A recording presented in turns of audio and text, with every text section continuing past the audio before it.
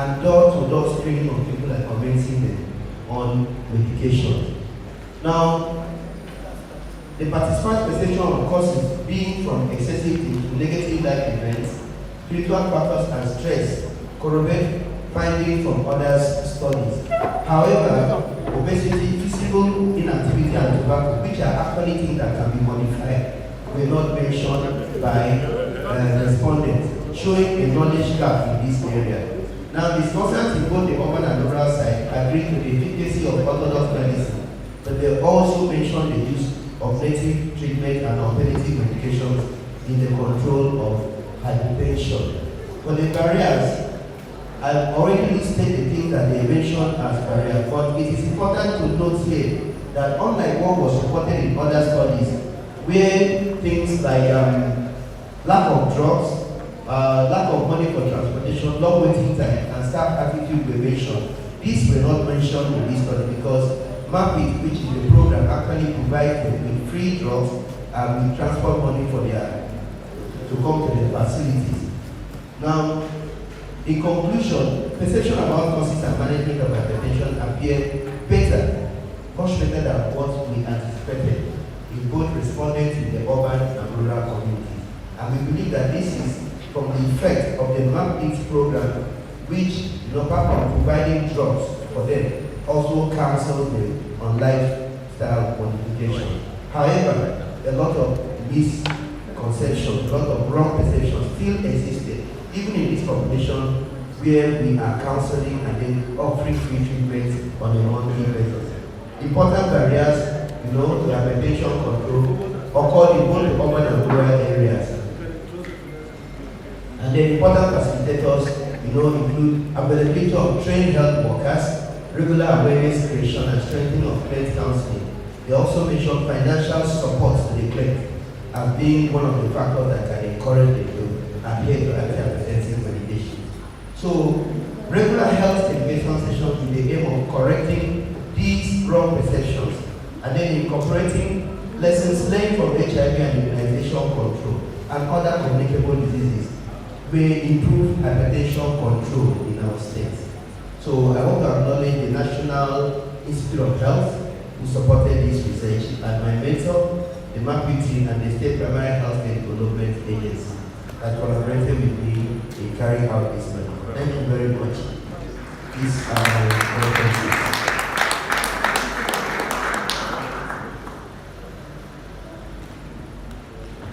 So questions, moderator?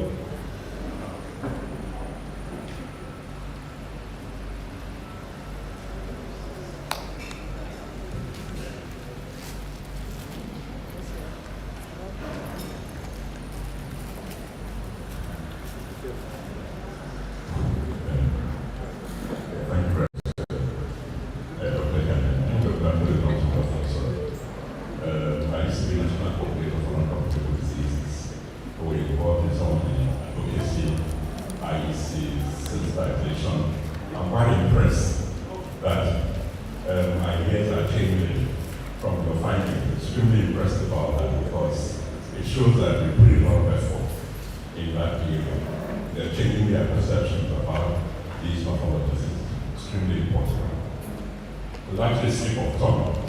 You mentioned that in the population of study that there were more farmers in the urban areas than more traders in the rural areas. I was a bit puzzled. I didn't know your population sample study at that point. So maybe we'll just sleep, I guess. Okay. So thank you very much. I'm quite impressed about that. But the challenge we have is lack of production. Most of the molecules we're using are imported from India or Europe, United States, and all that. This is not very good. It's not sustainable. So if it's possible to use our local remedies as hypotheticals or whatever it is we're doing, it will go a long way in helping us. But not producing, it is not sustainable. We're just going down here in Nigeria, we know that. So as much as possible, are there guidelines, are there areas we can improve this so that we can use without our remedies to improve them? From our occupancy is not rocket science. It's possible to do. And look how they usually in the past in the villages, and they're surviving. They're living longer than us now in Thank you very much. All right, thank you. Like you rightly observed, yes, but for now we are still relying on the orthodox medicine. I think we did most studies locally to see if we can bring substances that can actually influence, reduce our hypertension. Having hypertension prevalence of up to 40-something% in the rural area, which before now we used to have a lower prevalence of hypertension, is something that is actually very worrisome. So thank you, sir. Okay. Any other questions? Contributions? All right.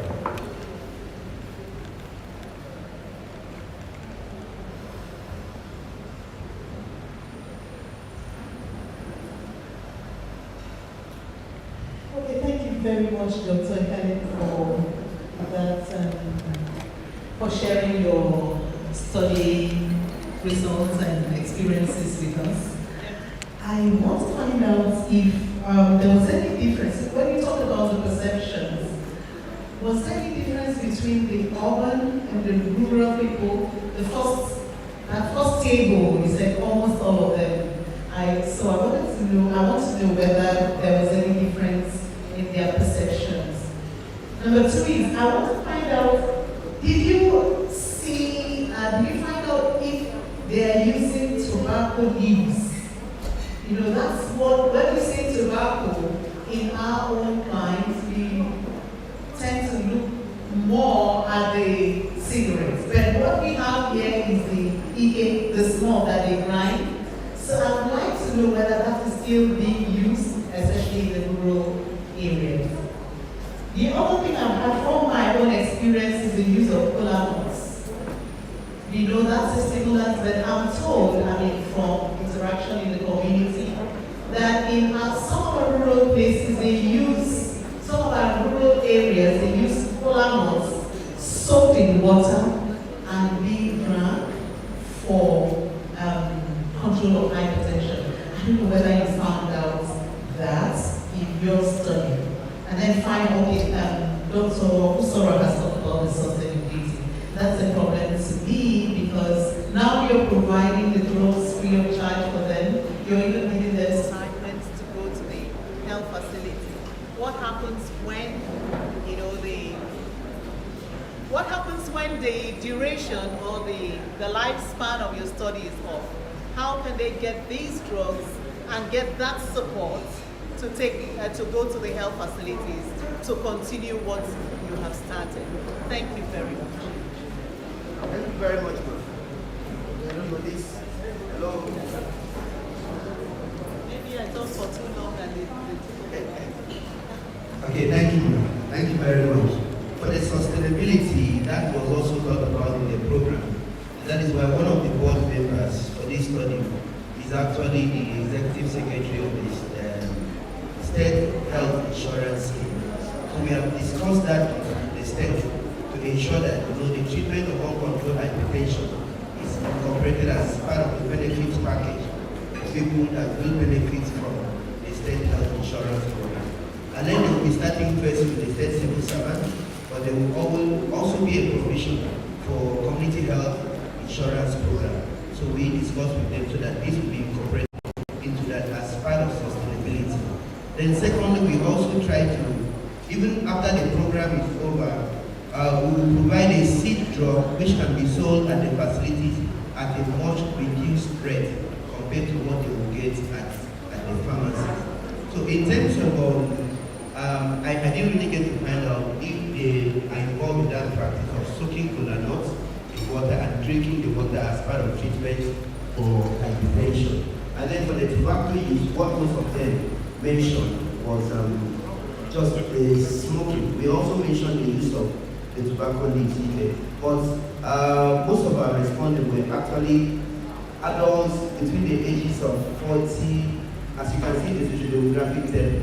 Most of them were not very old, who are more prone to using the leaf, the EK parts as tobacco. So most of them did not use the tobacco leaf, and they did not even mention tobacco as being a risk factor for the development of hypertension. That's a gap in knowledge, which we are going to reinforce that going forward in the study. I think I've addressed most of the questions. All right, thank you very much. Thank you, Chairman, and thank you, the LOC. Thank you very much. Thank you. Okay, so having exhausted all our questions, we've done so. We'll take time for the tea break proper. You can see that people are already queuing up to get tea. So it will be nice for us to really engage further. So let's take a few minutes so that some of us can also get tea. DJ, we have tea music. Music that suits tea. And after that, we'll take a few goodwill messages. Medical elders and some very distinguished personalities that are here will give us a few goodwill messages, and then we'll get into the second sub-stage. But for now, DJ, music while we go for tea.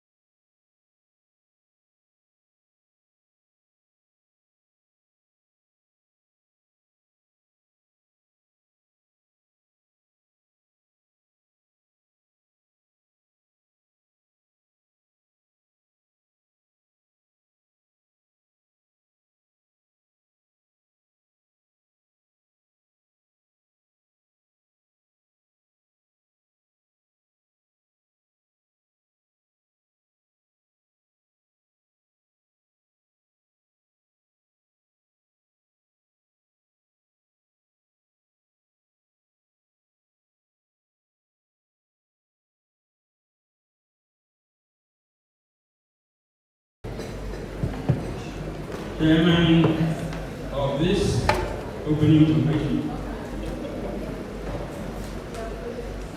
First, chairman of the Nigerian Medical Association Akwa Ibom State branch. Invited guests, distinguished ladies and gentlemen. It gives me the greatest honor to give a quick message on this occasion of the annual general meeting of the NMA. I want to thank the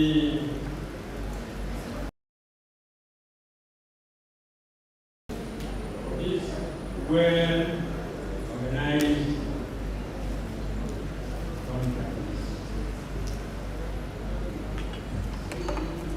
NMA is a very respectable organization, and we do not take its activities lightly. When I was invited as social guest, I felt extremely honored because of the value we place on NMA.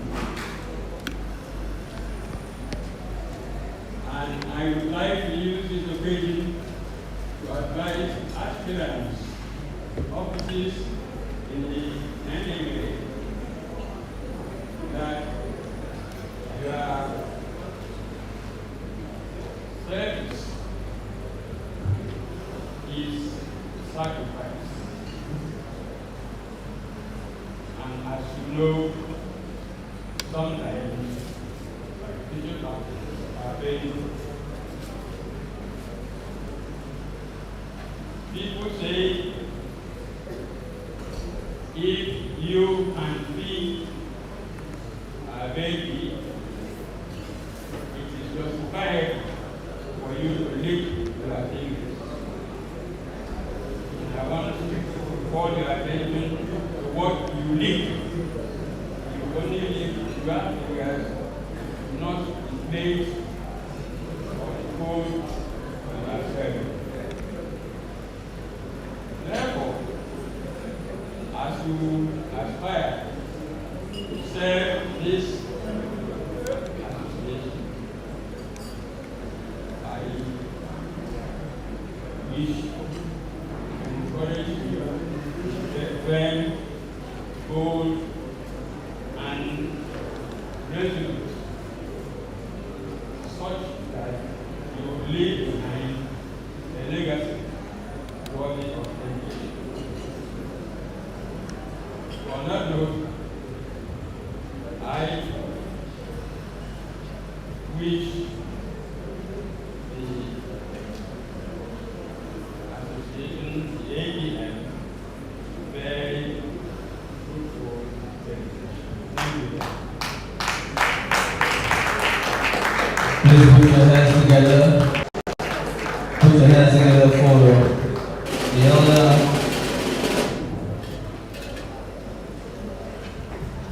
Put your hands together for the elder who is still very strong and capable. Dr. Albert, President Medical Elders Association, giving wisdom and guidance to the younger doctors. I know you cannot buy experience. You will Dr. Nestor will understand the proverbs and I just read that. Speaking of elders, Dr. Nestor is here. Please put your hands together for Dr. Nestor. Now, historian Nestor, former permanent secretary, author of many books, including the one that we will unveil and launch this afternoon. We have a long list of dignitaries who are here already. The CND Ibom Specialty Hospital, Dr. Yotudo is here. And Dr. Chido Ibekwe is here, former NMA chairman and former House Leader, Akwa Ibom State House of Assembly. The list is endless. The chairman of NMA is here, and members of the SOC, members of the NOC, and all other doctors. So thank you for finding time to be here. I can cite the wife of the Commissioner for Health, Akwa Ibom State. She's here too. We recognize everybody, everyone, all doctors. We will not have time to introduce everybody, but right now, we need to go to sub-theme leadership and management principles for healthcare practitioners. I understand that a former permanent secretary, government house, a doctor of domain repute, an NMA man, an NMA chairman, X, will be coming up to give us that lecture. Please, while we introduce him, we'll also recognize one of our speakers, Dr. Magnus. Dr. Magnus is here. Please put your hands together for Dr. Magnus. Welcome him, welcome him, welcome him. Magnus Chukwe Kezie Nameka. But his own doctor is academical, he is not medical. But by affiliation, I think he may want to begin to, he will tell us if we would like to go to medical school and add the medical one. But for now, Dr.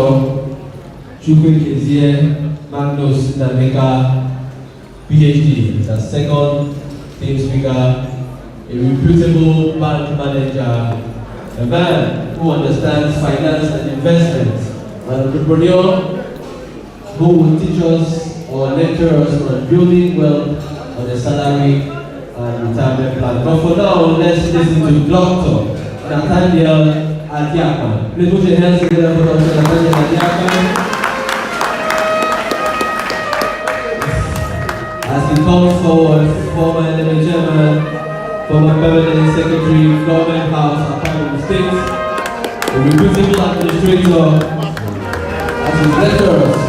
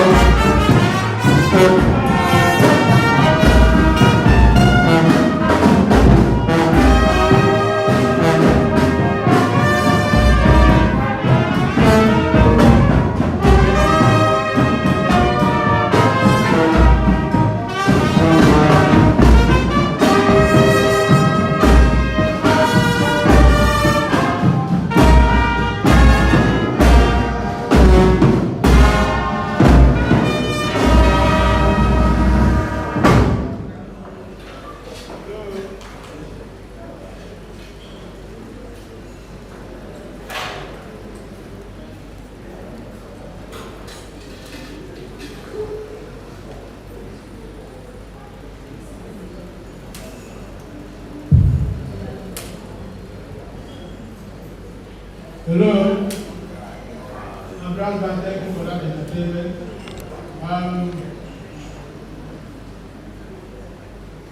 With due respect to the chairman of the NMA Akwa Ibom State branch, I have to apologize that this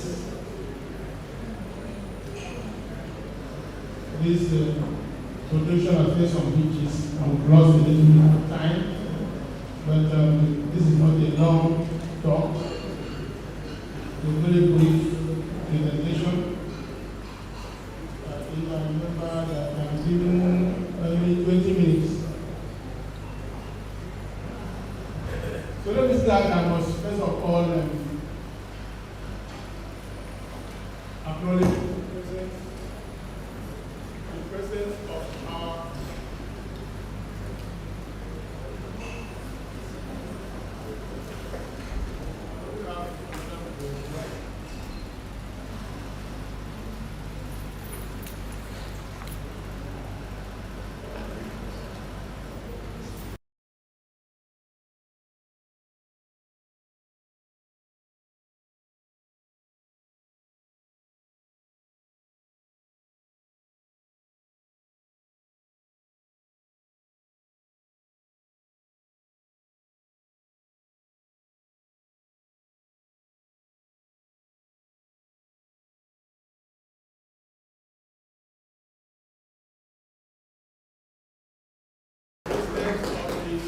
medical elders group.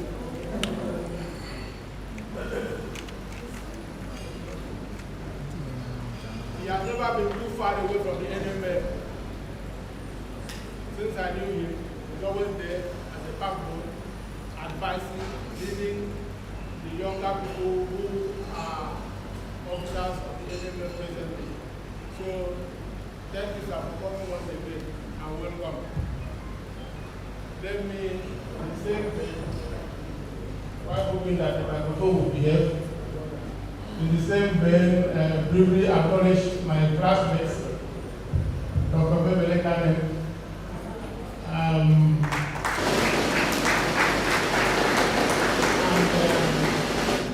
also my contemporary and my classmate again, Professor Dara Basedu, if I didn't see him. And briefly also acknowledge my former dean of the College of Community Secretaries, Dr. Nestor Udo. I welcome all the past chairmen.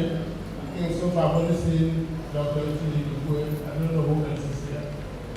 But I think the past chairmen should always be at the AGM. So welcome Dr. Itili Dukwe. This, as I said, is not a long lecture. We've seen that we gave the topic of leadership and management principles for health care practitioners. You wanted me to speak on that topic for 20 minutes. That is practically impossible. And I had to tinker with your topic and then came up with leadership principles for medical officers. For 20 minutes, I think it will be enough time, just enough time to deal with this, since I'm only dealing with the principles. I won't bore you with academics. I'll try to be as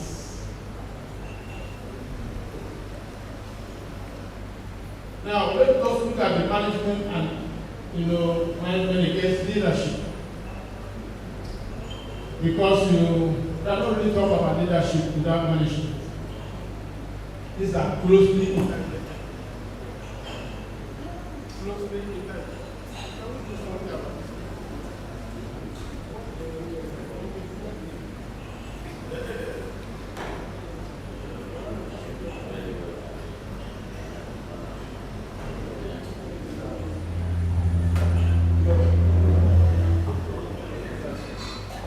Yes, I was saying that these two phrases, these two words are closely related, and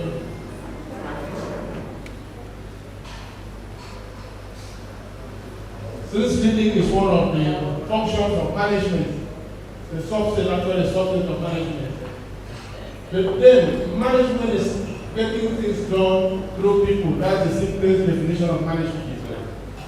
And then, if you want to look at the full definition of management, you see that it is a process of planning, organizing, leading, and controlling resources to achieve specific goals.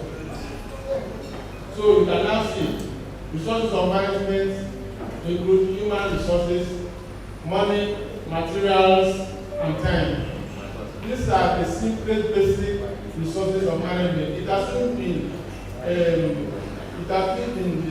increased or extrapolated to include things like technical and all that. But I think all the new things that have been mentioned in this can be fitted into this form as simply as possible. Then, so you can see that human resource is preeminent, and so is leadership. Leadership has to do with human resources. And so human resources, all these resources of management, human resources stands out. Because no matter how much money you have, no matter the amount of materials, machines, and so on you have, if the human factor is not the capable human factor, you are wasting your time, and all that money may just go down the drain. I remember that in this state, there are times that we used to use torchlights to do operations in some of our general hospitals. The light was not there, the equipment was not there, but the human factor was there, and we managed to move on in spite of all the difficulties. By the grace of God, that is past now. We now have state-of-the-art general hospitals that we no longer use torchlights. So you can see that human resource is preeminent, and so is leadership. So management simply is like taking leadership concept and putting it into action. So we can narrow down to leadership. That's what we wanted to talk about.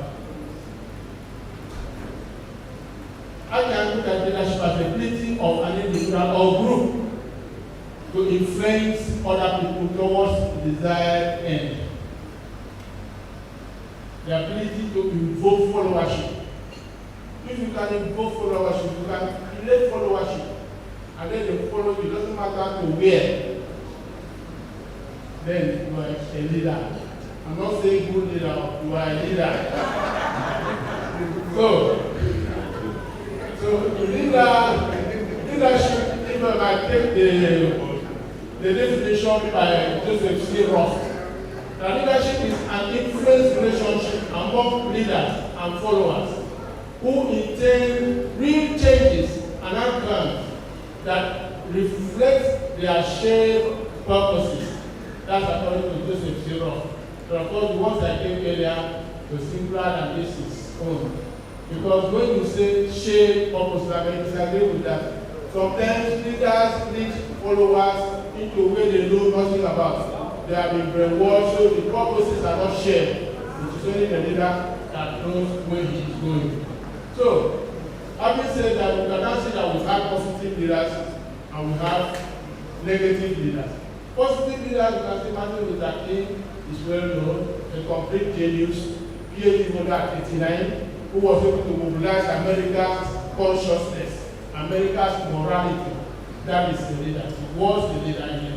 Nelson Mandela, even from prison, he was leading.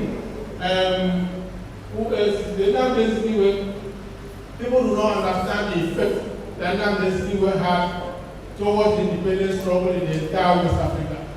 Because when he came back from the US, he was initially based in Ghana, where he started the West African pilot.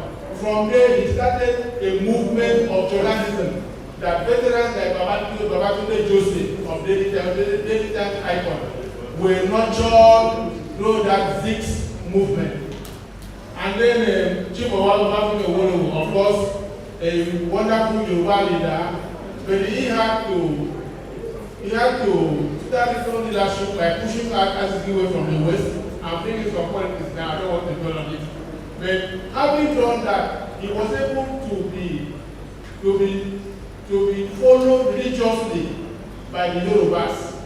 And again, you see why this became so. Thomas Sankara, a young man that came into the Burkina Faso at the time, was followed by people again because he showed examples that should be followed.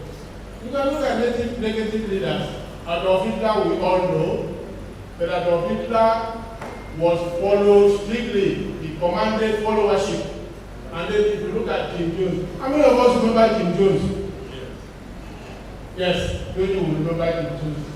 Some of us, because Jim Jones has even been acted by Nollywood, in Nollywood has been acted as a film.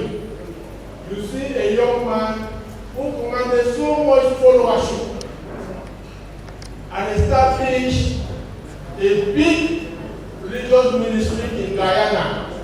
Guyana, if you remember, is the Indian Ocean business, so it's a third flow from America. So most of his conquests were actually Americans and Guyanese.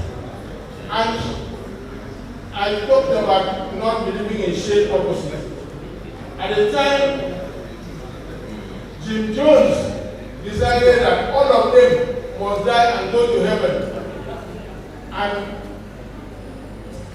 give all the members poison, and they drank it one by one and died one by one. And in the end, he himself drank the same poison and then also left. What a wonderful leader. But the world is making sure that we don't have such leaders again. And so when you see a major religious leader with a lot of followership, the world is trying to find out what exactly are they doing. They don't want another Jim Jones to come along. So these are leaders in the way the leaders in their own rights.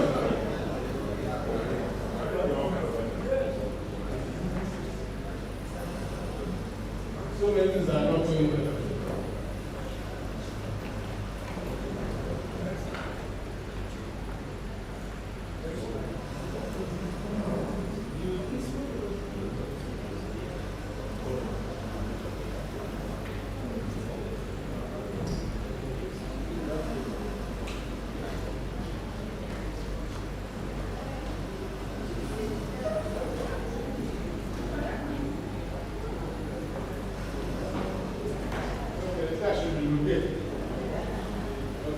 So now briefly we look at the skills of leadership. And we talk about medical doctors. We have the skill. We have the skill.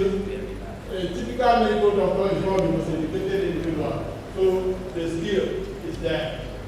The humanism of doctors, I cannot say. I will tell you why. So the doctor, that's not a plus.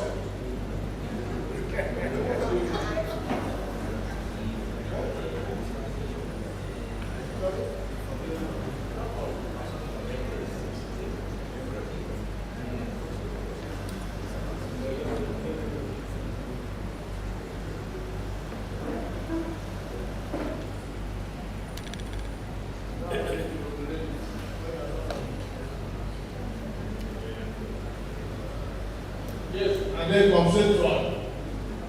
That is visionary, a leader must be proactive, and then she must ensure the way, point to the direction that the followers should follow. Let us look at leadership styles. We are used to authoritarian leadership styles. I mean, we have come from a long years of military rule in Nigeria, whereby when they say, this is it, and that is that, no argument, nothing. You must follow what the military says. Typical authoritarian or autocratic leadership. Sorry, that autocratic, that's what you supposed to be. AU, autocratic. Participative, like democratic leadership, that's what we have now, and that's what we are supposed to have now. I want to believe that we are having it, but that is not so much of a top-down, through top-down arrangement that the military used to have. It's supposed to be participatory, as the name implies. Well, we will get there, but that's another style of leadership. And then you have the negative. That's a fair. I don't care. I'm not going to go to that thing as I want one. And so that's another. There have been several styles that are coming up now. People talk about transformational. Someone said it's nothing more than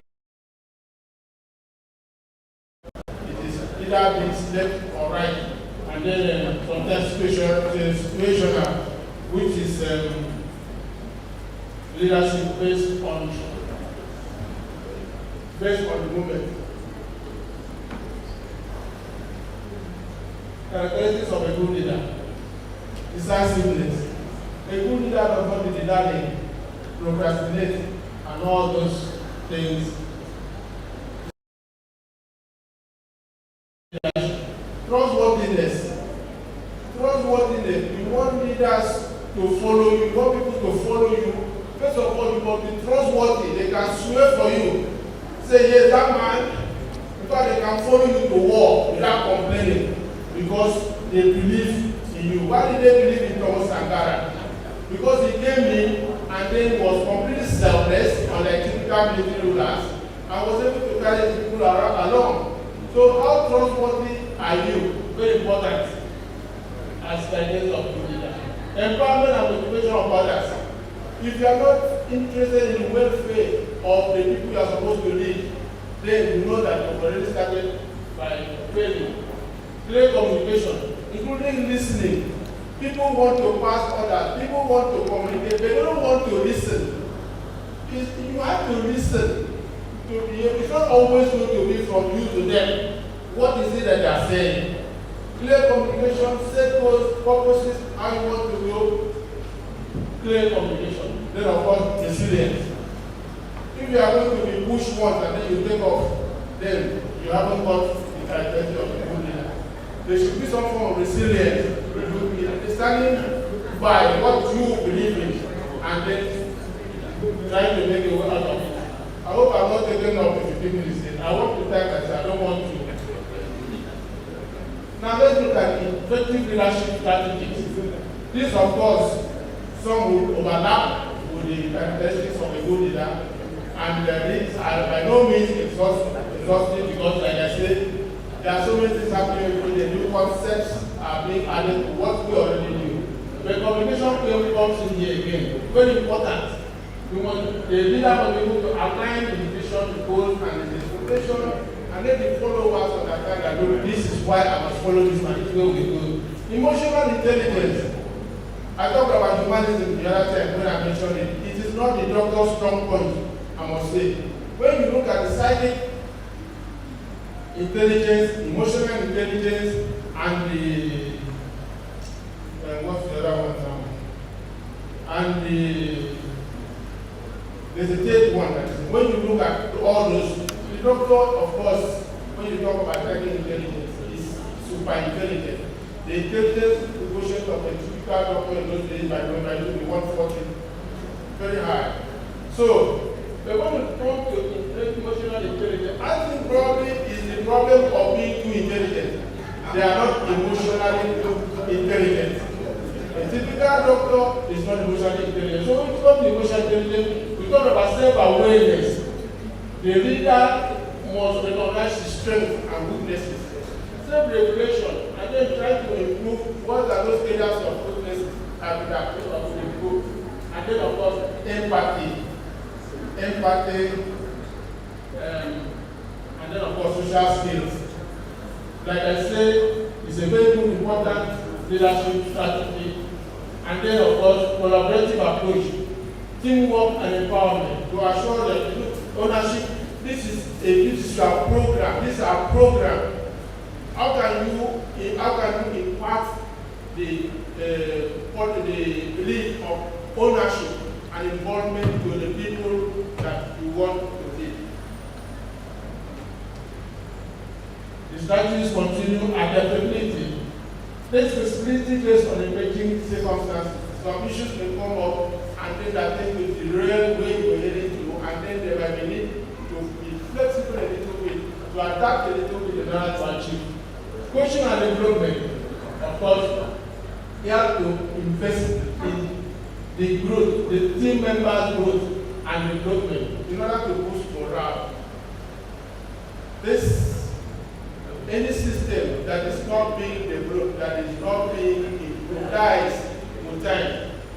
And then, of course, accountability. You have to take responsibility for your teachers.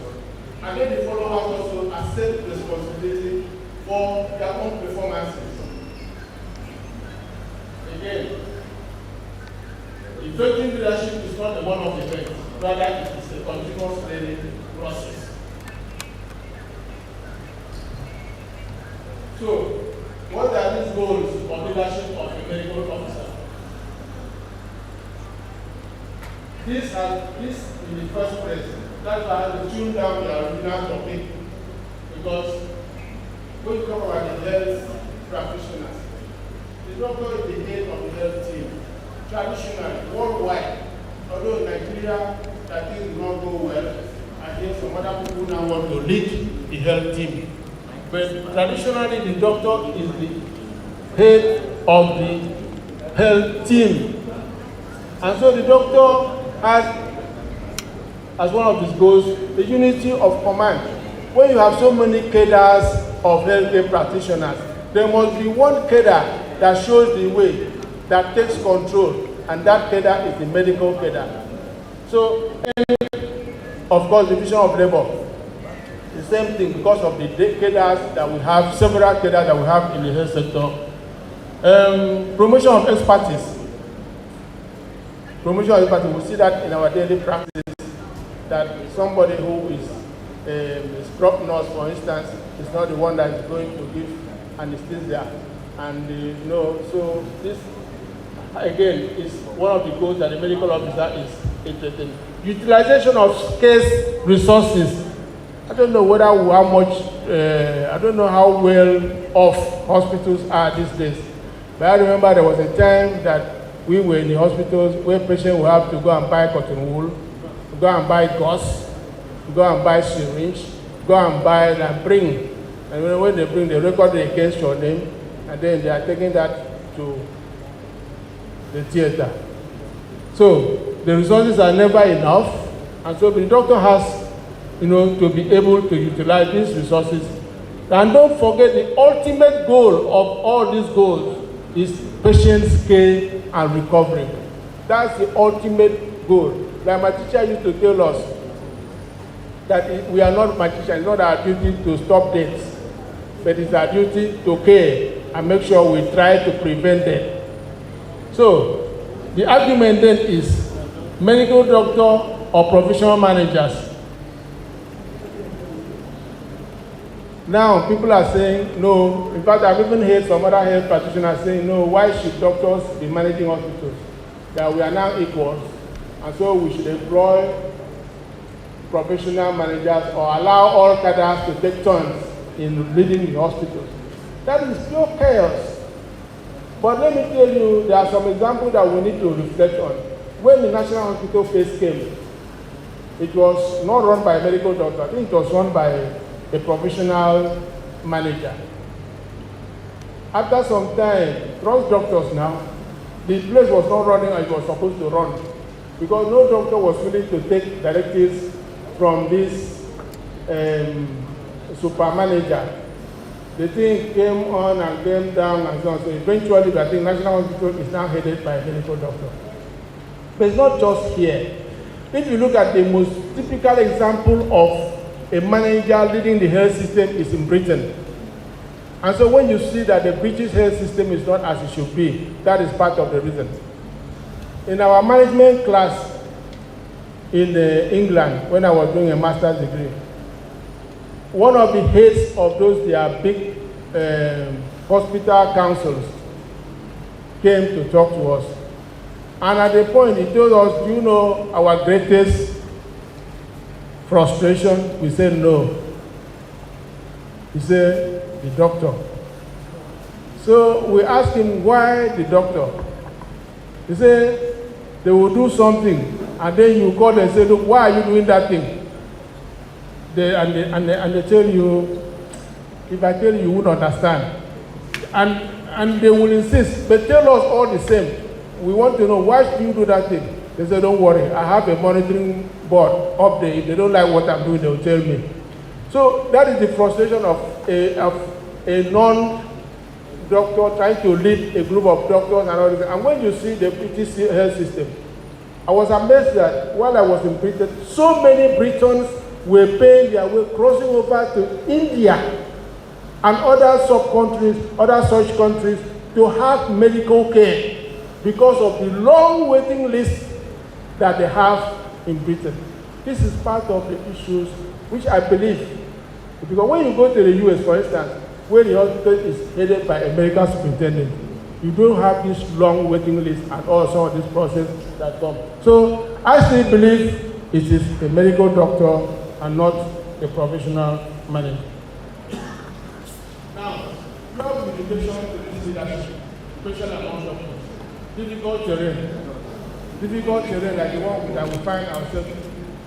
Why doctors are most of the time not up and doing is that they are fed up with our system, completely fed up.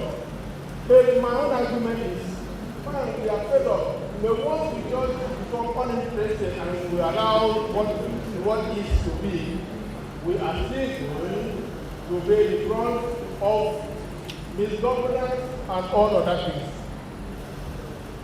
But our environment is clearly a limitation to succeeding as a leader.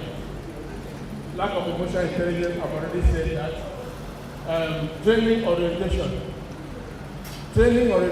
Catch your mind back to the medical school. How many hours did you have in management? How many training hours did you have in management? We go to medical school, we only intended to get done and then to go and practice our medicine and surgery.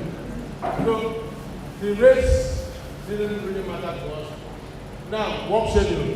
Of course, you know there are some places where the doctor is so overworked that being able and being paid to show the way is not an easy thing to do. External pressures are always there, especially from family, friends, and all those things.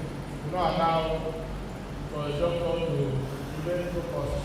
And then, of course, high expectations from the public. The doctors do that. Why should doctors do this? Why should the doctors are in this same society, in this same environment, and all of us are facing these things? Too much expectations from doctors. So what's the way forward? I think that we need a complete curriculum review where more emphasis will be paid to management.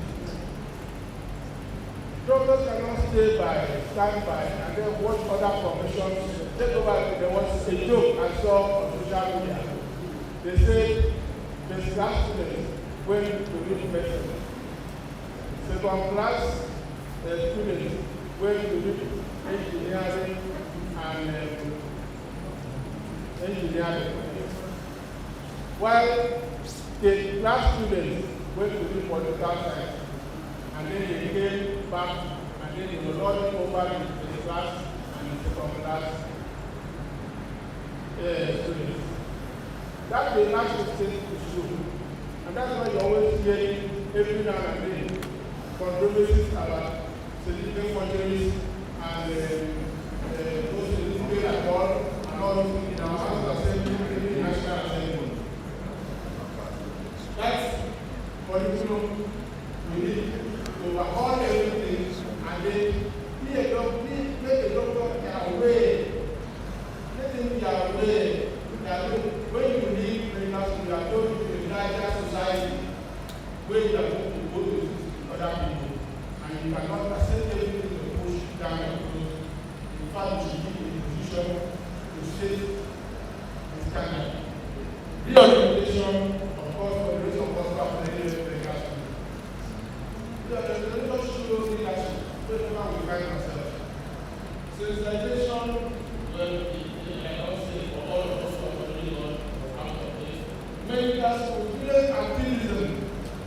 It helps medical school to find that you can't be running around with student policies in medical school.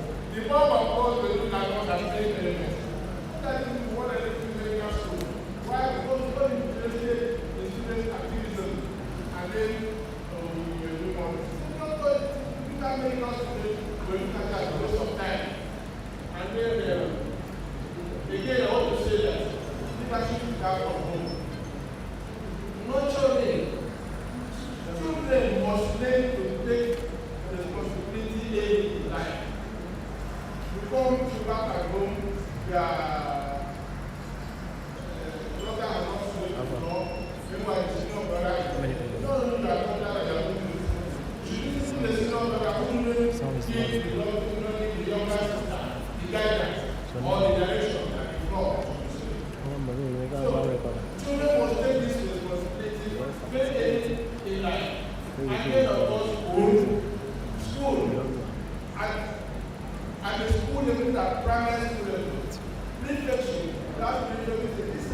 leadership position, which are then be played.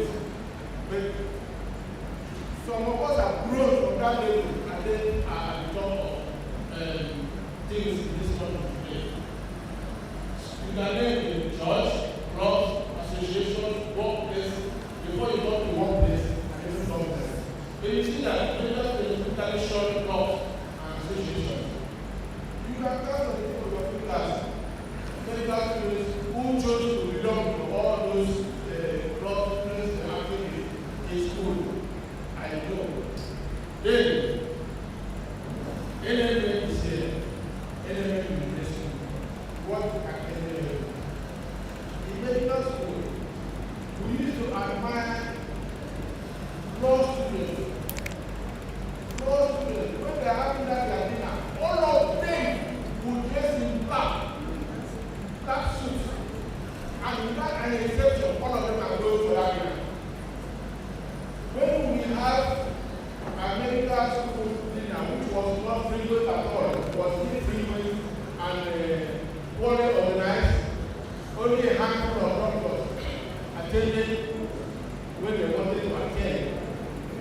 So that's why that these doctors starting organizing, these lawyers starting organizing so early, and they adopt this leadership principle. And they adopt this leadership principle very early. And the NMA, not just at the stage of education, try to look at what goes on, how the doctors do right from the medical school. Because we cannot be being bystanders in the scheme of things in this country. It's not working well. We must try to take back our position. That was in this country when we had the Secretariat General, who was only second to the Prime Minister. Yes. So that if the Prime Minister was not the second to the Secretariat General took over. I think the last of them was according to the last one, was Michael somebody, was the last Secretariat General. We lost that position because again, we did not pursue, we did not maintain our leadership stand in the politics of things in this country. I thank you for your time and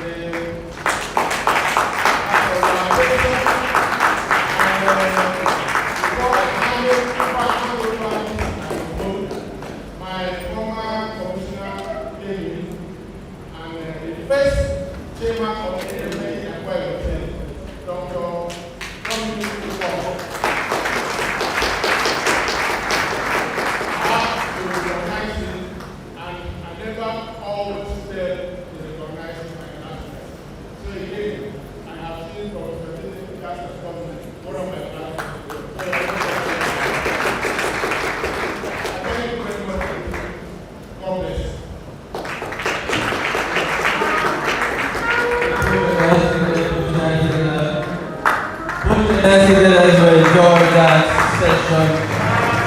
on leadership and management principles for healthcare officers.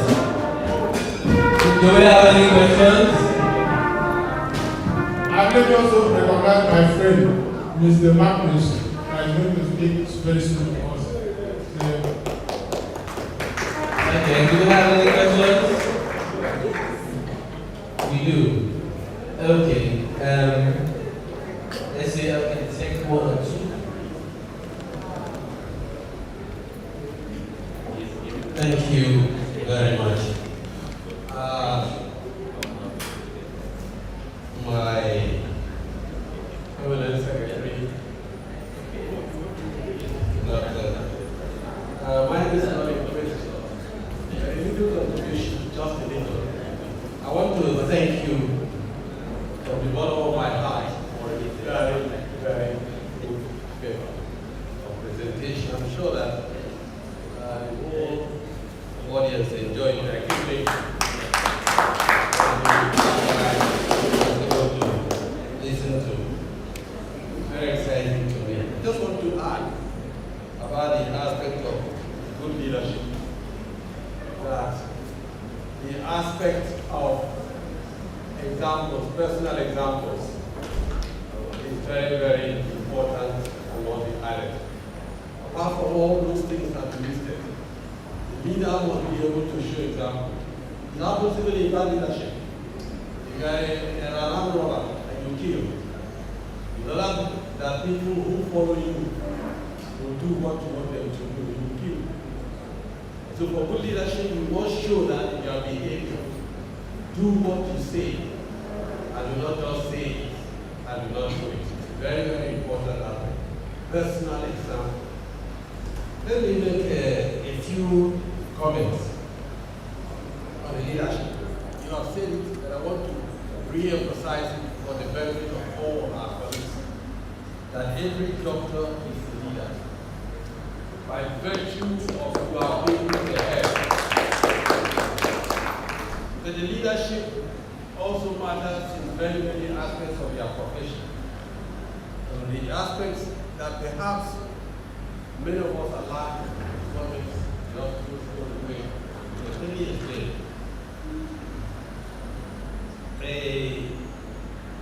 when I was privileged to be a commissioner of health, I tried to get our young colleagues to go in for hospital administration.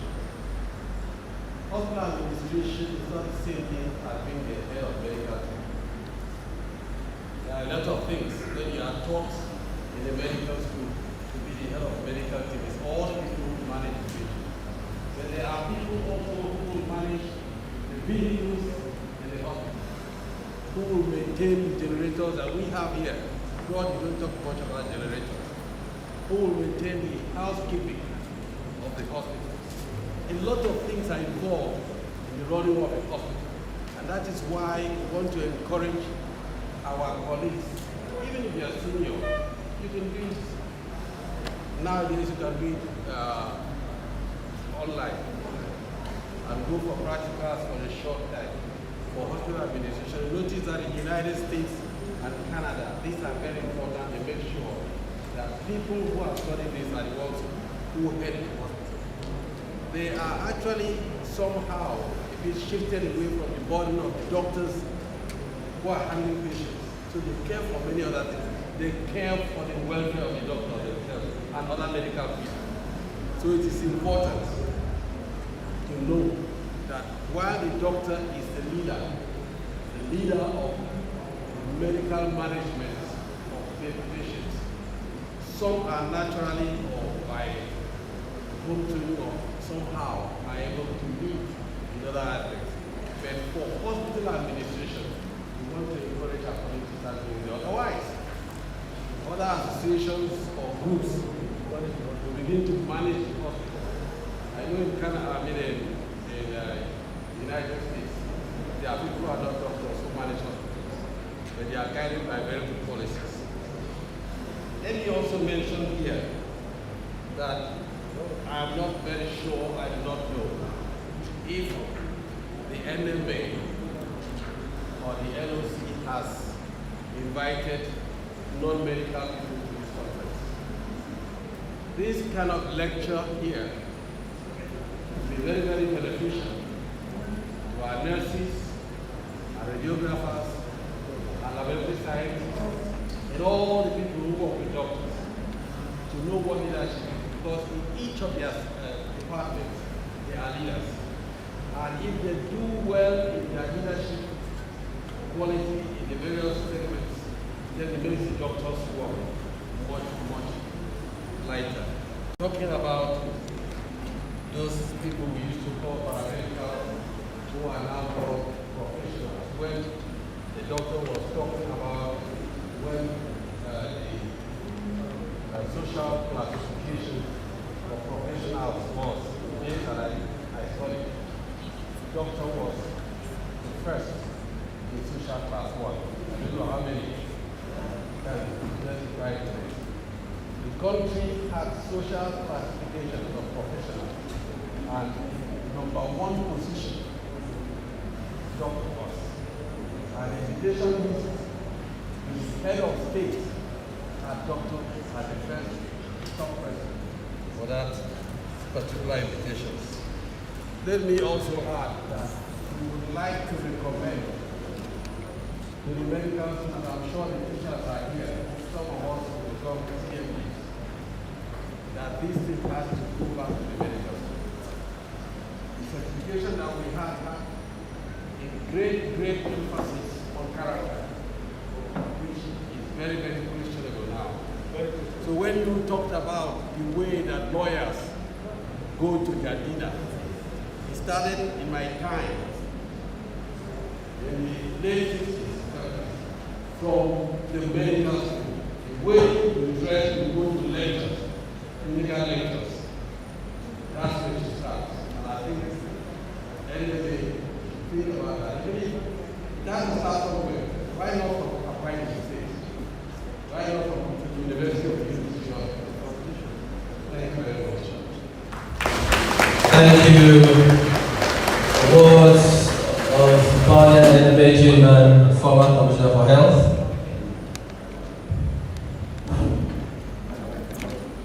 Yeah, thank you very much, Chairman. Dr. Jackman, thank you for your presentation. It's quite delightful to listen to you. In leadership, at the micro level, it's also leadership, also management. It's different factors influencing that at the macro economic environment, or the political economy affects it, which will adversely affect how you can lead at that micro level. You can think like politics. How many little funds to run the hospital? You have a challenge there. That's a major concern. Then, if we have, for instance, if we have, for instance, part of leadership is being courageous. Courageous, as it is. Mention, for instance, I noticed you diplomatically avoided mentioning bad leaders in Nigeria, which is very obvious to all of us. Bad and good leaders. See, if we are honest and frank, I think this is right, this is wrong, society will improve. But under the guise of diplomacy, we avoid saying what we should say or do what we should do. In leadership, you're paid to lead. It may not be easy, but if you're paid to lead, you lead properly. Society will improve. That's what, for instance, people are corrupt, nothing happens to them. An accountant general can steal maybe 189 billion naira, nothing happens to him. These are the basic problems.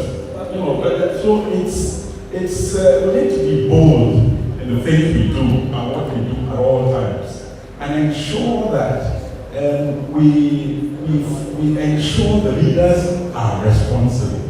Because in Nigeria, they are not.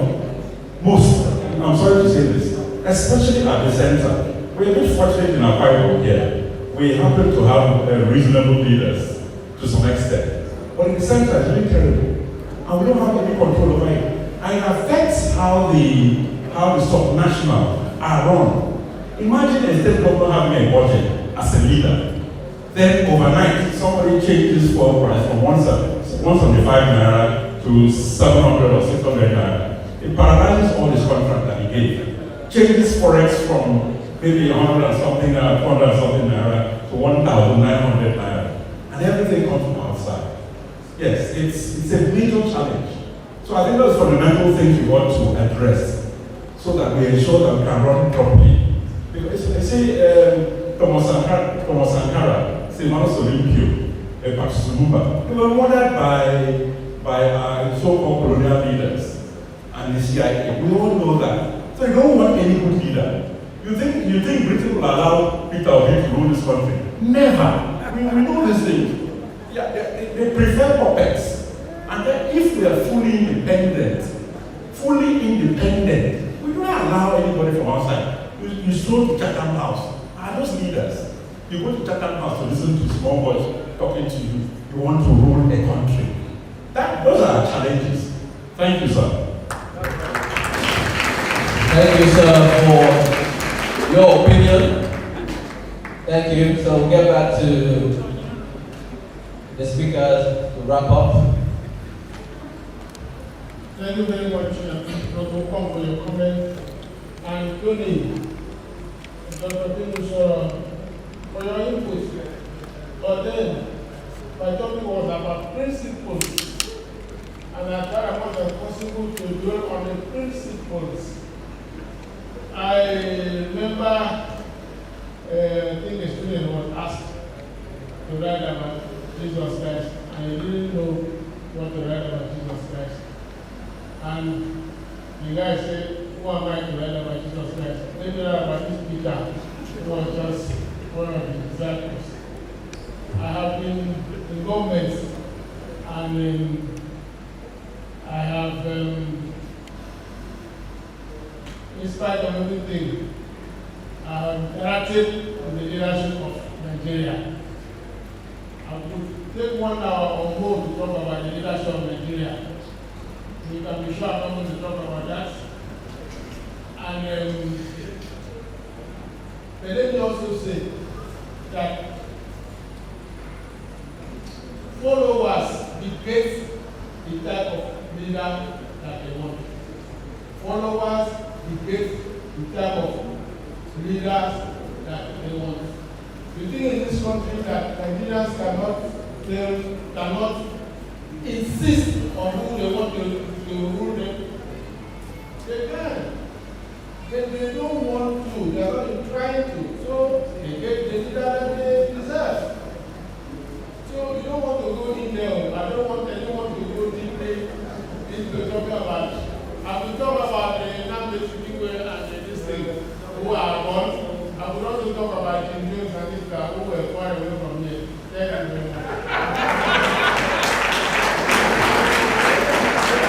Thank you very much.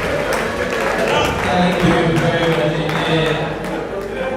For a man who's been a permanent secretary, he knows how to keep the topic very interesting, long enough to cover the subject matter, but short enough to be enticing, just like they say in ladies' practice. Please put your hands together for Dr. Akwa. It might interest you to know that he's currently an honorary special advisor to the governor, and he's doing well. Please put your hands together for him. Put your hands together for him. Quickly, we'll move to the next sub-theme, and this time, personal finance and investment, building wealth on a salary and retirement planning. And the person who's going to talk to you is a salary earner. Started as a salary earner many years back. It's been 25 years or thereabouts in the banking sector, from the Citizens Bank to right now with the regional head at Keystone Bank.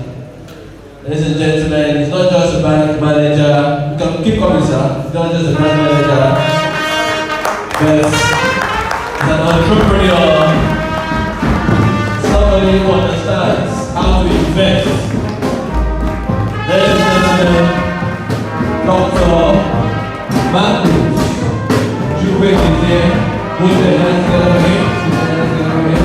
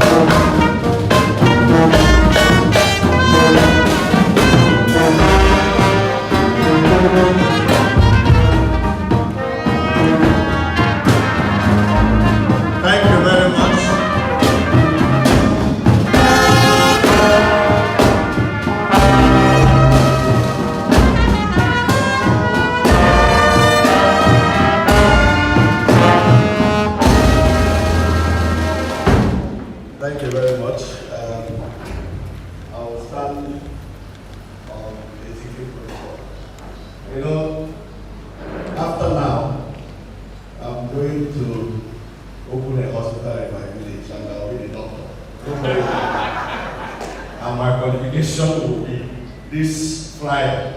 I will say, after all, a doctor is a doctor. Even my son, the last time I said, go to Dr. Kata, you are having malaria. He said, Daddy, why do you waste your money? Okay, doctor. I said, my own doctor is not that one. He said, is your own a fake doctor? I said, no. He said, is it a fake doctor? No. But my own is, I have PhD. He said, no, it is doing well. So the point I'm making is that after now, with this endorsement, because there's a doctor, somebody in my village that owns a clinic.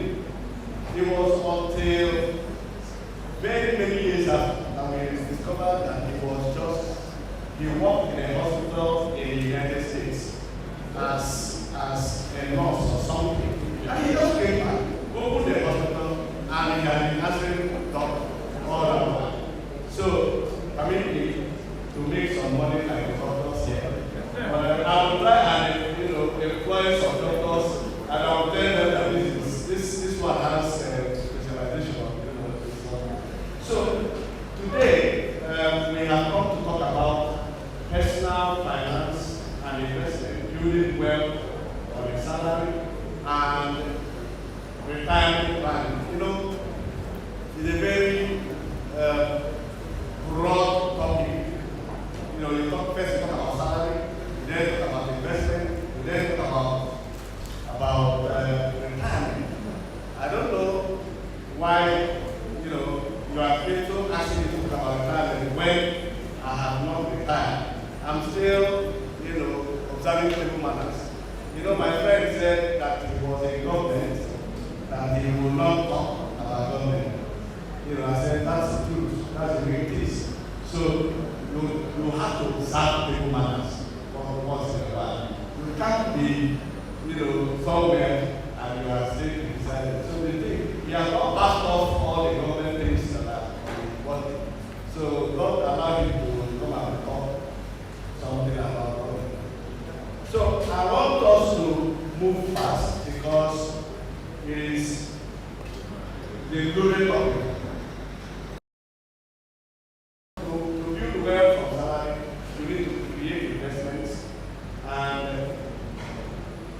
To have a good retirement plan, you require solid action plan to manage income, manage expenses, and guard your investments. Because when you have salary and you can waste it actually, and everything will just go like that. So this action define financial intelligence involves understanding how money works, including how to use it appropriately to generate more money, knowing how money flows into us and how it goes out, knowing how to make it, how to keep it, how to invest and spend money, as well as handling money comfortably regardless of your financial situation. Money is supposed to be like if you have 10,000 naira and you receive an alert of 10,000 naira, and if you receive another alert of say 1 million, it's just 2 zeros that will be added to it. That's how comfortable you need to be around money. You don't need to sell building materials at one street. He said that the kind of business he will do, they will just want to go and do something. You can just call some people, let's go to, there's a place around this market where they used to sell bush meat in those days. They would just say, let's go and take some bottles of wine, and then do some feasting. That is how, the devil wants to be where you get money, because he wants to also take away the money from you. That's why you see people, you go to the supermarket and they give you all manners of easy ways of spending money. If you go to the supermarket or you go to anywhere to buy stuff and you are carrying cash, there is a way you will spend money responsibly. But if it is this one, you are using card, you are using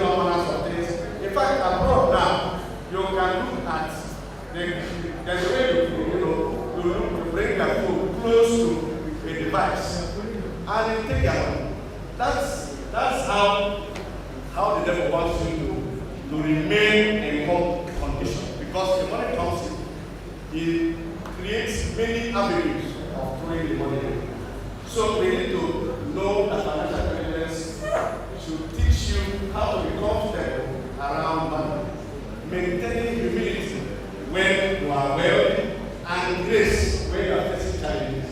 It's ultimately an attitude. It's an attitude. Remaining humble, even in the midst of so much money, and being graceful when you don't have the money. So, before we start, let's examine our current positions. We need to do this exercise together. You can do it in your head, or you do it where you get to go. So, we start with, how many bank accounts do you have? How many bank accounts? Some people don't even know again how many bank accounts they have. You ask them, somebody will come and say, I have so many bank accounts. I have this one. Today, Central Bank is saying every dormant account in this country, 10 years and above, they are going to take the money and put it in an investment for the country. I hope you are aware of that. So, a lot of people have small, you open one account in one bank, it has 100,000, and you just, you forget about it. You open another one, you attend to one fine girl, and he comes back to the doctor. Please, I'm working in the bank, I want to cycle. You tell me open for you. You open an account. It's not, as you are opening, you need to have a collection. You need to know exactly the accounts you have and the money that is in. If you go to the Office of the Accountant General of Akwa Ibom State, you will see that every account they have, they know the balance, they know everything. That's how it should be for you. So when you open accounts and you don't even know the balance, you don't know the balance again, then there's something wrong. So what are the balances in the accounts? What are the balances? This thing is not working again. What are the balances in those accounts? You need to write down. So this is like creating your own personal balance sheet. Then what is the total value of shares you have? Bonds, etc. If you know that when you are buying shares, that you will not be able to track the shares, there's no point buying. There's no point.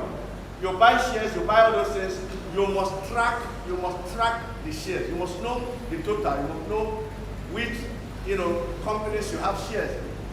This is not the time to just be buying things and you say you don't know. The microphone is not working. So you check, are you owing people? Are you in debt? Are you in debt? Is there any other liability? Do you have contingent liabilities like, that plenty? You may be owing people you don't know. Like some people now, some people before you know that they have contingents is when they are dead. When they are dead, children will come out from everywhere. Children will come out, this is my father, this is my, and you find out that the man who has 10 million naira in his account, that the money is not even enough for the number of children he has. So do you have liabilities? And at that time you went for MBA, or even when you were in medical school, did you do some things that you couldn't, that you've not finished, you didn't resolve well? So that not when you are not there, because part of what I talk about is retirement planning.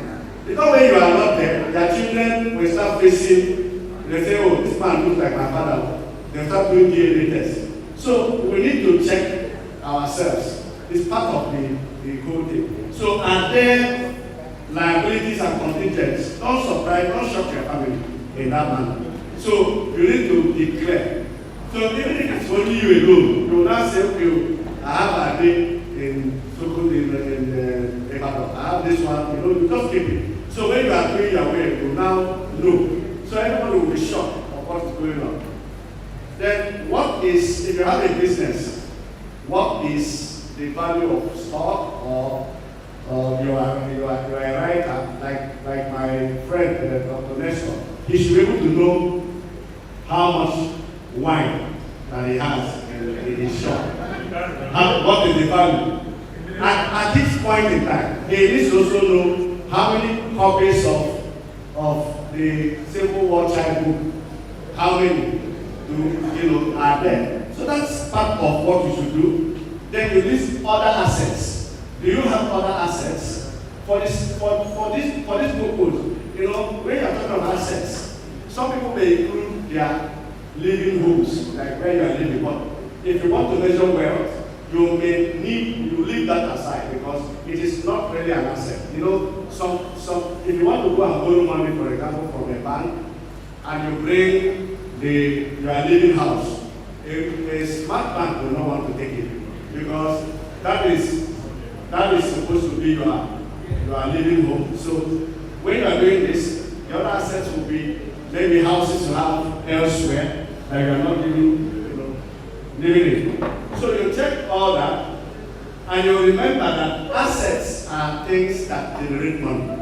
If you have 10 vehicles in your compound and you are not using them, it's not like you are doing rental services. Those are not assets. They are not assets. So you are just packing them there and they are dilapidated. They are not adding any value and all that. So you need to check all this, and then you have your networks. So assuming you have a network as of today, everybody should try to do this exercise and okay, this is my network as of today, so that you know if you are moving forward or if you are stagnant. So that's the first thing you do. And then the next thing is to define your objective. What is your objective?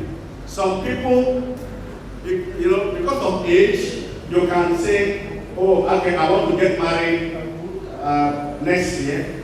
I want to become a chief medical director. I want to do this, I want to do that. Some people can say, okay, my objective, to check my network is to see whether I will become president of Nigeria.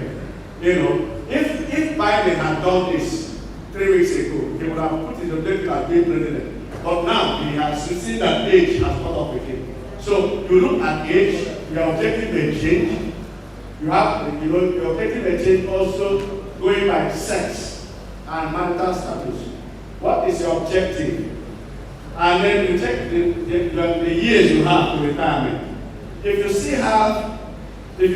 you have like 20 years to retire, 10 years to retire, this is the time to start planning on what to invest in. You also look at family obligations and your aspirations. What do you want to be? So these are things you need to check. But whatever your goal is, you have to start planning on how to create wealth and to protect and carry your wealth. The time to start is now. So when you are finished, you need to commit to be conducting this financial health check every quarter. Every quarter. You check. So when you check it today, you are 200 million, for example. By December, where are you? So you need to commit to check it today, and that you will continue to check it. You will be saving life. That's why you see some big men. After a while, you see them, they are telling you that my children are abroad. I can't pay their school fees. Meanwhile, this used to be a big man. It's because he did not track his network. If you track a network, you will constantly remain afloat. Some people, when they leave public service or private service, I know bankers like myself that you are asked to resign from a bank or you are fired, and 2 months down the line, the person is saying, I can't pay my children's school fees.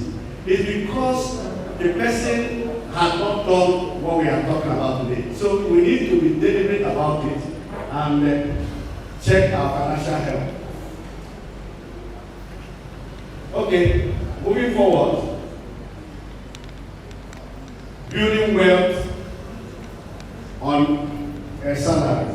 Salary is never enough. It is never enough. So to build, you must first create a budget, save regularly, manage manage debts, invest wisely, increase income, control spending, and protect your wealth. So, with a budget, you can tell your money where to go, instead of wondering where your money has gone. So you create a budget, stick to it, and control expenses. Also track your income. You list all your income sources and categorize your expenses to identify savings opportunities. What do you spend money on? What do you spend money on? And, are you tracking your income? As medical doctors, do you track your income? What do you spend money on? What do you spend money on? If you don't budget, if you don't do budget, you may be spending so much without knowing it. You may be spending so much without knowing it. Because for you are making money. But the more you make, the more there are things chasing, your money. So you need to be careful.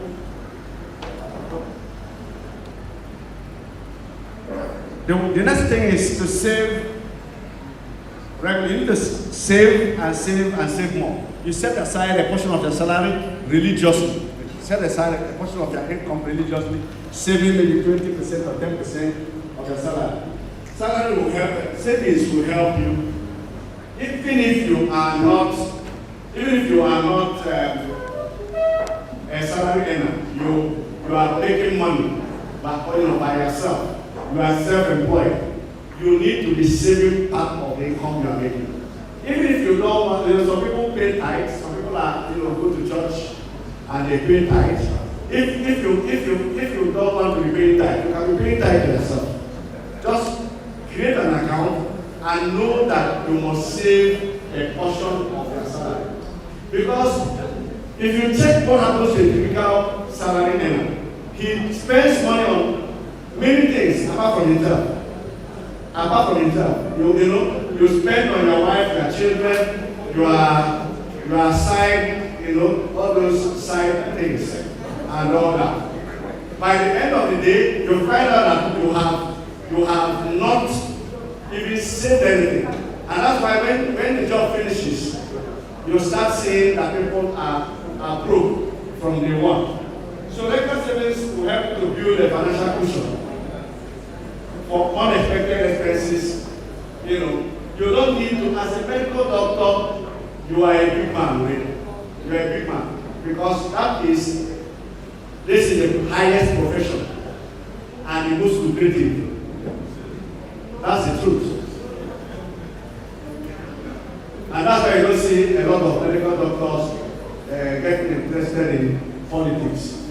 Except when they are appointed. They don't like it because what am I going there to do?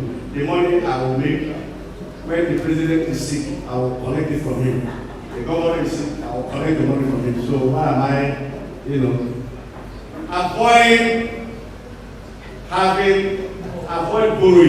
avoid borrowing and manage your debt. Avoid taking high interest debt. Look for spontaneous financing opportunities.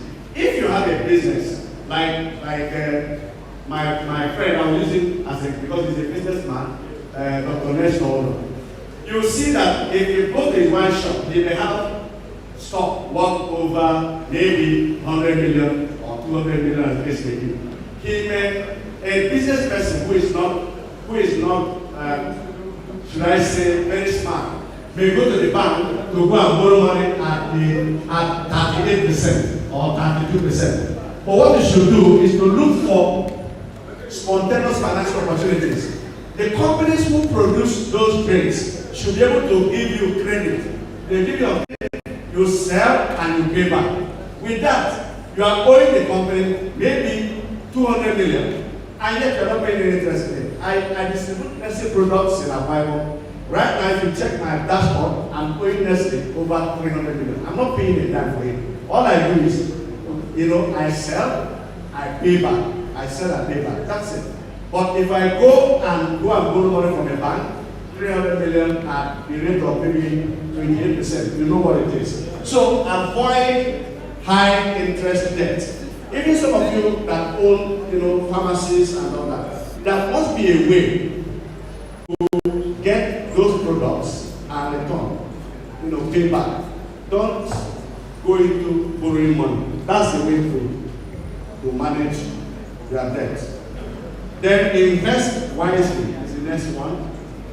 Allocate your money into a diversified mix of investments, such as stock, bonds, real estate. You need to balance your risk. So investment, you need to do investment looking well. I have a friend who came to Akwa Ibom and said, I wanted to put a dry cleaning outfit, and he bought heavy equipment and all that, put in Akwa Ibom because he saw his friend in Lagos doing it and it was going well. That is not working well here. You need to look at the place where you are. Then the kind of hospital you will build in Akwa Ibom, it may not work because of the location, because of the peculiar nature of Akwa Ibom State. And that's why we are hoping and praying that there will be this complete people will come on board. Because if you check it, you see that Akwa Ibom receives so much money from FAC every month, maybe 30 billion or thereabout. Another state like Abia State or Enugu may receive 7 billion. But when you go and check the level of economic activity in those states, they are like 3 times what we have in Akwa Ibom. Why? Because you don't have this ventilation of population. People are not coming in and going just like that. So you check the number of flights that land in Akwa Ibom in a day. You go to ATC and check how many persons come here to buy things and all that, So you need to check some of these things before you do your investment. If you ask Dr. Nestor, he will tell you that the wine he sells is mostly retail or maybe huge consumption companies doing a party. But if he had this same shop in Aba, he will be there, people will come in and be buying the things in bulk to go and for resale. That's what happens. And if you even open industries, if you say, okay, I want to open a plastic factory in Akwa Ibom, it may still not work the way you want it. Go and check the ones that come up before. They all went down. Why? Because the market is not there. When they finish, the off-takers will still come from Aba and Onisha. And still, Akwa Ibom people, market, people in that do, supermarkets and stuff, they will still go to Aba and go and buy these things and bring it back here. Well, you think it's stupid, but it's not. Reason is simple. When they go to Aba, they see other varieties of things to buy. They see bama, they see matches, they see all manners of things. Small items like that. I had a big warehouse in a town. I have never sold anything to anybody in that place. Why? Because nobody will come to go and buy. You must carry those necessary products, put them in a bus, and you are going from street to street, from shop to shop to go and sell. Anybody who wants to go to the market is heading to Aba because there's no big market here where you go and you see all the complements of things you require. So as you are investing, you must shine your eyes. And that's why you see, because we are looking for what to do, a lot of people are now doing Ponzi schemes. So you need to run away from Ponzi schemes. That's why people will tell you, go and bring your sister, bring 10 persons to come and buy. Why? Why is it not? Even the Bible says, when that somebody saw a treasure somewhere, he hid it, went back, sold everything, had to come and possess it. So, and somebody is seeing something very good, and he's calling you that you are not his father, you are not the mother, you are not the brother, you are not the sister. What is he calling you for? It is fraud, it's false. So, and that's why you see a lot of medical doctors have fallen into this trap. And when you go to hospital now, when they finish treating you, they must give you one vitamin, one bodybuilding stuff or another. They'll pack it and give you, this one you must forever. You will live forever with this. This one will rebuild your bone. This one will make your hair to be shining. This one, that. They will have all that because they've already bought all these items and they don't know how else to remove, to sell them. I was once ill and I went to Ibom State hospital. And when the doctor finished giving me prescription and all that, he said, "Oh, there's one other drug I'll give you." And he, you know, where will I get this drug? He said, "Oh, you have to buy it, you register, you know, you can register and be." I said, "From being sick, I'm not a pharmacy person." It doesn't work that way. But that is to show you that you need to run away from this kind of investment. The next one is to increase your income. Higher income provides more opportunities for savings. You're a medical doctor, you can also own a pharmacy shop, or you collaborate with, you know, somebody that has a pharmacy shop. You can do, there are ancillary things that you can do as a medical doctor. You can even own a spa. You can own a spa. You just increase your sources of income. There are a lot you can do. And as you do that, you get better at what you do. You seek additional income streams, you know, side jobs, freelancing, and all that. You need to create, make your work better. And even if you want to stick on the medical, that you want to not be a medical doctor, there are also things that you need to do to improve the quality of your work. You know, how many of you will call a patient, you know, you have a tracker for your patients, you know, to say, okay, you have nurses. So your nurses can, especially now that people are busy, your nurses can, you know, you set a tracker for them, they can be sending some people messages. And it's can be automated. And that you see that people will just be coming and you know, even life expectancy will be high because you are reminding people on, you know, Mr. Magnus, you are going to take your drug and you have to remember to take it, and it pops up on my phone. And these things can be done. Your nurses can help you to do them. And you know, the quality of life will improve. And you see that people will be ready to even really see because of the way you are attending to them. So your money will keep increasing. Control spending. Control spending. Lowering your expenses increases the amount that you can save and invest. Live below your means. Avoid lifestyle inflation. Avoid lifestyle inflation. It's not when your money increases, you increase what you are, the way you were living. I remember, you know, when I started working in the bank newly, some of my colleagues, when I was doing service, we used to receive 6,000 and the rest of them 6,000 and 11,000. And I was living well. All of a sudden, I got a job in Citizens Bank in those days, and my salary was about 120,000. So some of my friends automatically moved into drinking Ragulis water and the rest of them. And, you know, so I was like, before we want to end, one girl will come and bring soup for us and say, "Hey, when next time you pay, you can take it, pay anytime." I said, "What's wrong with the one I'm wearing now?" You know, some of us used to have like 10 suits. And you know, that's lifestyle inflation. But you know what? I tried to manage, I just added like 10,000 to what I used to spend as a cover. After all, I wasn't married, I was still living alone. But 1 year down the line, I was able to buy a V-boot car. Some of those my friends, they were still living large, but they couldn't achieve anything. So it's the same way. You see somebody, you are a medical doctor, maybe you get another job, or you are, you know, whatever. Something just changes. Immediately it's changing, you are changing your lifestyle. You start behaving like you have, you know, life doesn't. You have arrived. Then everything will go. So you need to be humble and continue to live your life. Not that you will not feel, you know, live well. Live well. You know, somebody is, all of a sudden you are now the chief medical director of maybe, what is it called now? The teaching hospital. You know, and you just start living large.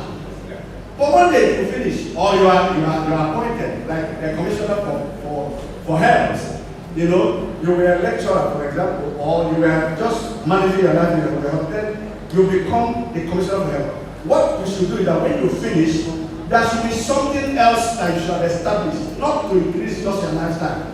It should be, you know, your lifestyle should be the last thing that should worry you. You should look for how ways of improving your hospital and all that. So the next thing is you need to prioritize your needs, differentiating your needs from necessities. You know, then you move to wants. You have needs. The needs will be the basic things you need. Then necessary, oh, well, I'm now, like myself now, I can say, okay, I'm going to speak to doctors. Maybe I need to buy a new perfume. You know, what kind of thing is that? You know, it's necessary. It's necessary so that you can smell good. You know, that's necessary. But the need is you need to live like, you know, check what is important and stay with it. That if you want to invest, if you want to, you know, build your wealth. So that's how it goes. The last thing in this category is you have to protect your wealth. Insurance. You have to, you know, you have health insurance, motor insurance, you know, life assurance, disability, you know, fidelity insurance. Like my friend next door, Dr. Next door, that has a wine shop. He should go and do fidelity insurance.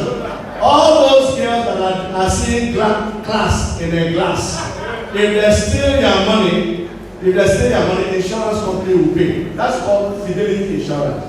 That's, you can insure them maybe 10,000, but if anything goes missing in your shop, you know, on an account of something being, or you know, funny, the insurance company will pay. You need to also do estate planning. You do your wills and your trusts, and you know, who are your beneficiaries.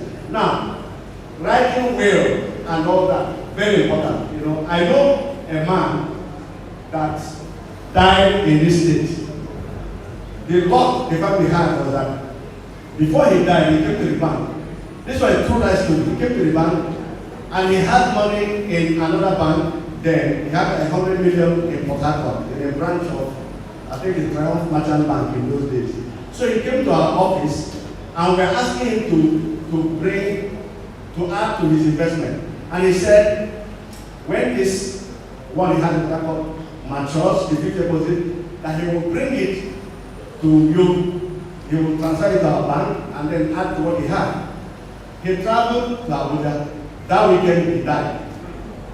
Now, the wife didn't know that he had money in Port Harcourt. It was when the wife came to our bank and we told her, I hope there's money he has in Triumph Merchant Bank and all that. That was how the woman was able to gather things together. Ordinarily, she would have had a difficult life. So, in planning an estate, if you are married, your wife, your spouse, your husband, your wife, you should know what you have. Even your land, your buildings, your wife should know. Some people will prefer to show to their brothers, but that's error. Because when you are not there, your brothers will use those resources to train their own children first, and your own children will be suffering. And do you agree with me? Do you agree with me? Yes. That's the truth. If your wife is not aware of what, you know, I have land here, I have this, I have that, when you are no more, your brothers will sell off all those things, and your children will be suffering. Yes. So you need to plan your estate well. You need to plan your estate well. It's not just about, oh, I have money, and you're hiding.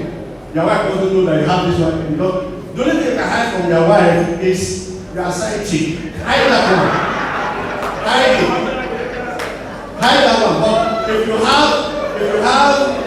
have money, don't hide it. If you have a house, don't hide it. Land, don't hide it. Just hide your phone, hide your password, hide every other thing, but don't hide this what I mentioned. So you need to You need to have, plan for emergencies. You need to have backup. It's not when anything happens, you start shouting. You are the generator you have in your clinic, just locked engine, and everything is down. No. You need to have, plan for such exigencies. It's not all the time that you cry to everybody. And then you shine your eyes, protect your health. Avoid investments that are too good to be true. Somebody is telling you, I'm into rice farming. If you pay 10,000 today, by 1 month, they will give you 20,000. When did the rice grow? When did the rice grow? So avoid too good to be true investment. And the reason sometimes is when you are, they will bring some other thing in front of you, and especially for men, when the girls are looking somehow and the community they are saying, and then you now turn to a proper baby because they're calling you baby, and you behave like a baby. You're baby.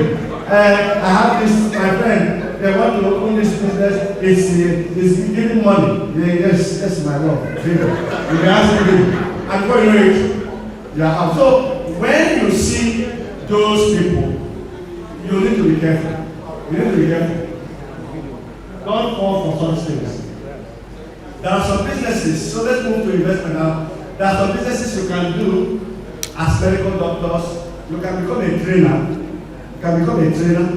Some, because you can't even be telling people how to, live a good life when you cannot. It's like Dr. Kata coming to tell you, don't have big stomach. You need to go, all of you can't tell me that. Don't have big stomach. Meanwhile, you're a doctor, you're telling me that big stomach is bad. And you're a doctor, and you have big stomach. What are you telling me? So, on what basis? It's like somebody that told us the man was quarreling and shouting. How can he get everyone that be telling me about how to live with my wife? Because he had a wife. That one can justify. But you can't possibly be telling people how to stop smoking. Meanwhile, you are smoking. And you know that it's dangerous to health. So, as medical doctors, you can become a trainer of abstinence. You can train people on how to abstain from stuff. These things cause heart attack. How do you abstain from it? You can train people on how to, do exercise and all that. Because these are things you want, to train people on. You can go into distributorship. I know Dr. Nestor will want to be a distributor of Glenville. And if he's not, how many are you distributing already? So, you can go into consultancy, like I said. You can do outdoor catering. Like this, the food that we are serving today. You're a medical doctor, it doesn't stop you from knowing how to do this kind of things. You should be the one supplying it. Printing, publishing, and all that. You can become an author. Our man here has written books. You can become an author. The next book is telling me he will write will be Tinubu, the dry years of Nigeria. That's what he wants to write. Tinubu, the dry years of Nigeria. That's what he's trying to write.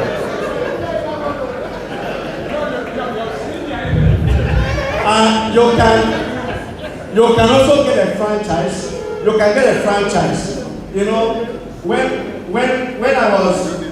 When I started, when I went into entrepreneurship, I used to do catering services in this manner. But some of my friends, when they come and they finish eating, they will call me and they will start telling me that people didn't give me plenty food. Is it because of this? It's not that kind of thing. And I said to myself, I'm going to hide. So I went to franchise. I went to go and get another franchise. And for many years, nobody knew that I owned the fertilizers. I'm sure some of you have been doing for today. So when they go, they eat, the money is coming to me, but they don't even know that I'm the one who is running it in Akwa Ibom. So you can get a franchise. You can go and get a franchise, even in medicine, like the pharmaceutical. There's this other one that is very, very popular. The pharmacy company that is very popular. You can get it in Akwa Ibom. People will come there. And they will not know, even the enemies will be buying, they will think it's from, they will not know. It's only when people know. Like when Dr. Kata knew that I was the one that goes fertilizer. When he comes to him, he'll be telling me every time, you come and advertise, you come and advertise. Am I fertilizer? He said, but I bought food from there the other day. That kind of thing. So, but you can hide. Nobody, I won't tell anybody the one that you own. You can consult me and we'll get it done. You can become a motivational speaker. Some of you can do that. You can also open a school for a daycare. You can do online tutoring. Medical doctors were there. There's those guys they call Apoko doctor. I don't think he's a medical doctor. I don't know. Is he a medical doctor? Yes. Yeah, so that's online tutoring. And even though, and you can do a lot of that. You can do that even for a market. You can do for people in Akwa Ibom, and then from there, you continue to grow. These things are possible. You can go into poultry, agri-business, green cash crops and all that. You can look at businesses that people were running before around your area. You see that the owner of the business is getting old and is not doing it well again. You can go into such business. Or you see a business that somebody is running and is not running it so well, you can do it well. Or you see a global business, you see a business that is a global business, you can localize it, you can bring it down to Akwa Ibom. That's why you see when Uber came, before you did, somebody localized it and brought boats to Nigeria and all that. So we can do all that. Now, but before you start any business, before you go into some of the businesses, you need to answer these questions. Am I ready to start a business, and why do I want to start a business? Am I ready? It's not something you just do because you have money. Do I have the resources? Do I have the skills, the qualification, the experience required? You will think that the man who is doing drinks now, that he doesn't have the qualification. He has. Because if you ask him now, the kind of drinks that to mix together and get high, he will tell you. That's his skill. He has skill in that now. So, you can also ask yourself, have I tried to own a business before? Have I tried to run a business before? If you have, you take your past experience, it will help you. Are you ready to run the business yourself?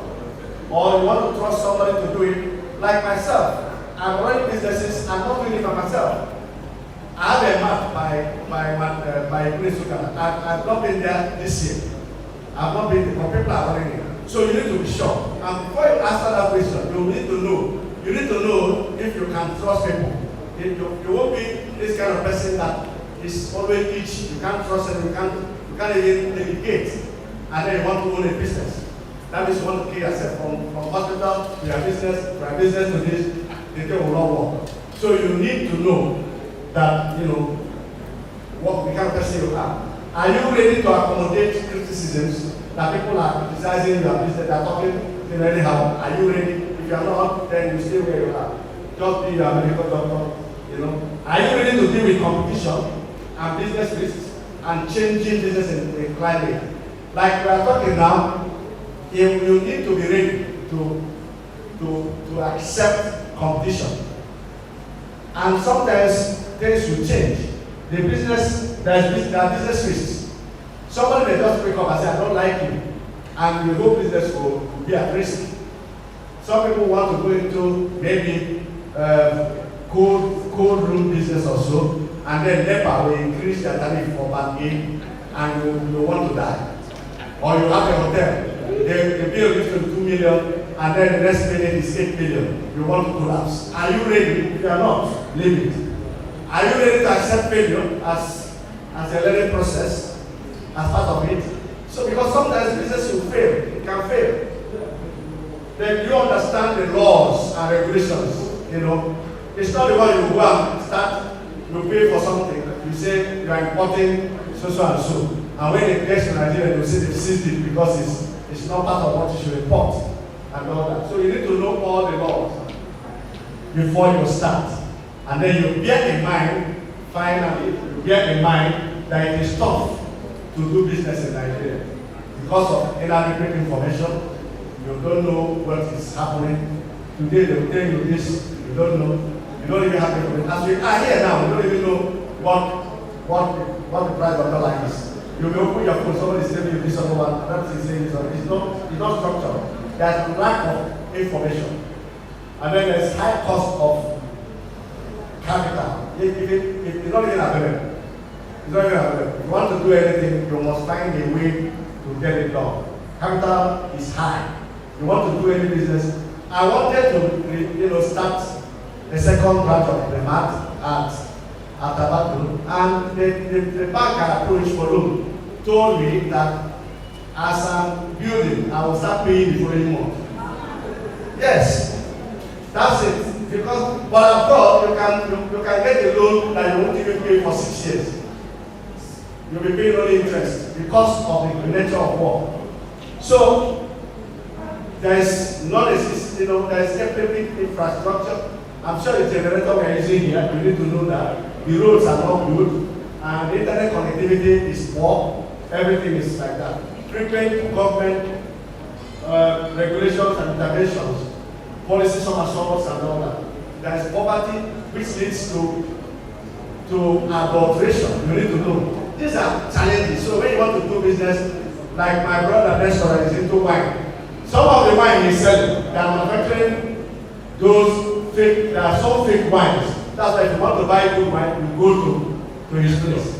Because if they go to other places, the wine Nestor has in his shop, the wine he has there are plenty of them that are fake. Am I correct? Dr. Nestor, am I correct? There are plenty fake of those wines they are selling. That's it. So that's what poverty does to us. There is high taste of foreign products. Some of us here, we don't want to wear shoes that is better than our back. So if you want to make a business, you know that our taste it must come from China. Then crime and insecurity, know that once you have a business, you are doing business, they'll think, but when you have your store, they come and you are already paying. They see they will think that's their money. They want to carry you. And then multiple taxation. You pay, in fact, these days they say you pay for television. You have television in your shop, yes, you will pay. Pay for the television and all this. You pay for packing, you pay for development. Meanwhile, all through you won't see development around your place. After paying to the state government, local government will come. After you will come, it will come and tell you that this place you are is part of you. After you basically will come and say no, it's part of it. Then the economy will come and say you have crossed attack. It's going to attack. That's it. You are paying until you want to run away. So those are the things you see. Now, finally, making realistic retirement plan. Retirement is a time to enjoy the fruits of their labor. You can ask Dr. Adiakan, he is enjoying the fruits of his labor. And there is nothing as good as retiring when you are young. And the only way you will know when you are young, any man who is retired, who is still looking handsome, you know that person is retired but not tired around the belt area. Not tired. No, he's not. He's not tired. He's just retired but not tired. So you need to, there is a time to plant, a time to harvest, and time to rest. You need to plant economic trees that are long-lasting, because they will be bearing fruits when you are no longer able to plant trees. So number one thing you have to do is to document your retirement plan. Document your retirement plan and write it down. What is your plan? Save money for tomorrow. Cut down on expenses. Don't spend to impress. Be realistic. Don't start what you cannot finish. Don't start what you cannot finish. If you want, when you are doing stuff, before you do, you check, can I sustain it? Can I sustain this lifestyle? You want to, you have a generator, for example, you say, okay, I want to build a generator. You need to go and do power audit and check the level. It's not when you go and buy one big generator, you put diesel two times. The next month, you say, no, let me go back to pass my level. That is not planning. You need to plan and know what you can sustain. You have to start business. Start a business long before you retire. Because when you have a business before you retire, you won't put pressure on your business. You will like, now that I'm still working, I'm not putting so much pressure on my business because I'm taking salary. So as the business is growing and I'm growing with it. But if you wait until when you have retired, for you to come and start a business from the scratch, it will be very difficult. A business that you can do and combine it with the medical profession, and then you keep growing like that. You don't need to start when you have retired. Then build a good reputation for yourself. A good name is better than riches. It's not when you are old, they will say that when you were chief, you were very wicked. Nobody will want to help you. Now that you are chief, be a good chief. Help people, because after a while, they will be the ones that will be chief. When you are now, you are retired and you are tired. Those are the people you sit in your place and you send a note to someone says, go and meet that chief in so place, and you will do what you have said. So I've heard when my brother introduced someone that he called the mentor, the teacher, and all that. That's how to be. It's not when you are retired, people cannot look back and say good things about you. So that's one thing you should do as you plan for retirement. And then you have to marry early. Marry early. It's not when you are retired, that's when you are still, you marry early so that whatever, by God's grace, you have children on time, and when you are retired, your children will have finished school. And if something, God forbid, if you have, maybe your wife is no more there, and you already have children with your first wife. When you want to marry again, go and marry someone that will not make you to be a nanny. With a walking stick, you are a nanny. Please. If you are already finished training your children, and you are going to marry again, you say you are doing retirement, and every morning you are driving your children to school. You are doing school runs. You are washing. That's not retirement. So, in that case, you can marry someone who is like, who can, the person cannot have children. You are just, helping yourself. Don't go out. And worst case, you may even be training another person's child, because the woman may be carrying the child from outside, and you are there. You are there cleaning the bum of another man's child. Train and invest in your children and your spouse. It will expand your family's capacity to stand strong financially. Train your children. It's not when you are young, you will be making shakara for your wife. They will say your children want to go to school. You will report them and all that.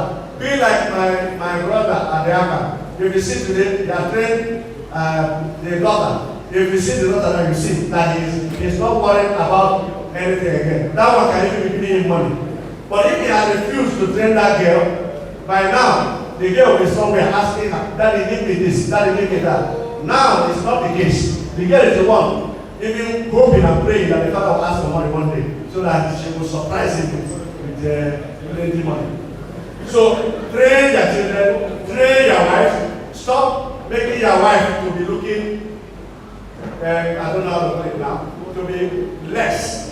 You like to see women outside who are beautiful, so you'll be looking at them. Meanwhile, you have the same wife in your house, train her, make her beautiful, so that you can save money.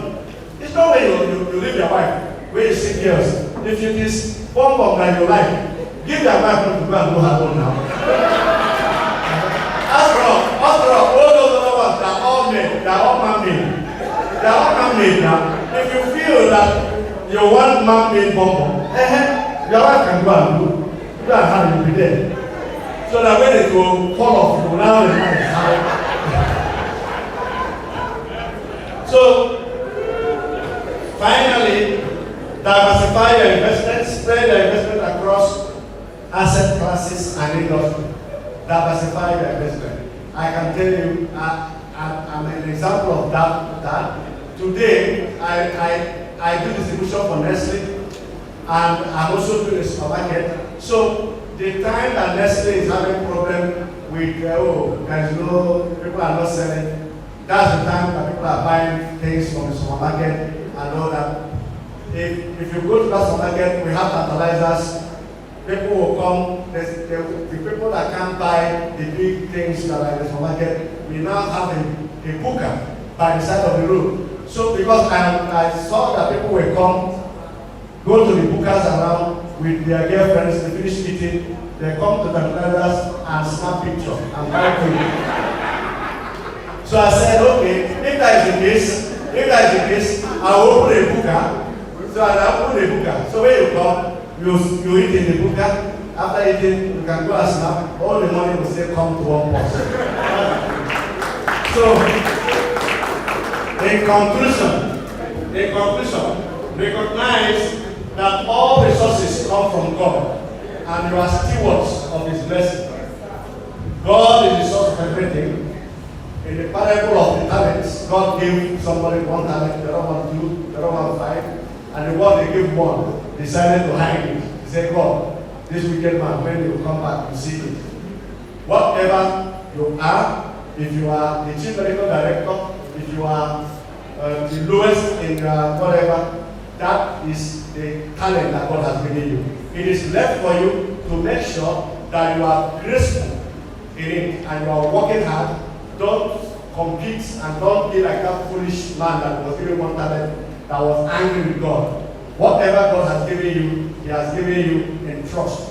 Use it wisely and make sure that you develop yourself and develop the world. Thank you very much. Put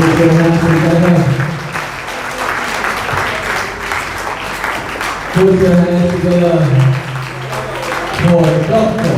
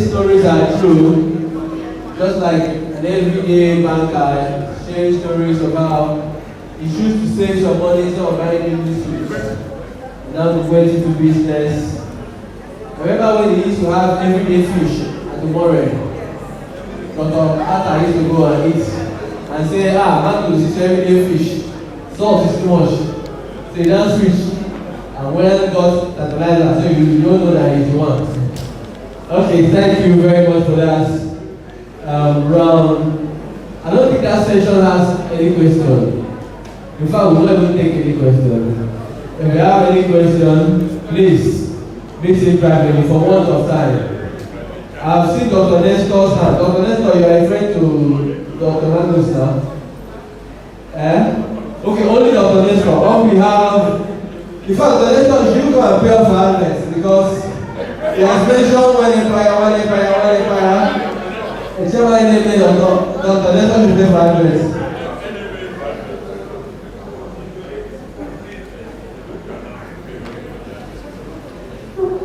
Thank you very much. I want to thank Dr. Magnus. In fact, I did not even know that you know so much about me and violent crime. Maybe I should even commission to write my biography, which is in the works. But being a doctor is a very interesting thing. And retiring as a doctor is even more interesting if you take the time to plan your retirement as you have said. I want to thank you very, very much for this lecture.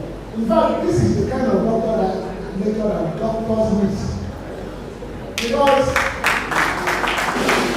we spend so much time in the medical school. Like myself, I spent 7 years in the medical school training. In those 7 years, nobody told me anything about leadership. Nobody told me anything about making money. But when I came out, after 3 years, the first posting I had as a doctor in this state in 1987, I was sent to comprehensive health center at Barnie, where I was the medical superintendent. You can imagine somebody who had no formal training whatsoever in leadership, in management, being sent to manage a hospital. So, as Dr. Agapan has said, even if the national or anywhere else has not incorporated leadership and management into its curriculum, the state government, in fact, our own state, because this state is always really with the best sectors all around, should ensure that at least in the last year of medical training, medical doctors should be told something about leadership and management and how to retire as very properly as Dr. Magnus has said. I always set myself as an example. After I left that tutorial, I was appointed the primary head of healthcare coordinator. At that time, Dr. Japan here was also the primary healthcare coordinator. Leadership position again. Now, after I went for my fellowship and came back, I was appointed the permanent secretary. Again, leadership position. And here somebody who had no formal training on leadership. In fact, I was lucky that at that time, the government was very interested in sending people to share on leadership. We were sent to Royal Institute of Public Admin in London. I was also sent to another Institute of Leadership training in Canada and in New York. I had them. And then I did a lot of personal reading. You come to my life, I have a lot of books. Before I could turn into somebody who could read very well. So Dr. Magnus, I have to thank you very much. But there are a few things I want to, not disagree with you, but I want to buttress. You are able to cite me as an example of a doctor who has retired and then still do business because I started planning early for my retirement. You don't wait until you have 20 years to retire before you can start planning it. When I started work and I was appointed PAC coordinator, I lived in Godemena town. But I had a little practice in my village, in the village, and in that junction as well, I also had a small chemist. Let me tell all of you that I have never depended on salary. Never. And 2, I have never been broke in my life. I don't know what it means to be broke.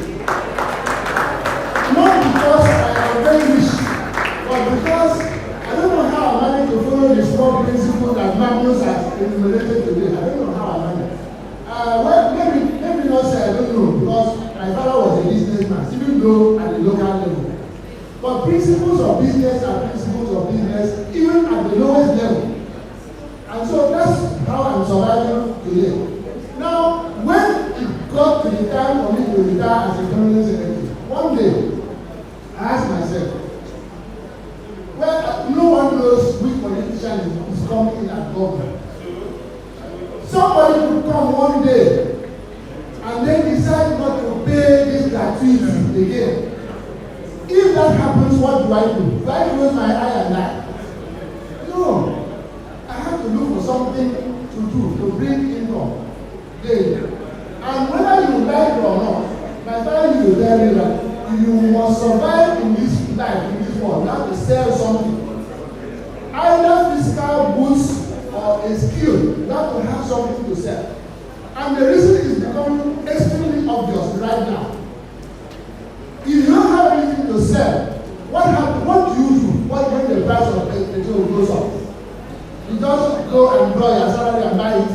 Today it is 150 naira per liter. Tomorrow it becomes 400. Right now, nothing has a fixed price. So you have to be in the economy. Being in the economy means that you develop yourself to such a level that even if when the increase of the price is already, you increase your own thing. So that you also be able to buy. This is how to survive, and this is how you have been surviving. For those who are younger doctors, they don't know. Well, since I'm in business, I'm a doctor and I'm in business. I've mastered the basic principles of business. I don't think there are other people who can speak better than me on the issue. I think sometime the NMA will invite me to come and start training doctors like police on how to do business and how to establish business. So thank you very, very much for inviting us. God bless everybody.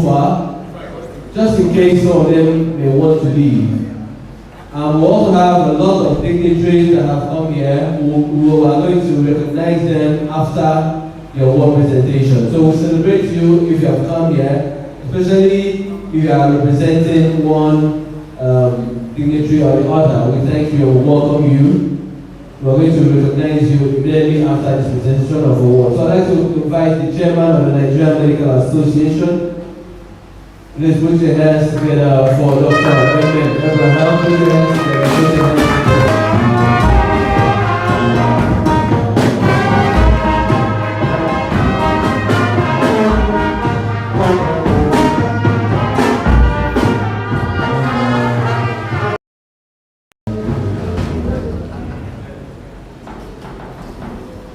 The elders of the medical profession and other dignitaries here present, permit me to stand in the protocol that is yet to be established properly, so that it will not take too much time. I want to really appreciate our sub-team speakers. You will agree with me that they have done so very well. If you have been careful to listen, I'm sure you will go back better than you came here. As far as leadership in the medical profession is concerned, and as far as preparation for your retirement, because all of us will retire someday. So because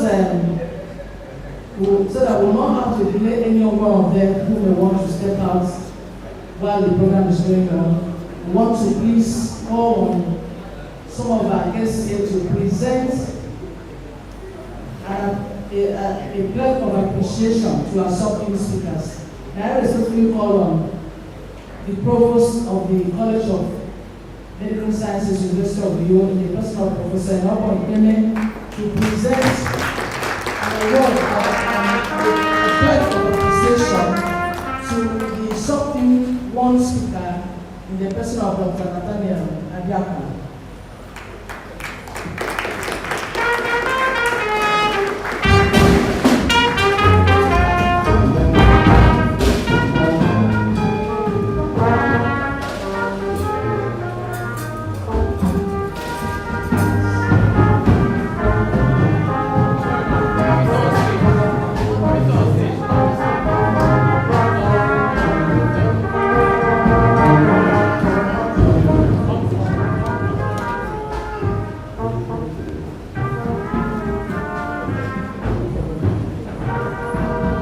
On behalf of the Nigerian Medical Association, Akwa Ibom State, SOC 2022 to 2024, this is an insignia of appreciation presented to Dr. Nathaniel Adiakwa, sub-team speaker time in our association leadership, the AGM 2024, on this beautiful day, 23rd of July 2024.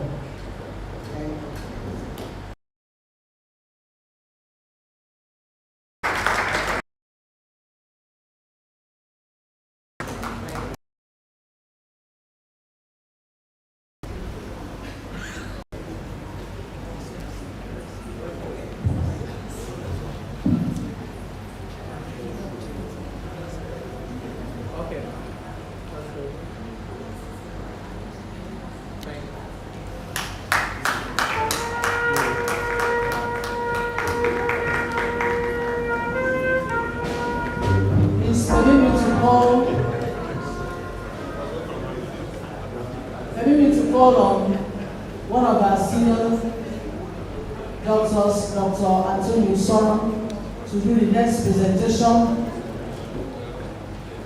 He will present this flag of appreciation to the sub-team 2 speaker, Dr. Chukwu Ezie Nameka.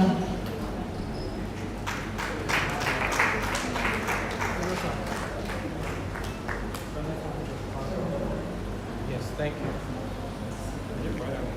Yeah, it's okay.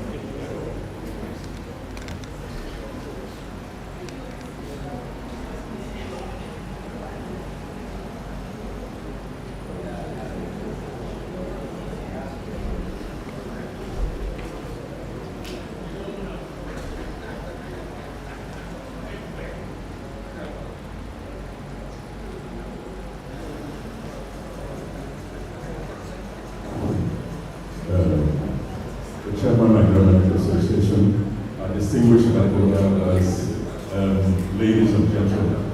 On behalf of the Nigerian Medical Association, I wish to present this souvenir to our second sub-theme speaker, who has basically transformed our lives this afternoon. Thank you very much.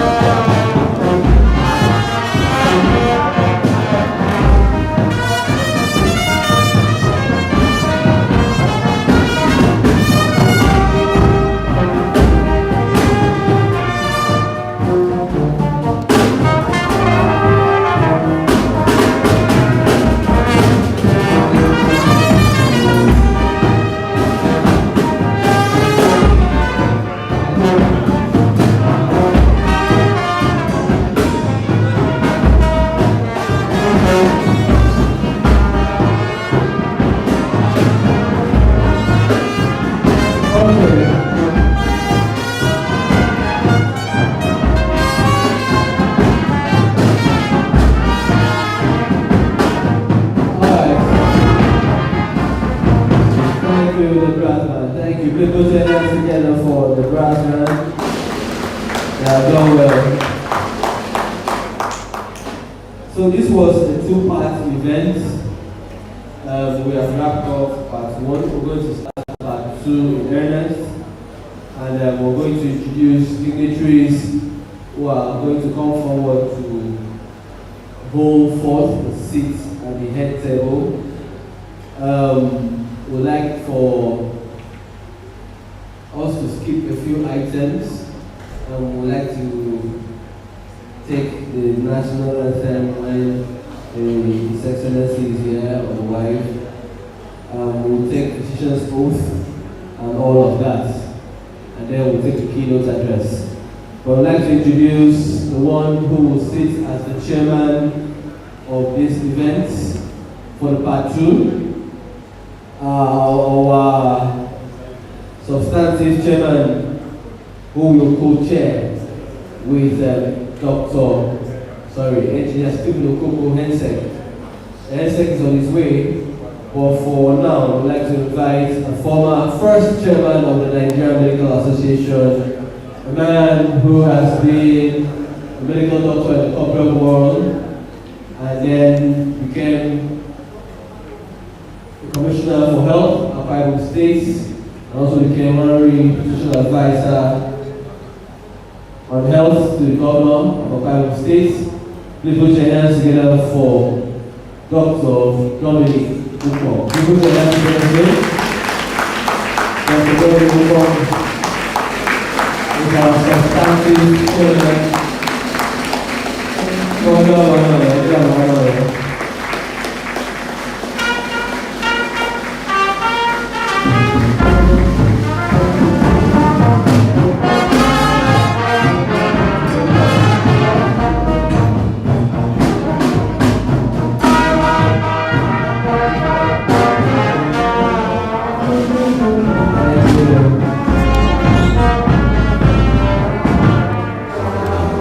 Okay, so I'm going to read these names, not necessarily in any order, but as the names have been given to me. So please, when I call you, you find where your tag is on the table there.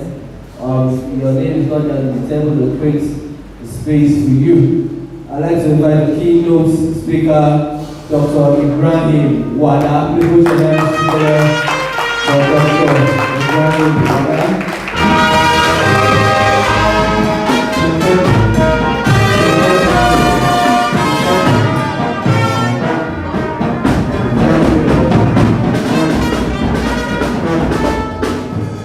Dr. Wada, Officer Honor Niger ON, is the founder Misa Medical Group, and it's a man you would like to know when the time is nigh. When he's about to give his keynote address, his citation will be read.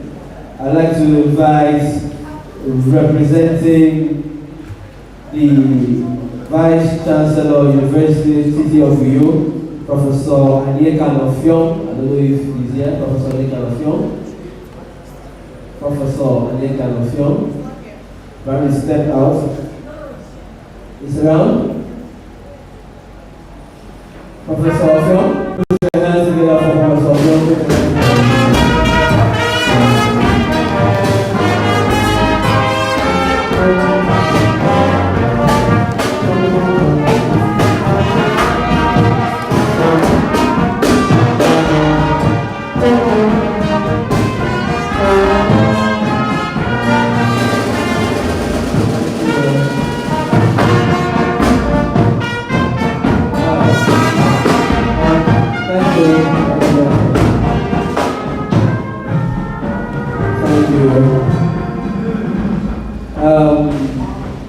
Dr. Emeka Okolo represents Andy Eyo, Dr. Andy Eyo of Equis.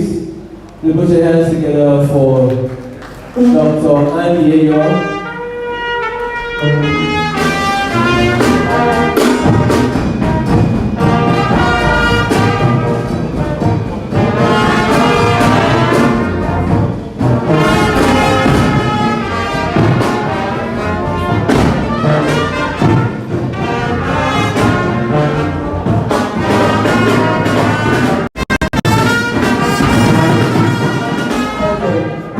Thank you. Dr. Andy is a member of Akwa Ibom State Insurance Agency Board, so Dr. Polo represents him. Dr. Albert Ikob, our medical elder, please put your hands together for him as he comes forward. We have Professor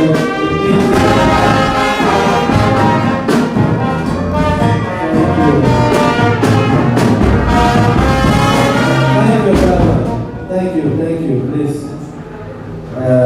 Give me some time. Allow me to introduce everybody, then you play at the end, so we can save time.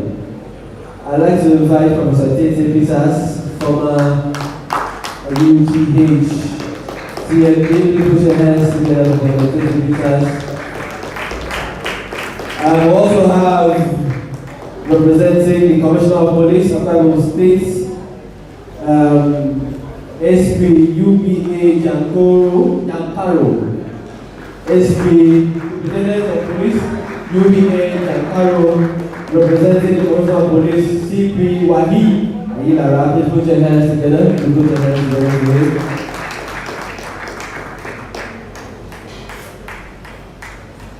Put your hands together for him.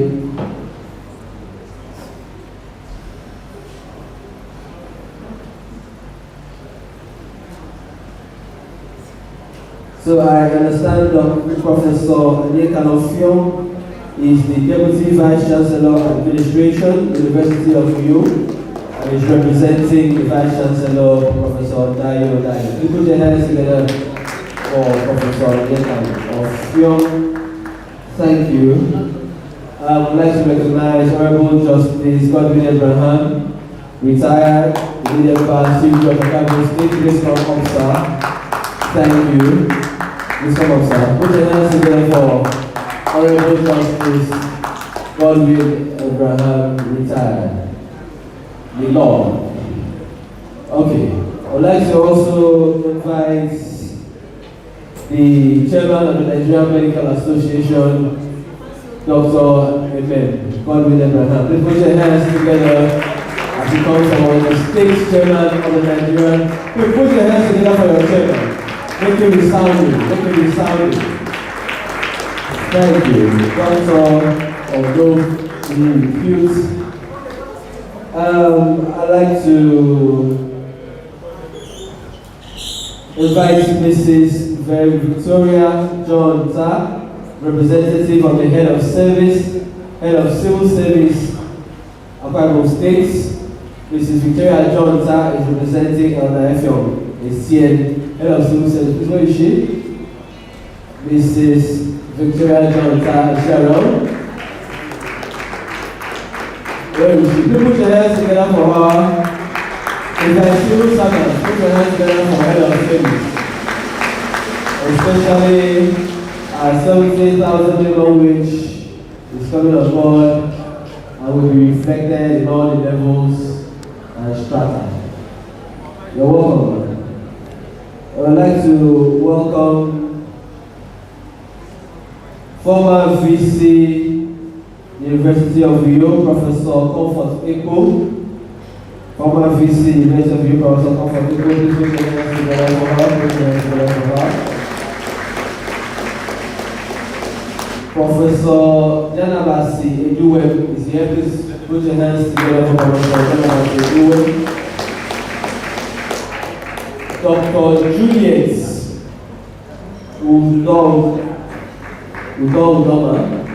I hope that's correct. Dr. Juliet, please put your hands together for Dr. Juliet who becomes, I will guess the proper surname. Looks like Udo. Thank you. Please put your hands together for Dr. Juliet Udo. She is our book reviewer representing Professor Eno Uwa. Please put your hands together for her. Put your hands together for her. I think that if we have other dignitaries, we'll do the best that we can to bring them forward. I have exhausted the ones I have now. And so while we're getting set for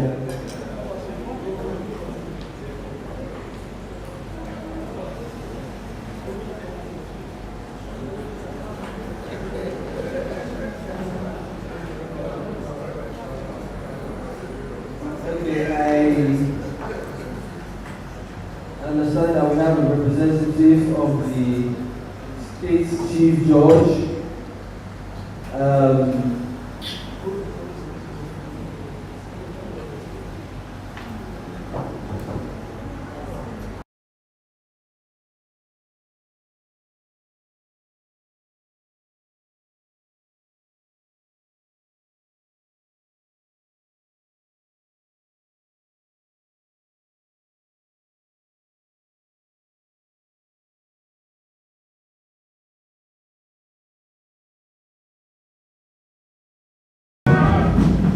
Thank you. And while we're getting the name of the representative of the Chief Judge, I'd like to invite Professor Akwa Ibom, Provost of the Medical School, University of New York. Please put your hands together for Professor Akwa Ibom.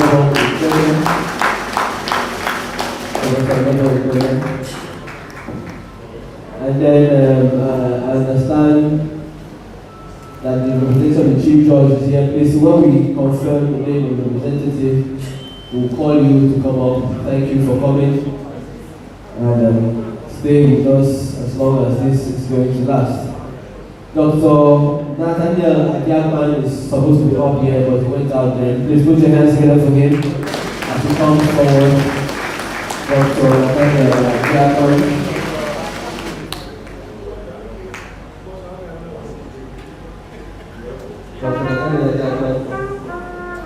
A representative of the director of the DSS is here. Please will notify us. That done, we would like to move briefly to the next item.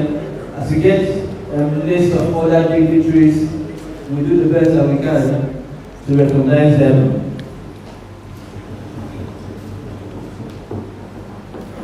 Dr. and Dr. Udofia. Dr. and Dr. Udofia, please put your hands together. Dr. and Dr. Udofia, please put your hands together.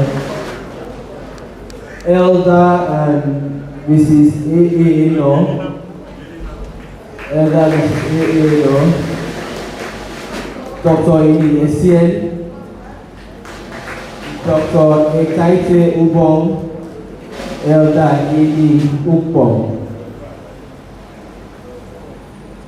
Okay, Chief Magistrates.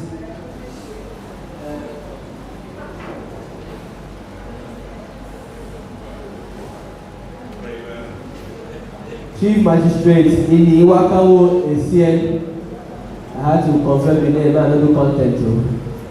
Please put your hands together for Chief Magistrate in Iwakawo Essien, representing the Chief Judge Akwa Ibom State. Please put your hands together for Chief Magistrate in Iwakawo Essien. Protocol, please, let's have a seat for the Chief Judge, the befitting of the Chief Judge, before they put all of us for prison.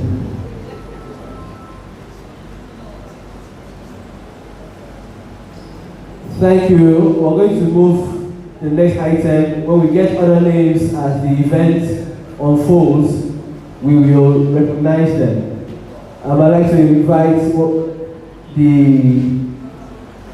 representative of Pure Joy to please come forward.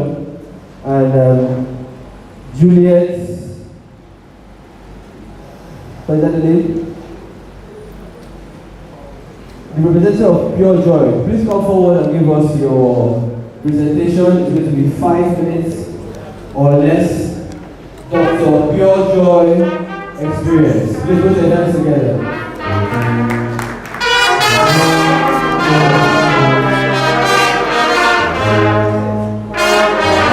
Alright, thank you.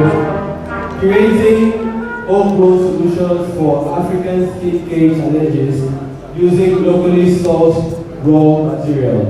Dr. Agility Obi Ihesi, representing the Pure Joy Experience. Please put your hands together for her.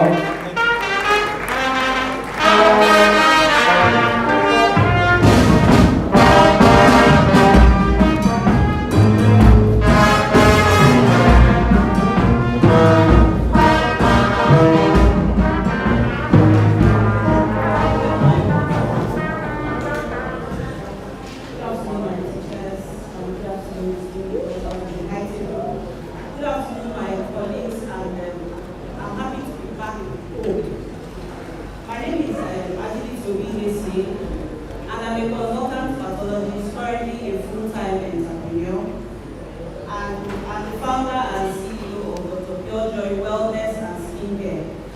Let me start by apologizing. We should have had some slides, but we're having some technical issues, but the slides will be sent to everybody by WhatsApp. So today I came to share my experience, medical entrepreneurship in Nigeria, lessons and experience sharing from Dr. Pure Joy.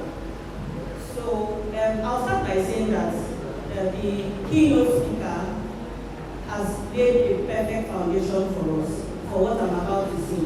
And I'll start by saying that there is no box, and there are only limitless possibilities. Why I say there is no box is that I train in you, literally everybody here knows me. But you know this thing when they say you are a doctor, you are not supposed to be doing this, you are not supposed to be doing that. There is no box. So if there is any box that ever existed as to what you could do or what you could not do, I'm here to say this is very box. First of all, we only have limitless possibilities. Now, if you live in Nigeria as I do, Nigeria is a country that has multiple problems. So what do entrepreneurs do? Entrepreneurs identify problems and solve them. That is basically what every entrepreneur does. And then the higher the value of the problem that you solve, the more multidimensionally you can solve these problems, the more opportunities you create for yourself. So my story is, I started off as a pathology resident, and you know, pathology we deal with death. So maybe because of the constant experience with death, I got interested in life, and then I got interested in wellness. And then along the line, while I was doing residency training, I got interested in skin pathology. And from skin pathology, I started asking myself, how do we create solutions? What do I do with all this knowledge that I have? How can I create solutions that are practical for us in our Nigerian situation and everything? And the idea that many of us need is already around us. We just need to think differently. Like I said again, there is no box. We just need to think differently and then see how we can find solutions. Now, the solutions that we need, whatever idea we have, and I'm sure if I take a cross section of everybody in the room, everybody has sort of one idea or the other. But from experience and speaking as one of us, every idea needs extra information, every idea needs extra knowledge. So in my case, you have this thing, you know inflammation, you know antioxidants and all of that. So what else do you add to this? Now, the extra information then that I have to get is like personal development. Dr. Let's not talk about personal development. It's like you get entrepreneurship education. So I was working at the time as a consultant pathologist. Incidentally, I was at Dr. Wada's Center, Barnie Hospital. So I resigned from there. I went to Lagos Business School and got a certificate in entrepreneurship management. So that was like the relevant knowledge I had to have. I had to build capacity in cosmetic science. I had to build capacity in leadership. That's the industry relevant education. Build capacity in social intelligence, including social media and utilizing social media to speak. And then emotional intelligence, relationship management, and mentorship and continuous development. So that is the journey. So I'll now say a bit about what we do. So Dr. Pure is a female-founded Nigerian, fully Nigerian brand, fully operational in Nigeria, fully manufactured in Nigeria. So what we do is that we manufacture high quality, emphasis on high quality, world-class skincare products using our locally sourced raw materials. Because I'm sure, again, if I take a cross section, many of us know the local ingredients that we have here. So now the thing is, how do we develop that to a standard that can be sold anywhere in the world? So that is what we do. And we combine the knowledge of medical science, cosmetic science, and botanical science to make this manufacturing. Our solutions are especially for black skin, and they are non-skin lightening. So for us, we are looking at solutions that dermatologists can recommend for their patients. And we have solutions for the common conditions that we have, common skincare conditions that we have. And for our products, because of our product development, we did a lot of research on dry skin, or rather on African skin, the kind of issues that we have, and then we manufacture tailored solutions for them. Now, again, I'll send the slides. I wish a lot of my presentation is in pictures, so I'll just do some explaining. Now, for us, our target is the global market, so we are not just doing for local manufacturing. Again, I will say that if you want to go into that level, in addition to your primary fellowship or your primary degree, please develop yourself as much as possible to the highest possible level. Get entrepreneurship education. There is, my alma mater has an entrepreneurship center that is run in conjunction with the Enterprise Development Center of Lagos Business School. They have opened here in Rio, and for me, I keep saying that if I had my way with what I know after going to business school, entrepreneurship education should be compulsory for every doctor in Nigeria at undergraduate level. Because there is no other way. It's good to have the passion, it's good to have the knowledge, but there is so much more value that we can give when we have the right information. So the rest of the presentation basically is just our products and what we have. We have facial products, we have body care products. And I will say that so far our experience has been good. We have participated in several international exhibitions. Our products are in demand both locally and outside. Again, because I said from the beginning the plan was to manufacture according to global standards, which is a very high standard we set for ourselves, and which we have been achieving by God's grace so far. We are only starting. But I came this afternoon to stimulate us. I didn't just want to send products and send a logo. I came to stimulate us to know that there are opportunities out there if you get rid of the box. I know that when I started, I had a lot of, the keynote speaker said, can you deal with failure? Can you deal with people saying things to you? If I wanted to listen to the things that people said to me at the beginning when we were just starting, I probably would have shut down and left. Because how can you, a consultant, a whole consultant, I heard a lot of negative stuff. And then again, you know, when you're going to a new field, there's a lot of failure. Failure is feedback. I know medical school, we like to pass at first sitting and all of that. This entrepreneurship, you may pass at the 100th sitting. So you need to get your mind ready for that failure and understand that it's simply feedback. So I came this afternoon to just encourage us to say, please step outside. Think of the ideas you have. I'm available for brainstorming. I can say that. I'm available for brainstorming. My contacts are available with the LOC. If you have any idea that you wish to develop, please develop it. No matter how it sounds. When I went to business school, I heard the others of ideas. One of the ideas I heard was somebody that farms flies. You know house flies that we kill? Normal house flies. There's some that farms flies and sends them out of the country in containers for some business outside. Flies, yes. Normal house flies. So there is no idea that cannot work. There is no idea that cannot work. And being a doctor should not stop us from pursuing those ideas. So again, as I said, the presentation will be ready. It will be shared on the NMA, on all the different groups. And then we have a stand outside. If you'd like to come by and have a chat with us, we're delighted to have you. We are also looking for partners in Akwa Ibom. We have dermatology partners already around Nigeria. So if you just come by and have a chat. Thank you very much.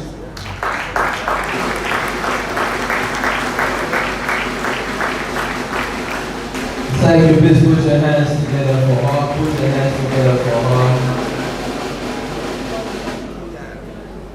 The chairman of the LOC should please be available. Chairman of the LOC, please be available. We are kickstarting the second part formally and officially right at the moment. I will do the introductions. Like I said earlier, if need be, we will still introduce. DJ, please guide us as we rise for the national agenda.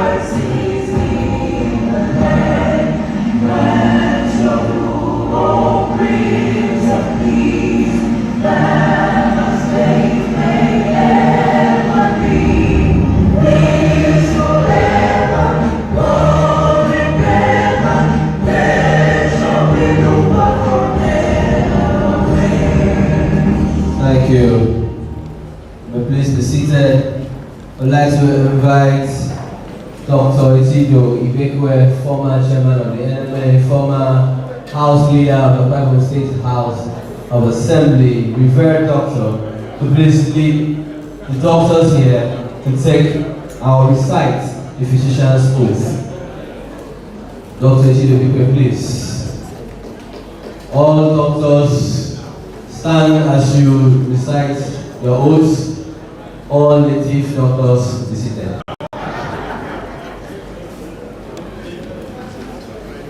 Distinguished chairman of the NMA, all protocol duly observed. Please, all doctors should rise.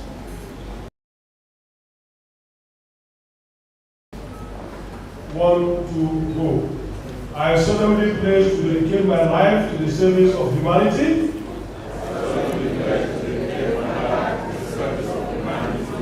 The health and well-being of my patient will be my first consideration.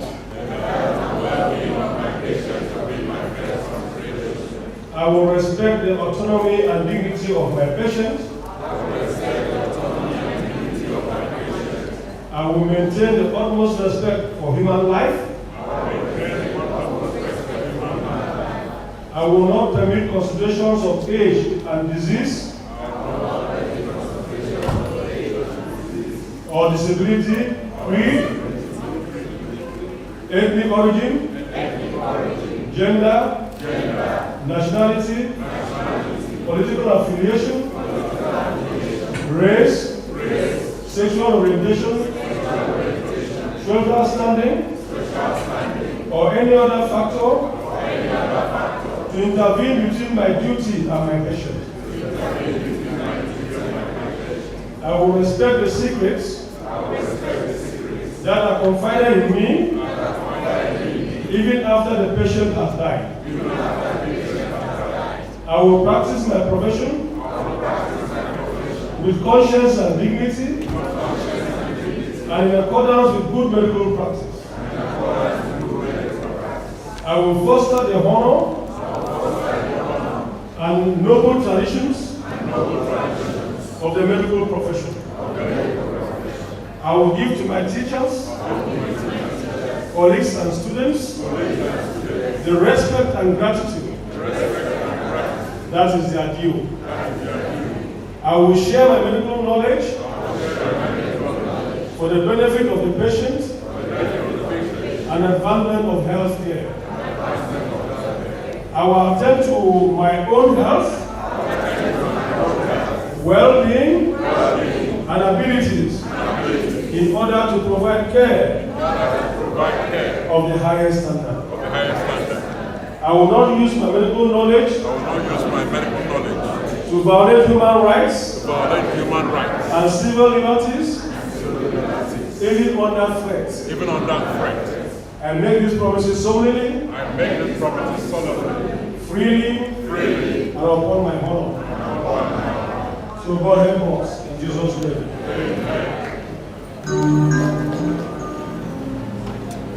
Thank you. The physician's oath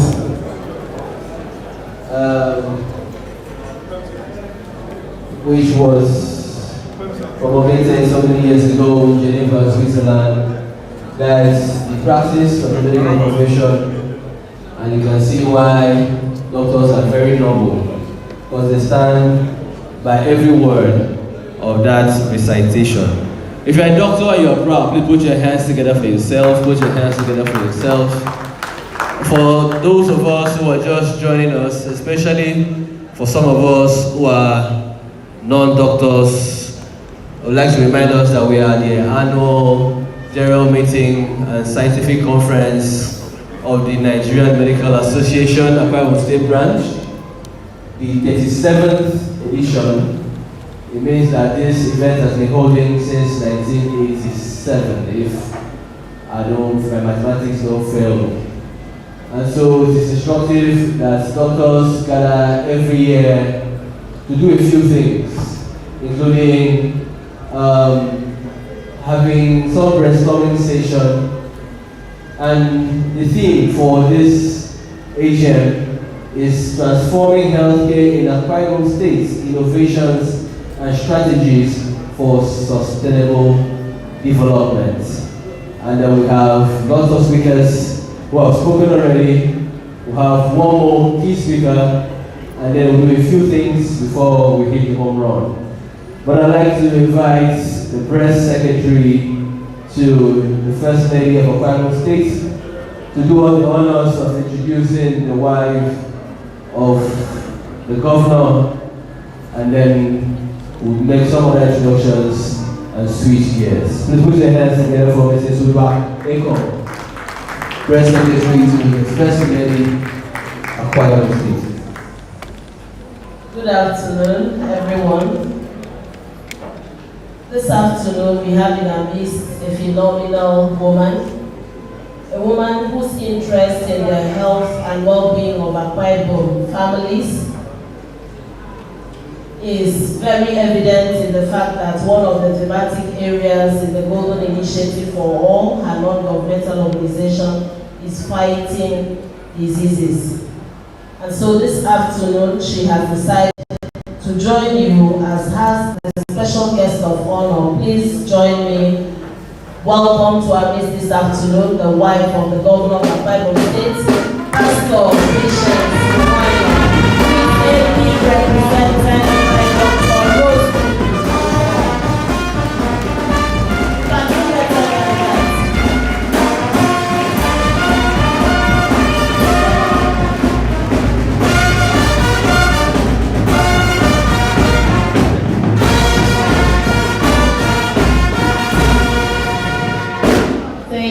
brass band.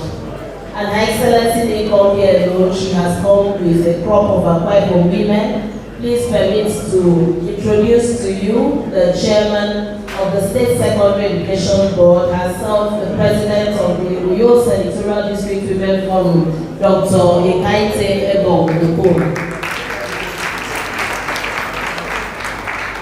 Join me welcome the beautiful and hardworking chairman of NMA Local Government Transition Committee, Mrs. Otobo Ero. We have with us all the way from Oron Local Government, the wife of the chairman Oron Transition Committee, Mrs. Blessing Essen. On the other side of the divide, we have the wife of the chairman, Ikono Local Government Transition Committee, Medara Kingsley. And when it is time, I will introduce Her Excellency and bring her forward to give her goodwill message at this event. But at this point, I would like to hand over to Mr. Asteroid to continue. Thank you. Thank you. Please put your hands together for Mrs. and then the wife of the governor.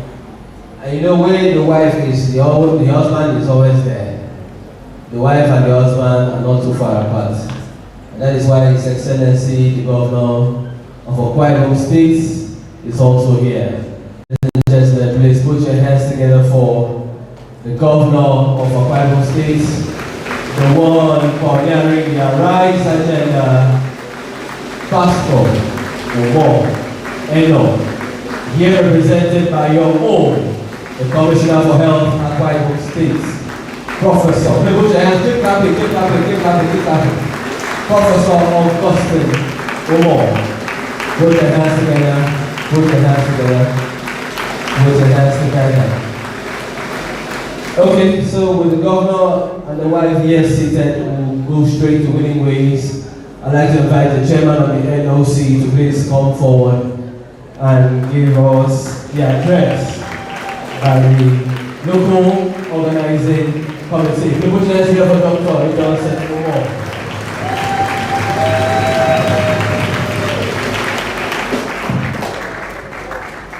His Excellency, the Governor of Akwa Ibom State, Pastor Basieno, ably represented by our very own Professor Augustine Umo, the Honorable Commissioner for Health and the Chief Host of this occasion, Her Excellency, the wife of the Governor of Akwa Ibom State, Pastor Patience Umo Eno, ably represented by Dr. Mrs. Rosemary Umo, the chairman of the occasion, Engineer Uwem Okoko, ably represented by Dr. Dominic Umo, former Commissioner for Health, the chairman NMA, Professor M.M. Abraham, and spouse, retired Chief Judge of Akwa Ibom State, Justice Abraham, the keynote speaker, Dr. Ibrahim Wada,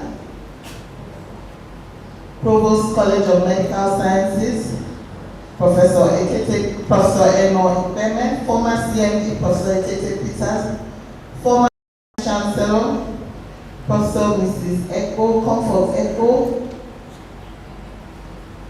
Head of DSS, the police, special guests, all protocols duly observed.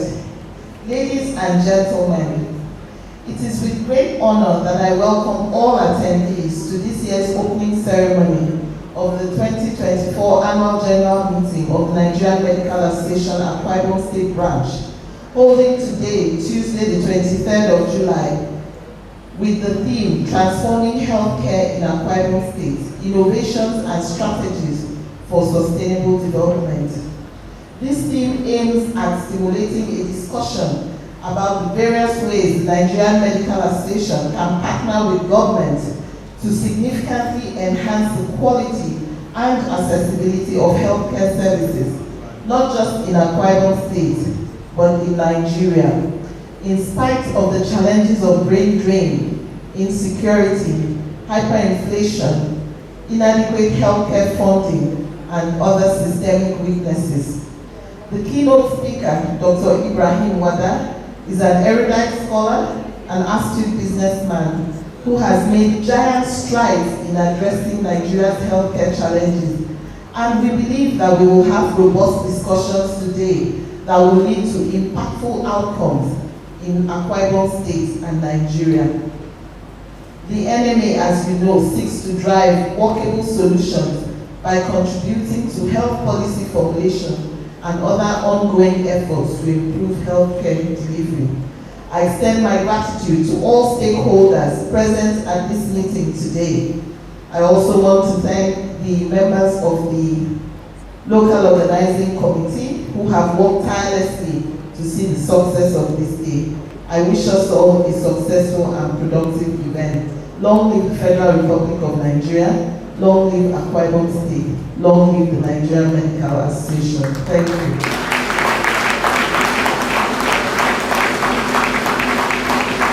Thank you.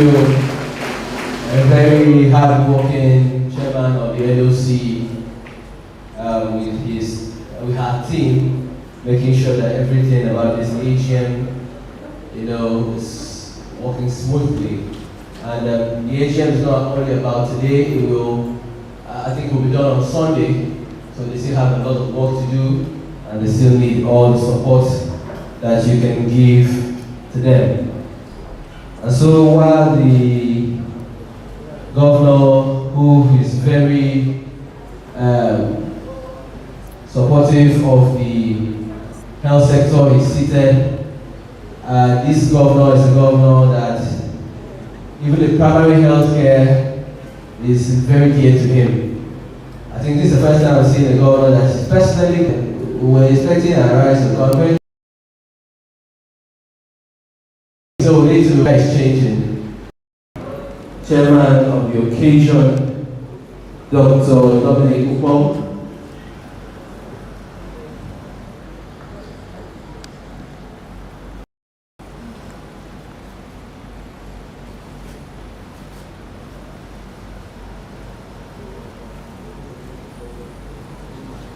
So Dr. Dominic Upong is just standing in for Engineer Stephen Okoko.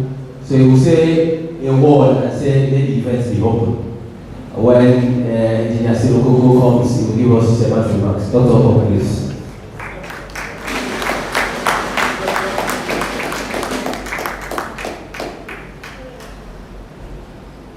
Thank you very much. His Excellency, the Executive Governor of Akwa Ibom State, Pastor here represented by my colleague, Professor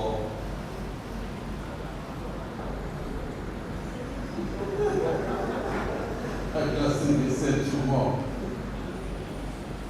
I'm not going to introduce him and his wife, because the wife is here on a very, very senior capacity. So that will annoy him. I don't mind. Her Excellency, and I expect, of course, the wife of the Governor of Akwa Ibom State, the person of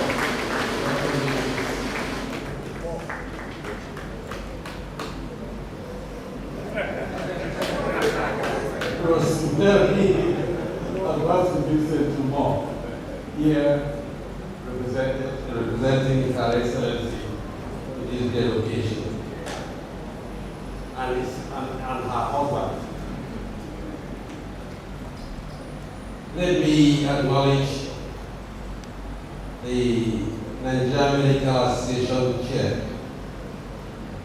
I am not going to continue in this assignment until she sits here. So I would like the protocol, whoever please, arrange the chairperson of the Nigerian Medical Association.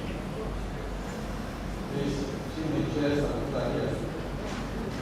I do that because this is a function of the Nigerian Medical Association, and the highest office of doctors in this state, apart from the commissioner, apart from the chairman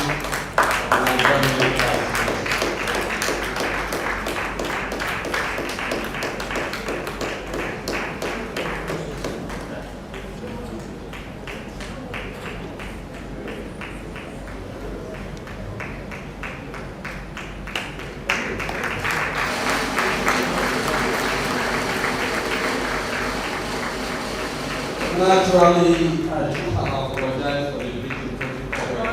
I don't think that I need to apologize. There are certain things to be corrected. Nigerian ministers, I also say that it's from here with a very lovely husband, the former Chief Justice of the state, Justice Barnie. Let me say what I wanted to say.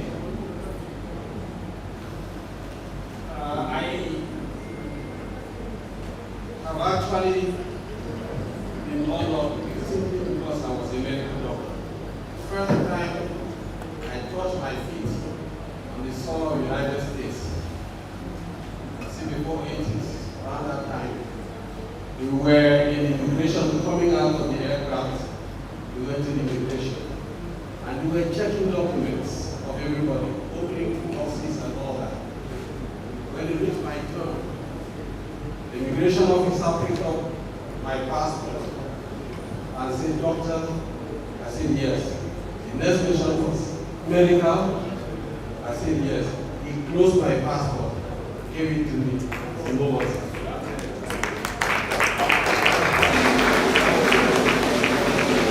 I say this and I will say repeatedly.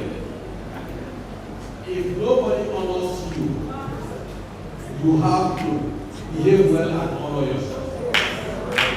The chairperson of the Nigerian Medical Association, amongst doctors in the state, it's about the highest seats, political college, whatever. And whenever we gather, we must honor that person. Today I honor this man and the doctor. Let me also acknowledge the president of the Medical Elders Group, the person of Dr. When we say Mr. for Surgeons, Albert C. Edward.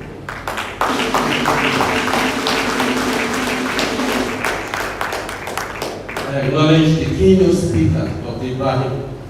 I'm sure we are going to great things to the end.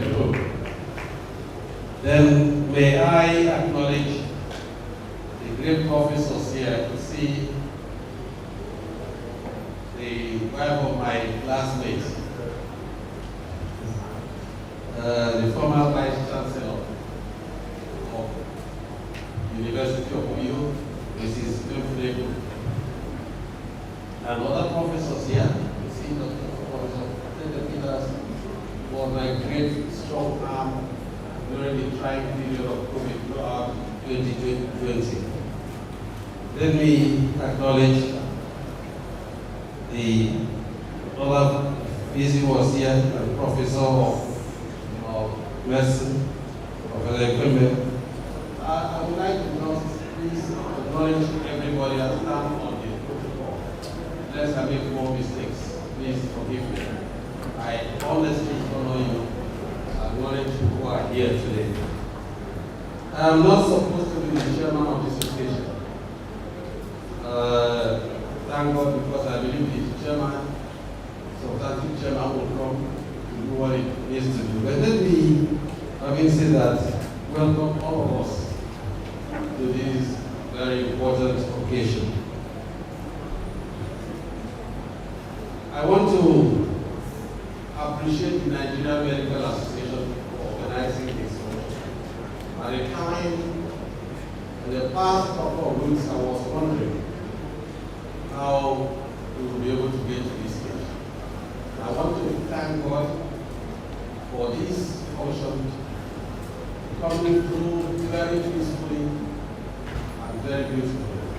Thank the LOC, I thank the Nigerian. I thank those who spoke on the subjects. Specifically, I want to thank Dr. Nathaniel for a very beautiful and very informative presentation. I do hope that after here, the Medical Association, even on the cost, will make some of those presentations available to the members who are interested. I think that every doctor should have a copy of that.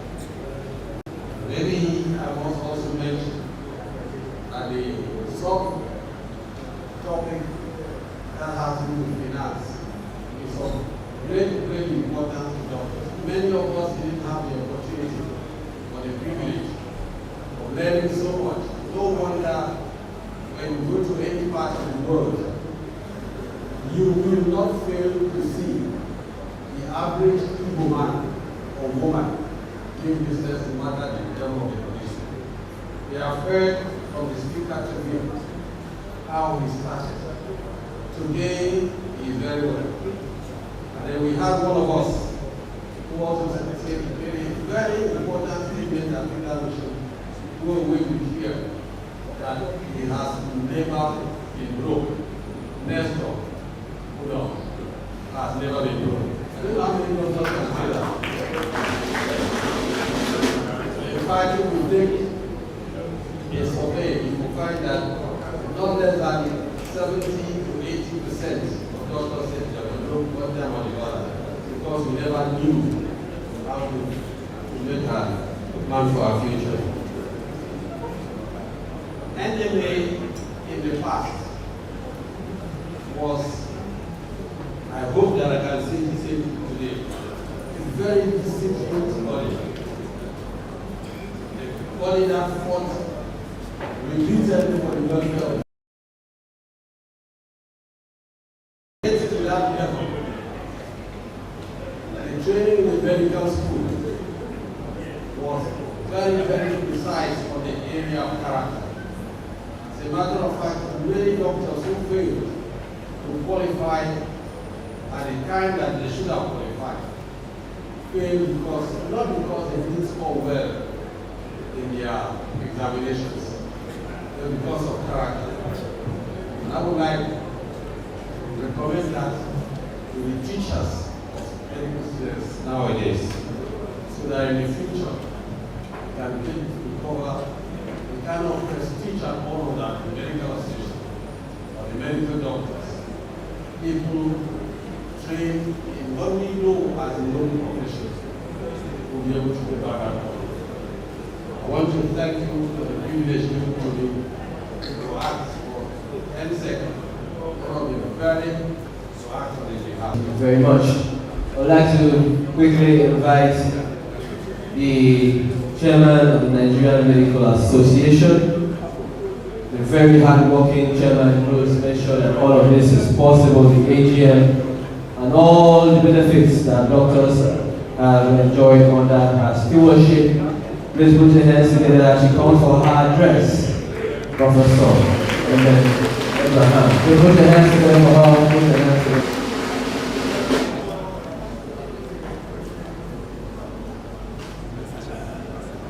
His Excellency Pastor Umoino, the Executive Governor of Akwa Ibom State, here ably represented by the Honorable Commissioner for Health, Professor Numo,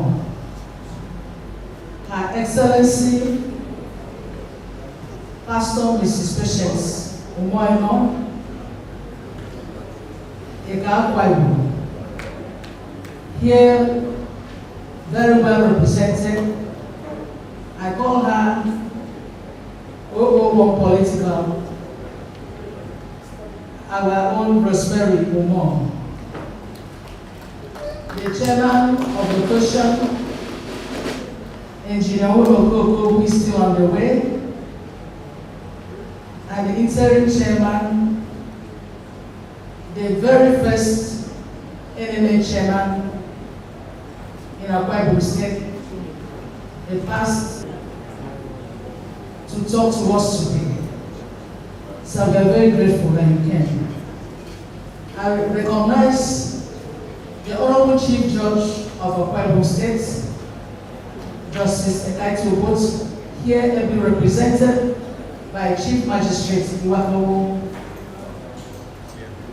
the representative of the Vice Chancellor of the University of Uyo, Professor Nayo, is here represented by the Deputy Vice Chancellor and Administration in the person of Professor Anyeka Nofyong. We have also here the Provost of the College of Health Sciences, University of Uyo, Professor NMA-AKS. I want to also recognize a past Provost of that same college, Professor Ikete Peters. The leader of the Medical Elders Group, Dr. Albert Eko. He was the very first doctor that was appointed a permanent secretary in Akwa Ibom State. Other members of the Medical Elders Group here present, I can see Dr. Okan. You're welcome, sir. My dear husband, Honorable Justice Godwin Abraham, the retired Chief Judge of Akwa Ibom State, you're welcome. We have in our midst here our awardees, Dr. Nathaniel Adia. I will not fail to recognize who with his team have put up the book, NMA-AKS History. So you're welcome. In our midst, we have many permanent secretaries who are our colleagues. We have Dr. John Orok is here, Dr. Friday is here, Dr. Abraham Yamano is here. Those are the ones I can see, but all others are, please, you're all recognized. Dr. Martin Akban, who is the chairman of the Primary Healthcare Board, you're recognized, sir. I recognize all the entourage of Her Excellency. I recognize Dr. Ekaite Okun, and by extension, all others that came with Her Excellency. Elder A.A. No, please, you're welcome. Dr. Oda Odofia, you're especially welcome. Barrister and Mrs. Barrister and Mrs. James Essien, you're welcome. I want to welcome members of my very special family, the Christian family, the Redeemed Christian Church of God. All the professors here present, all the consultants here present, all the doctors here present, all the special invited guests, all our guests of honor, ladies and gentlemen, you're all welcome. Thank you very much. I stand here on behalf of the 2022-2024 State Officers Committee to welcome all of you to the opening ceremony of the 37th Annual General Meeting and Scientific Conference of this great association. I have welcomed all your excellencies here present, also with the chairman of the occasion. You're all welcome.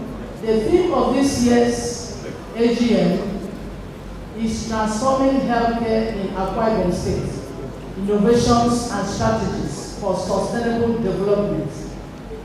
Considering the prevailing situation in the health sector generally, you will agree with me that this topic is apt. We have sought for experienced speakers to do justice to the theme and the sub-themes. For those of us who were here earlier and listened to the sub-theme speakers, I'm sure you were blessed. We have done this so that at the end of this meeting, as a professional body, we would have contributed our quota to the health plan in the ARISE agenda of this administration. Thus, it is with a grateful heart to the Almighty God that I stand before you today to give a brief account of my stewardship in Nigerian Medical Association of Akwa Ibom State branch since July 2022 to July 2024. I was sworn in as the 18th chairman of this great association on the 17th of July 2022 after a keenly contested, freest and fairest election in all of NMA-Akwa Ibom State history. The journey has been very interesting.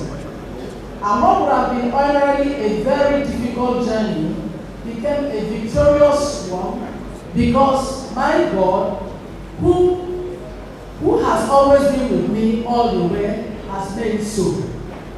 Yes, there were storms. Yes, there were raging waves. Yes, the floods lifted up their heads. But God showed himself mightier than the mighty waves of the sea.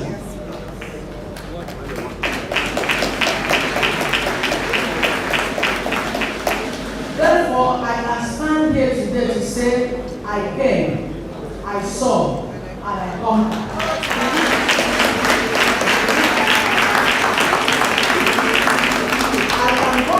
I can confidently say that for one to be victorious, a leader must be on the Lord's side.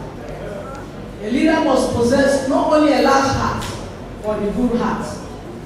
As a leader, you will of necessity meet two groups of people in the course of your service. There are those who will point out your errors with a view to correcting you and make you succeed. And yet, there are some who, of course, who will take a stand against you, not to correct you, but to destroy you. It is not pertinent to listen to those who seek to correct you and not join issues with those who seek to destroy you. It takes a large heart to contain such persons and a good heart to love them, notwithstanding the fact that they hate you.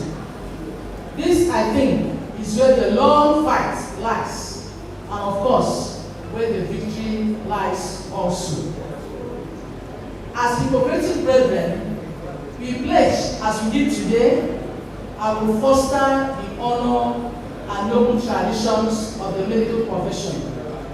I will give to my teachers, colleagues, and students the respect and gratitude that is their due.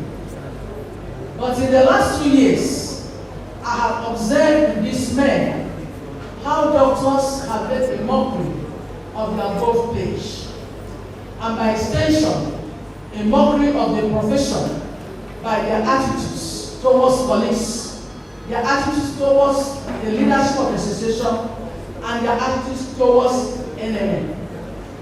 I want to use this opportunity to remind all doctors present in this house that from the day you are inducted into the medical profession, you remain a doctor till the day you leave this earth. You can veer off to other things. You can take up political appointments. For all this, you end one day, but you will still remain a doctor. So there is no need to work so hard to destroy your professional association. I urge all doctors present in this house to have a change of heart and join hands together and actively work hard to build a stronger NMA, where every doctor will have a sense of belonging.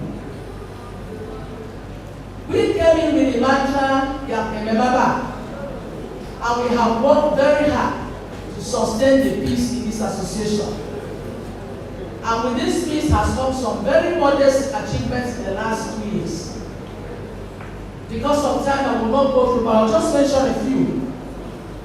As concerning the welfare of doctors, we have taken steps to ensure that doctors are healthy. Even in this, as part of this AGM, we make sure that we screen doctors for health conditions. In the past 2 years, we've done eye care, we've done dental care exclusively for doctors, because a healthy doctor is not a healthy doctor that can take care of his patients. We went ahead to get identity cards for doctors, establish database to make sure that we can beat this quackery. We improve upon the life insurance scheme. Members that needed assistance financially, we reach out to them. I can tell you that we have disbursed more than 12 million naira to members who had critical health condition out of the endowment fund that was established by our elders, led by Dr. Akwa.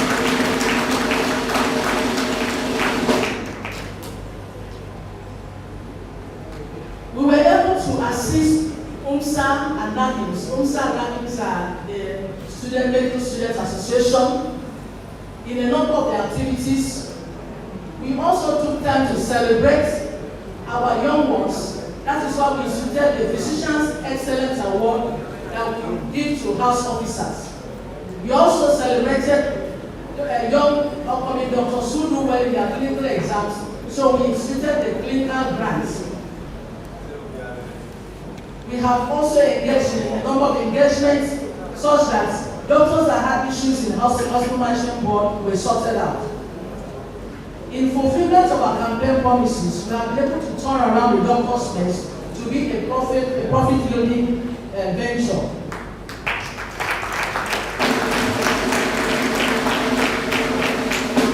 This secretariat is, inside here is very nice and very beautiful, but the upstairs is still uncompleted. Given the resources we had, we took steps to work towards completion, but much still needs to be done. And we believe that the incoming government will do more to complete the Secretariat. My administration, we started the public enlightenment program, Our Health, Our Wealth, which was abandoned. We were able to revive that. We brought in both the English and the Ibibio version.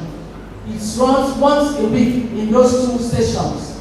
And this was made possible by the goodwill of Dr. Anyeyo, the CEO of Excellence Community Education Welfare Scheme.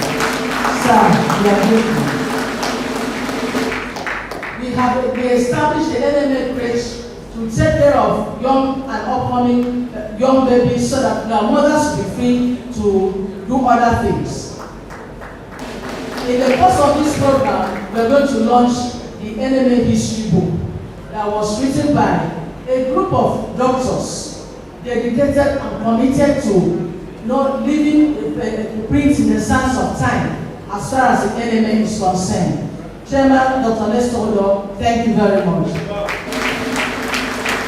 We have carried out 2 editions of the NMA Health Integrated Services Medical Outreaches. One was in Ikorabasi in 2022. The last one was in Oro in 2024.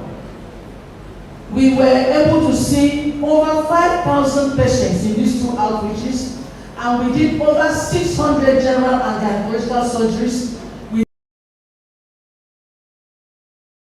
did ENT surgeries, we did dental surgeries. We are very grateful to our sponsor, Engineer Uwemokoko, for touching lives, for changing lives, for giving hope to the people. God bless you, sir, as you make your way to this location.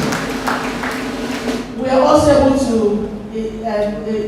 with the format as the foundation for the Maroon, we are also able to do another outreach in Ikorabasi, where over 1,000 patients were seen and over 100 surgeries were seen. As far as assets for this association is concerned, we took delivery of a 300 kVA transformer from the Ministry of Petroleum Development. We are grateful to our governor, Pastor Moino, for doing this time. Thank you very much. And we're also very grateful to our Amazon, Dr. Valerie Obo, for facilitating this. In the course of this event, we will launch our history book, A History of the Nigerian Medical Association, Akwa Ibom State branch. This book tells our story and the involvement of medical politics in Akwa Ibom. I can assure you that it will make for a very interesting reading. We will also present a word of honor to some deserving persons as a mark of appreciation of their work in the health sector and NMA Akwa Ibom State. I want to use the opportunity to thank His Excellency Pastor Moino for the many strides in the health sector as he strives to fulfill the Arise agenda.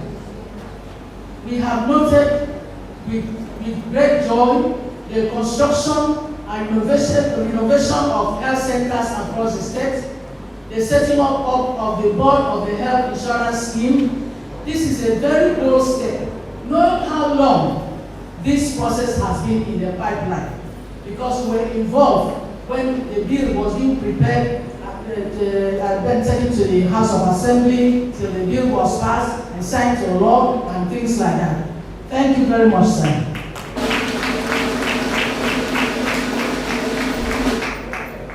We have made a lot of progress in the health sector in the last few years in Akwa Ibom State.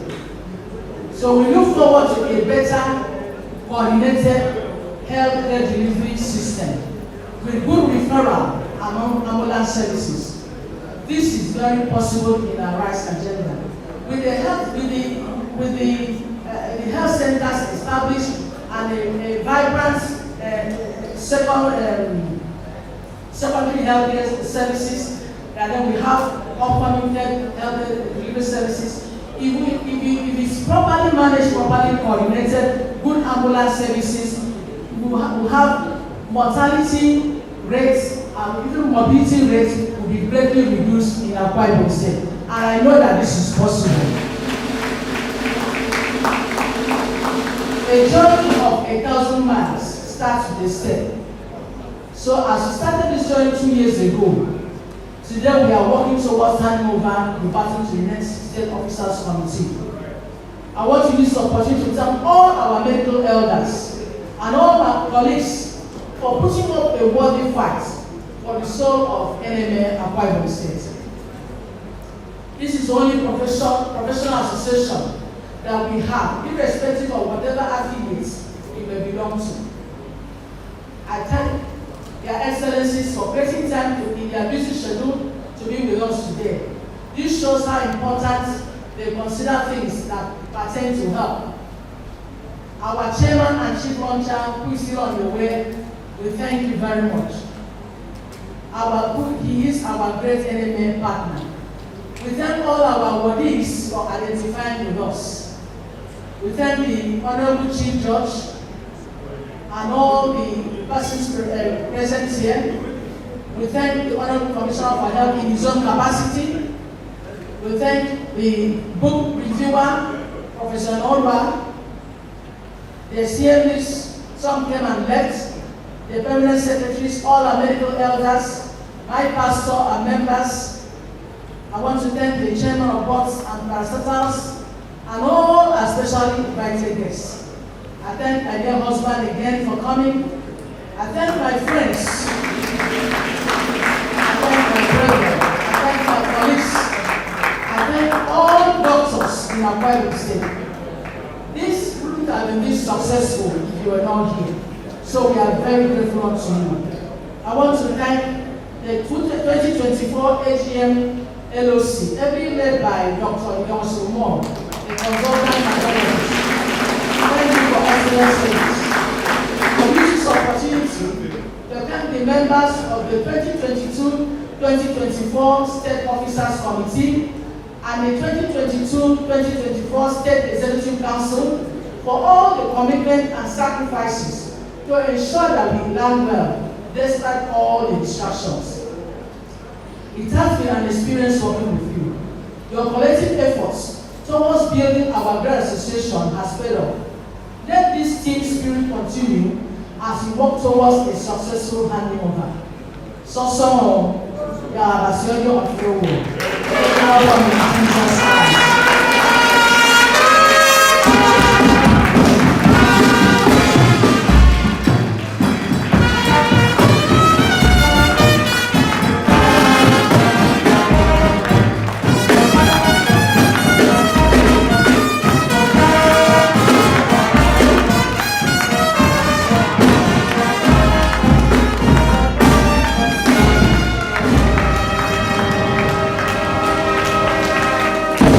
I think she deserves another round of applause.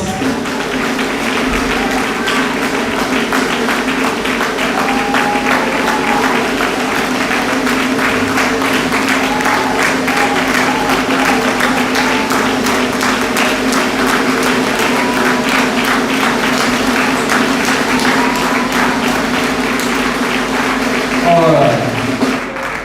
I almost wanted to allow that standing ovation to go on for 18 minutes for the 18th chairman of the Nigerian Medical Association of Akwa Ibom State. But for want of time, maybe during the dinner, I will give her 18 minutes motivation. Well done, the 18th chairman of the Akwa Ibom State Medical Association, NMA Akwa Ibom State. Please put your hands together for Professor Peters.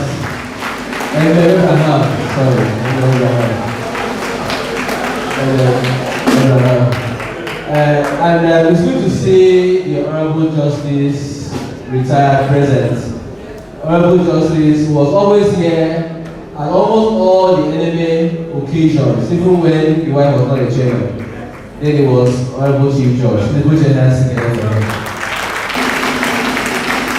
Thank you, sir, for the support you have always been given to NMA and you always give. The time is fast spent, so we have to run to the keynote address. Our keynote speaker traveled all the way to be here in Akwa Ibom for this event and has waited patiently for this moment. I'd like to invite Dr. NMA-AKS to please help us with the citation of Dr. Ibrahim Wada, OON.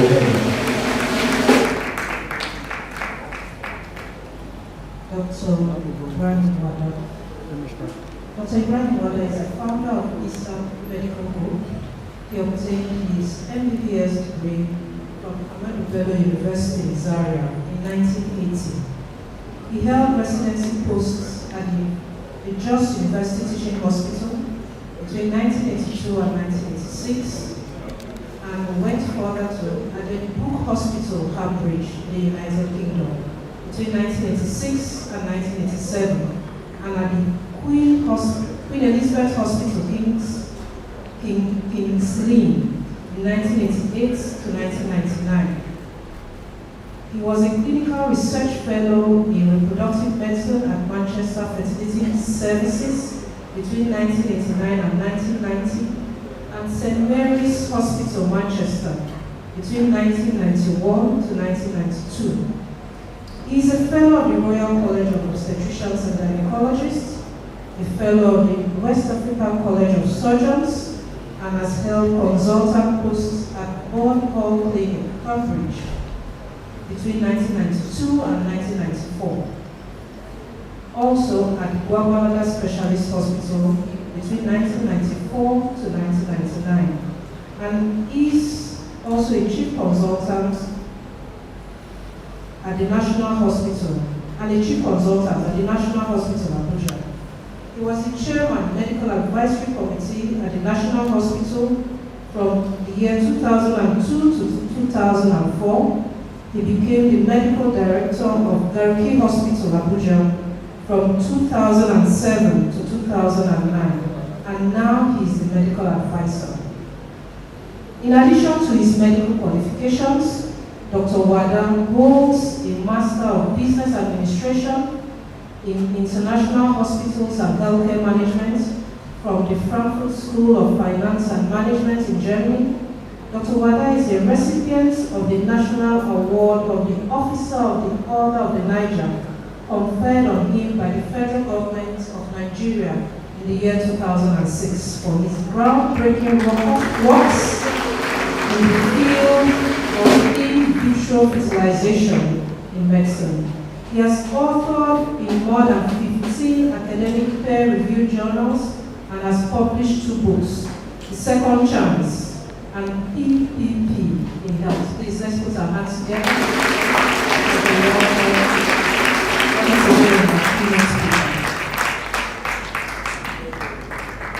Ladies and gentlemen, please put your hands together for Dr. Ibrahim Wada, OON.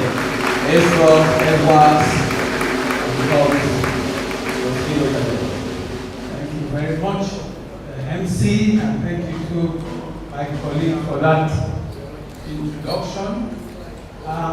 His Excellency, the Executive Governor of this blessed state of Akwa Ibom.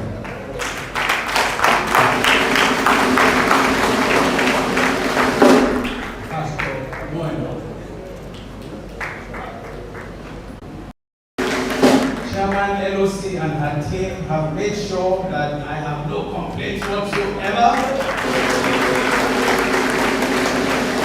That and that since I come here a few times a year to play golf at the best golf club in Nigeria,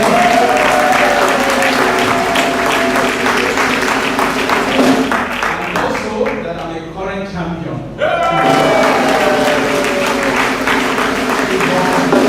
Ibom Open 2024, I was here. Now that the speaker on the finance, I'm trying to get his name, is he's not here for me to ask him whether I'm a true veteran. 7 years past the veteran age of 60. I wanted to ask him if I look okay, financially and otherwise. But we are here to discuss something critical. Why are we spending so much money on healthcare? You know why? Because the Lord Almighty, when He created us with all that finesse and labor and allowed us to come to this world, He said we should be here for 70. Does anyone want to doubt that? During that time, there will be so many threats to that divine decree, to the extent that too many of us do not see our 70th birthday. We do not witness our 70th birthday if already taking our message home to our Creator. Somebody is controlling the slides, so if you can move please. And so, I'm here, yeah, thank you. Go past that one because I've been introduced already. The advantage I have to be able to talk about individual or community health issues is because I was exposed both at home and abroad, both private sector and public sector, and have participated in groundbreaking research, which is ideal that many people are benefiting now, and also the prevention of sickle cell anemia, so that those parents at risk and with confidence have children that are not SS. So we are going to talk about the importance of healthcare. What does the world believe is minimum standards? Where are we in this blessed state, AKS? How can we reposition ourselves to even the minimum global standards? And the next slide is showing you that honestly a lot of effort is on ground. You can see there the Ibom Specialist Hospital, which I think is a flagship hospital of the state, and also the Uyo University Teaching Hospital. Both have taken millions, if not billions, of our currency because of the importance the governments have attached to healthcare. Not to talk of what is happening in many other cities in this blessed state. And you can see, so there's federal contribution, there's state contribution, there's even local government contribution, all trying to achieve that. We do what? Obey the law of God. Stay here for 70 years, please. Before you go, we need you. And more will keep on being poured in. Next slide for that. So you see our president and the blessed former governor of your state. So you see the walk of life from cradle to your grave, child. As a man, you go, and if you are lucky, you use a walking stick before you go. But the woman is a little bit different. Midlife, or just before that, she must produce the next generation. What is so important here is that too many to the next generation pay the maximum price for it. And that is why we mustn't falter. We must keep on pushing for better health. No woman must die trying to have a baby. None. So our work is still cut out. Next slide will show us more of that. Okay, before we go to the next slide, sorry, what are the key threats that don't allow us our full tenancy on this planet Earth? That's what medical profession is all about. You can see, okay, you are just coming out of COVID, more or less. That's what I mean. Threats from malaria, everywhere. Infection. That's the number one enemy from birth. That's if you are not lucky to have chorioamnionitis before you are born. And then you have non-communicable diseases, hypertension, diabetes, all sorts of things, cancers, organ failures, trauma. These are the enemies. And so every healthcare provision is trying to say, God says the man should be here for 70 years. God said the woman must not die having a baby, which is her human right, because that's why God made her. God said people must achieve their maximum potentials, not be ill for most of those 70 years, be free. So if we go to the next slide, what I've tried to do is to look at global indices and say where are we as a country versus where is a representative of the so-called first world. You will see our babies die before their first birthday more often than others in the first world. And I chose Denmark just out of my heart. A child born here out of 1,000, 72 will perish before their first birthday. Infant mortality. What's it in Denmark?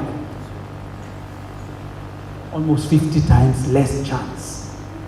2 per 1,000 and going down. What about the mothers that have just cried about? 900 out of 100,000 will perish. And we are supposed to even be clapping because just before the SDG, it was far higher than that. Yeah? So mothers perish in childbirth, 900. If they were Danish and having children like us, what is their chance of dying? 4 and going down. So divide 900 by 4, you will see why I shed the tears. We still have more work to do for our people. How long do Nigerians live compared to the Danish people? You see, if we live to be 55 on average, we've done well. I haven't said about infant mortality, maternal mortality, haven't said about all sorts. So we live 30 years less than a Danish person in God's earth. Surely our work is cut out because we have, when we were being born, the tenancy agreement from the Almighty God is the same, whether you are Danish or Nigerian. So why are we 30 years short? Your work is cut out. Next slide. So when you look at a population now, say you are measuring age groups and so on, what portion of our population are above the age of 65? And you know, that's when old age starts now. It's no more 50 something. It's 65, you're still a young man. I'm 67. My brain tells me I'm a young man.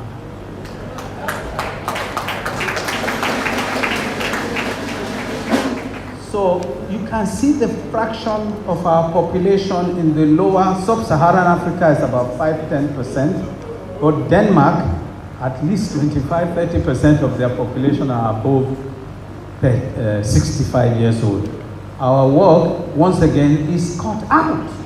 We have a lot more to go. Let's go to this blessed state in the next slide. Even the shape is like the heart. A loving state. Yeah, you can triangulate it more or less, you know. Well endowed, blessed. I think even the blessing from the people of Akwa Ibom State is far more than what is on the ground, whether it's oil or gold or whatever you have. I love the people. And I love your culture, and I love your food, and I love the way people dress. This is a typical Akwa Ibom man. So there is an identity. There's no identity crisis in this state, in that sense. So please hold on to what the Almighty has given you. I haven't been, next slide, I haven't been to NMA-AKS, I haven't been to Abak, nor have I been to Ikotabasi or Oron, but oh wow, what great names even, what great places you have, a potential that I saw that at least Uyo and Akwa Ibom State will one day beat the United Arab Emirates.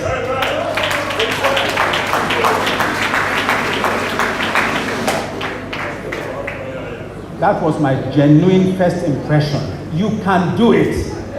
Especially when I saw the other government putting up a complex building here, tall, and I said, these people are trying to tell Dubai, stay in your place. We're going to be the Dubai of Africa. And so help us God. So if you look at the next slide in terms of your wealth, you are the third richest state in Nigeria. But I want to put your attention to what we call per capita GDP. How much money do you have per population head? One person. See, 2,900. And what I showed you about Denmark and about the first world is based on how much they are able to spend on their health. So, whereas here in Nigeria, not necessarily Akwa Ibom State, but I think it's not far, we spend less than $70 a head on the individual health. You know what they spend in Denmark? Almost $7,000.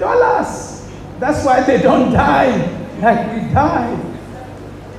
But what Denmark spends per capita on health is more than our total. If you are using a world comparison, it's more than our total wealth per head. What am I saying? Our work is cut out. We cannot rest. Productivity we cannot give up. Trying to be first world, we must never give up, because we deserve even a better health situation than anywhere else in the world. And if we go to look at the facilities and the professionals that look after our health, now talking about Akwa Ibom State, the blessed AKS, you will see there from that slide that in terms of doctors, the World Health Organization said, you know what, every 1,000 people in the population need to have one doctor to look after their health day and night. If Akwa Ibom's population is 7 million, close to it, that's what I've gathered. What is the implication of doctor to patient, population ratio? We should have 7,000 doctors in Akwa Ibom State. 7,000. I didn't say 1,000. We don't have 1,000 now. What does that mean? We cannot sleep. We have to train the healthcare personnel so that every side from Oron to Ikorebene, somebody has a headache, there is a doctor nearby who will make sure he doesn't disappear from this world as complications of that headache. That's what I mean. What about, okay, I can't, mine is disappointing me. I think that's the last column. The number of hospital beds that should be available per 1,000 is 3.4. That means Akwa Ibom Blessed State must have 23,800 beds. Say, 24,000 beds should be available in this state if every citizen is to have good enough access when they need help. The first one is the number of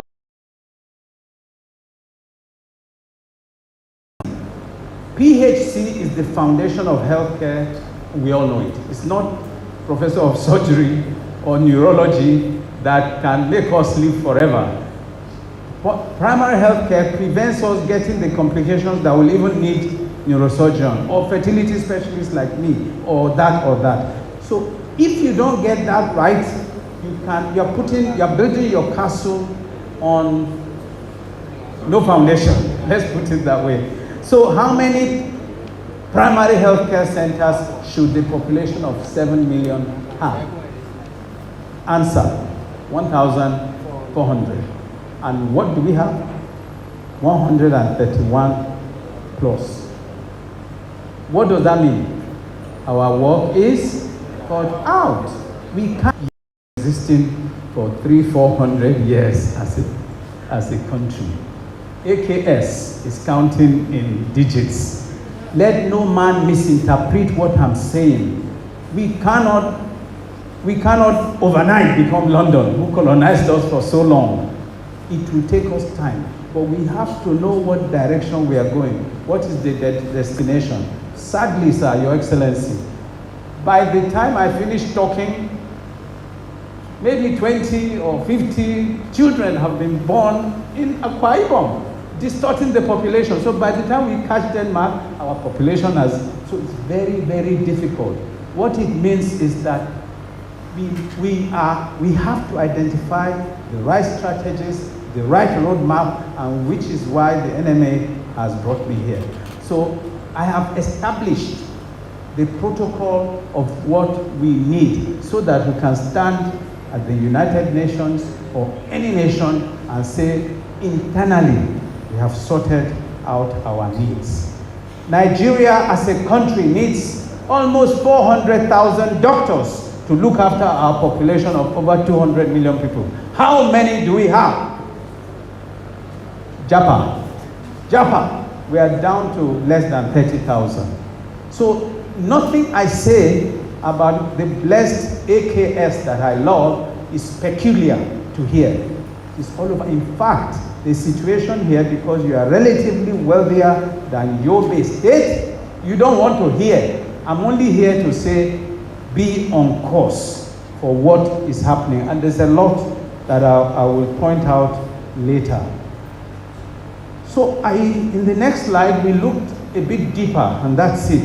In the healthcare personnel, you have doctors, you have pharmacists, you have nurses, other healthcare workers, and we looked at real figures for Akwa Ibom State. Many thanks to the Commissioner for Health for supporting this talk by giving these figures.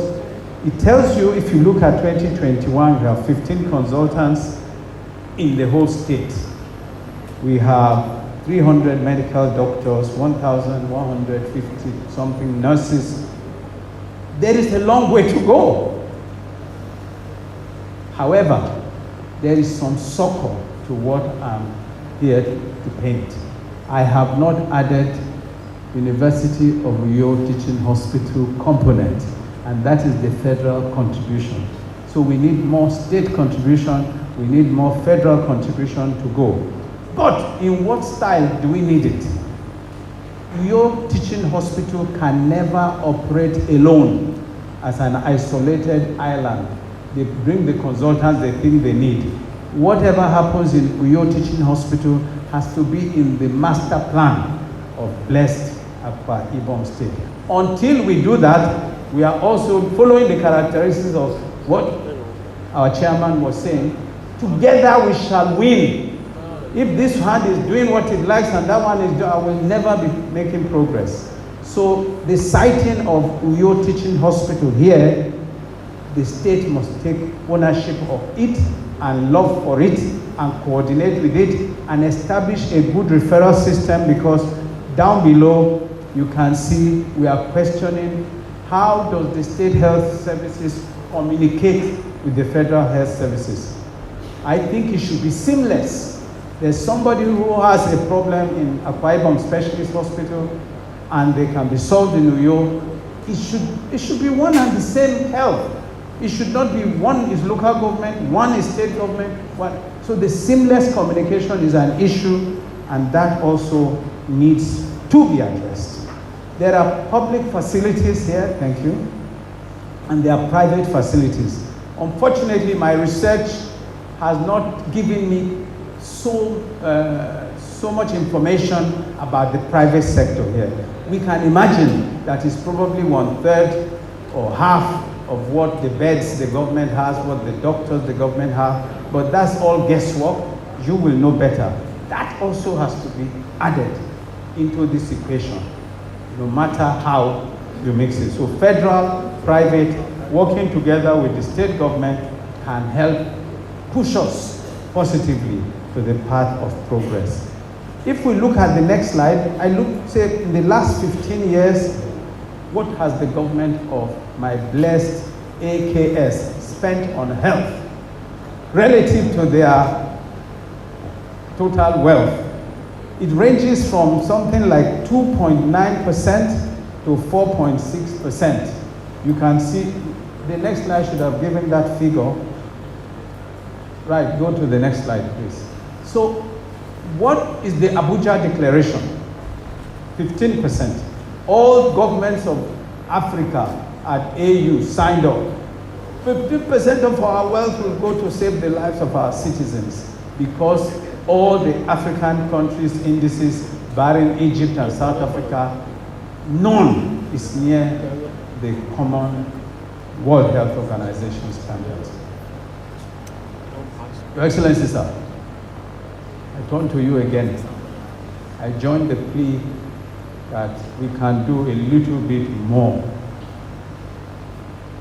to support the health agenda, and I think there's an Arise agenda. I'm sorry, I've not studied it, so I hope that health is a feature of that.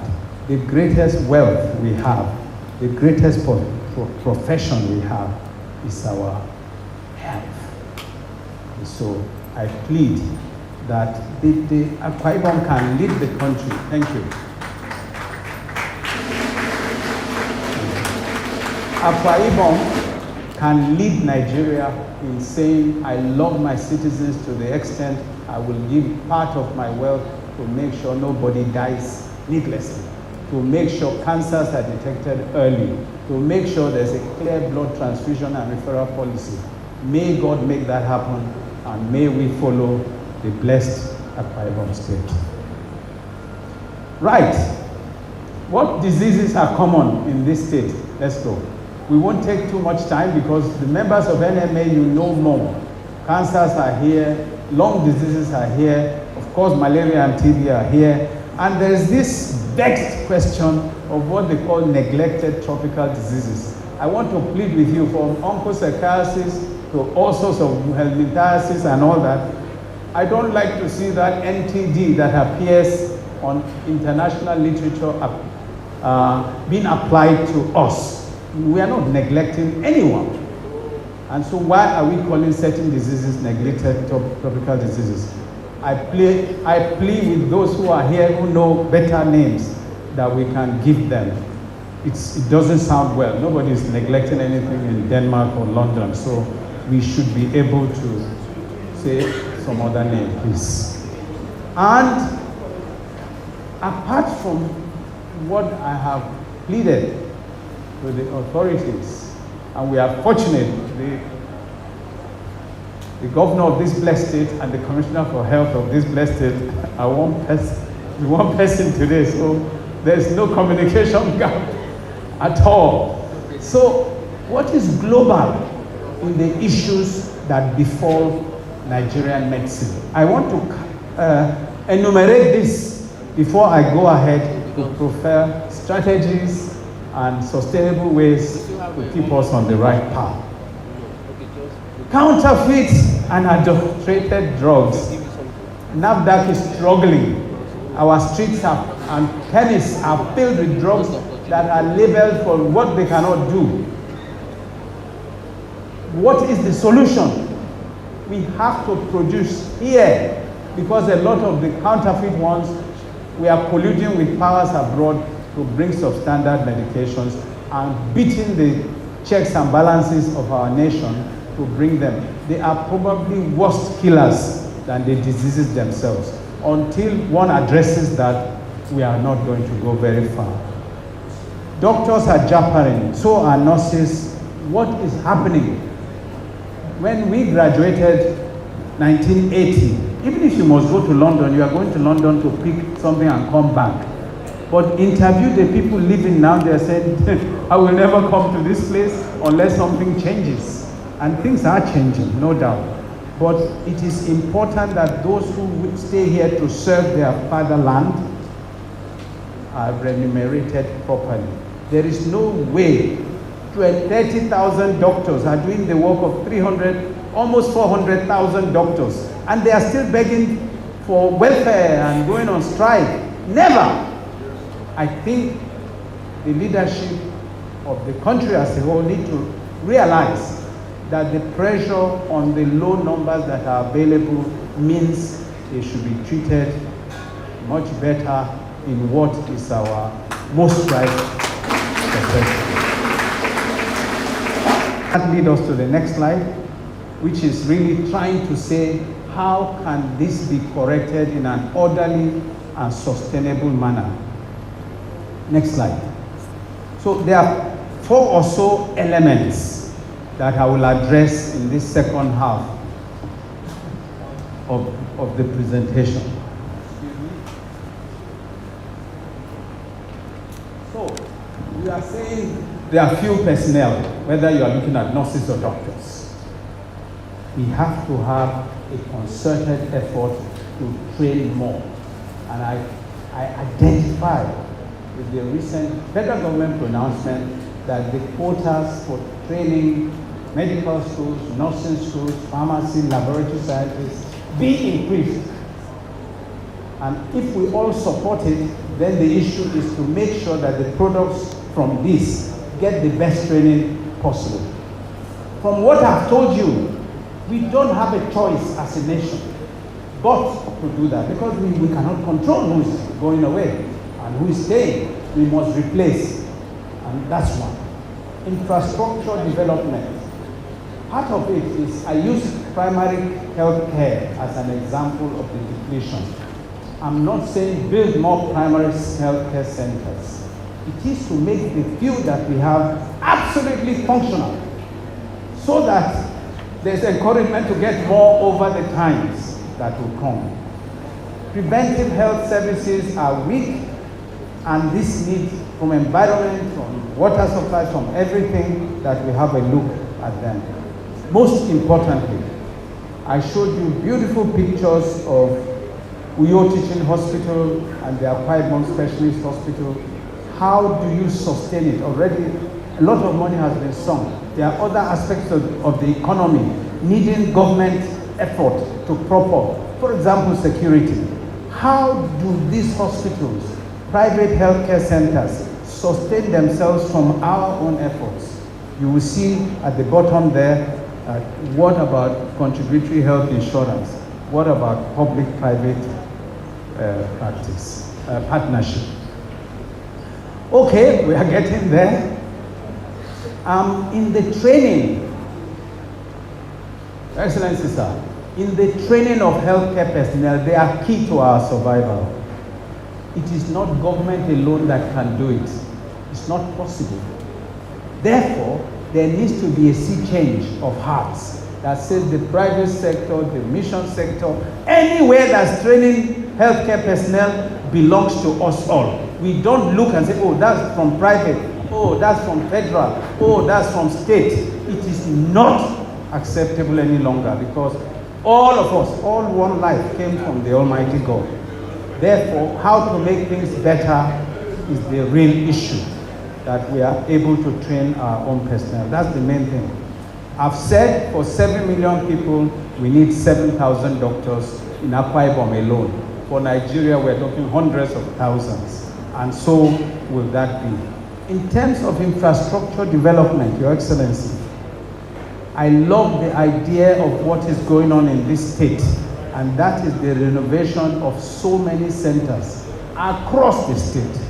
It's the right thing to put the equipment there, to gradually, once these are absolutely functional, to gradually add more that will take us to where the world is, the outer world is now. As for our primary health care facilities, which everyone says this is the foundation of medicine, this is the foundation of health. For too long, we've not been able to come out boldly to say we have the best primary health care in the world. And what does primary health care mean? Next door to you. You don't have to go into any traffic before you hit the doctor. Normally free of charge at the point of delivery. So there's nothing like I don't have money and that's why I cannot even go to my private healthcare center. That must be insulated and isolated in any way and manner that people are voluntarily coming. I have a tummy ache, I have sight issues, I have dental, I have this. Or even you don't have any problem, but statutorily you go there once a year or twice, once in 2 years, am I okay? Those are the functions of primary health care centers, which are, and we all know as doctors, the foundation of even more advanced health care. How can we revitalize them? How can we make them a pride to our community? It is not by government alone. My proposal, and the proposal that is working in England today, is public-private partnership. Let the doctor who is going to the remotest village in Eket be part of that clinic in terms of his livelihood, in terms of his remuneration. So he's interested in the continuation of that primary health care. If that works, we've solved the problem of secondary, and government can now face secondary and tertiary with their resources that are at their disposal. So partnership for running our private healthcare with co-investment. It's not that government should build and furnish and that's no. The doctor there should also be able to co-invest with the doctor or nurses, whoever is at those remote outposts. There must be incentives that make them love the place, and it must never die. That will save the lives of our people. In terms of community and preventive health, immunizations, environmental clean water, health screening, state centers for disease control. We saw COVID here. We can no more allow a gaping hole. And I think many states are having their own, not just national disease control, but state centers for disease control. So this can be picked up early and alerted at the federal level, and working together, they can nip epidemics, not to talk of pandemics, in the bud and save lives. Next slide. How can we sustain healthcare financially? Government allocation is just part of the story. It's not the whole story. One of the stories is health insurance. And Excellency, I salute you and the government that Akwa Ibom State has a health insurance, the national health insurance, but we need more than that. We need health insurance plus, so that the chief justices of this world, doctors of this world, can have a seamless through. Why? Because NHIS says, well, that's not covered. Excuse me, I am me whole. We should have the opportunity that people can say, look, pay a little bit more, you can have cardiologists, endocrinologists, this and that, which is not what is happening. So we need community health insurance. We need private health insurance to complement what the state and the federal government are doing. I have no doubt about that in my mind. Why? We're already very low. We need to come up. We need investment, one way or the other to boost what is going on to be. And I think the low premium of NHIS should not be copied by Akwa Ibom State. Akwa Ibom must go further than what, and am I right? Yeah. Colleagues? Yeah, I thought you would say that. I think Akwa Ibom can do a bit more, extend the cover, put a bit more, let the people also contribute. I don't mind if it's yam tubers they want to bring, or oil palm, or whatever, it's currency. Like you remember the cooperatives of those days, some organization will buy and pay to the health insurance. Please, we must not look at government alone for all our problems. That is a distraction. More and many more new challenges will come to government to protect you, and their resources are not infinite. So what sense does it make that Akwa Ibom will sort us out, Sokoto State will sort us out? It will not happen. we must also, self-help is the best help. So we must contribute to whatever we are trying. Next slide, please. What about the public-private practice partnership model? At this juncture, you need to know all the possible models. You know, you can just build your hospital like the Ibom Specialist or Uduth, like they did in National Hospital. They got some people and said, you manage this for us, because government has no business in business. Huh? This is true. There are policy, there are regulators. They don't have to run hospitals or any business by themselves. They get alliance with the private sector, bring management. I love Ibom Air. I think we should clap at this stage. Please. Nigeria Airways fails. No trace. Nigeria Airways fails because employment of pilot is their government problem. Commissioners and ministers will travel with their families, they will not pay. What happened to Nigeria Airways? Chrome. Ibom, you've shown the way for the country. Business is private sector driven. Ibom Air can never collapse or fail like national. So you can have a management contract, you can have a concession. What does that mean? This is a public health facility. The charges must not be like private health. So the government can build and say, look, you take whole management control, whole investment control, and we will just regulate you. That's a concession, but your charges must reflect that. And then you can build a hospital when you need more private, more primary healthcare centers. There are investors here that can build, operate, and transfer back to government, build, operate, and own. Those words, if you are familiar with them, any government can do a mixture of them for almost running any aspect that will allow the state to progress. So a few slides, next slide. A few slides is going to show you the daylight of concession that have been part of for the past 17 years.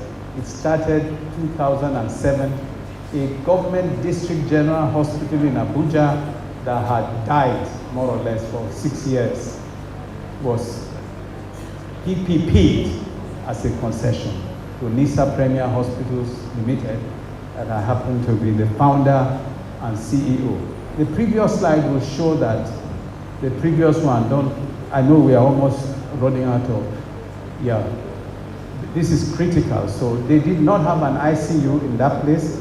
We put it, and seeing that ICU is, they didn't have a theater. You can see what theater they had was really run down. It's not somewhere you want your relative to be operated on. But look at the right side. Once they did the PPP, we are talking of heart surgery now, we are talking of kidney transplant surgery, we are talking of all sorts. Yet, Excellency Sir, 1 naira of government money is not there. This is investment to complement what government has done to give service to a people that most deserve it. Next slide. Quick. So that's the lab before. Look at the automated lab on the right. Next slide. That is the radiology department of before. Truly, you will not believe this. But now it's boasting of MRI and CT scan and all that. And if you look behind that, you will see where human beings used to stay in the old, on the left. Next slide. You can see that, but look at the decency of accommodation. I personally believe when you are sick, that's when you need an accommodation better than Hilton or Ibom Icon. And I think we should put it in our mind. Why? That may be the last place of this earth that those people will visit. Some will die there. So why should we manage as if we are there? I don't believe that. So we cleared that garrison accommodation and made it a patient-friendly environment. If, unfortunately, you have to go, your memory of this world is not as harsh as in the other. Again, I stand to tell you, we pay government to do all the things I've said.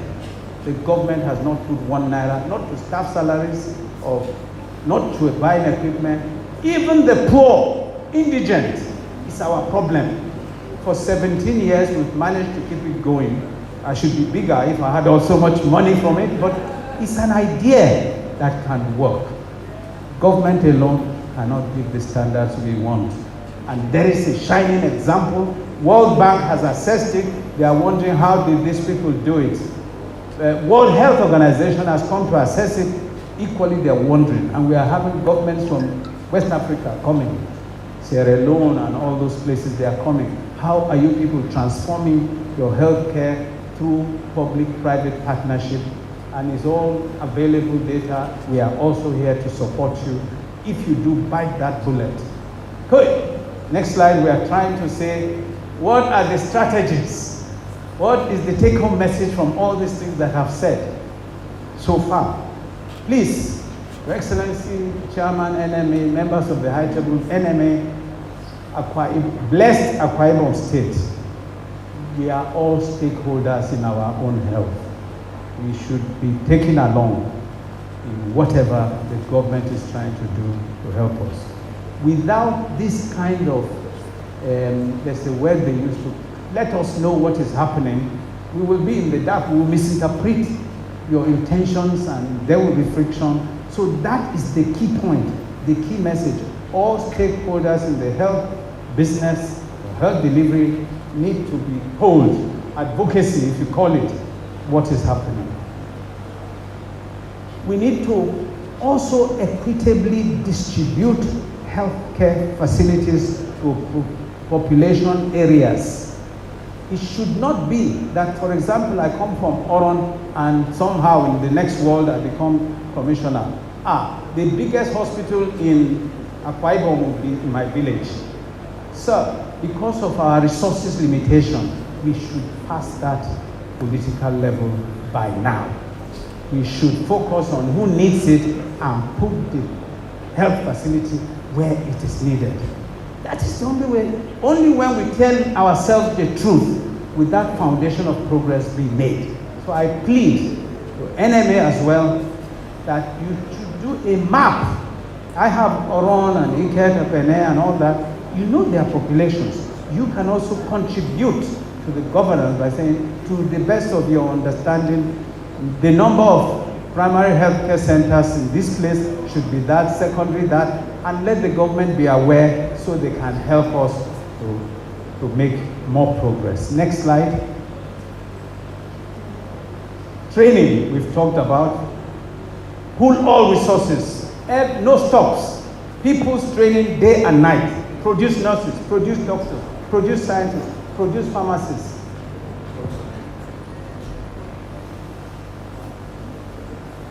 I'm done. So, and I've taken time to say, please support private sector participation. We have one life policy. Federal, state, local government, and private must work in synergy. Nobody should be called to order otherwise.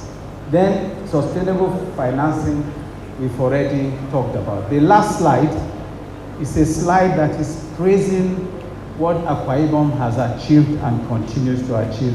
Very impressive. I have read a lot about the establishment of the state health insurance, inauguration of the Akwa Ibom Primary Healthcare Development Agency, construction of the Ibom Specialist Hospital, introduction of the MCH program, and state health development plan, amongst so many efforts. All of this tally with the message I have brought to you this afternoon, NMA, and there are ways of achieving the progress. With your involvement, with the involvement of all other stakeholders, I'm confident that this state will be #1 state in healthcare. I want to, on this note, stop here and thank you for giving me the opportunity to come to talk to this state.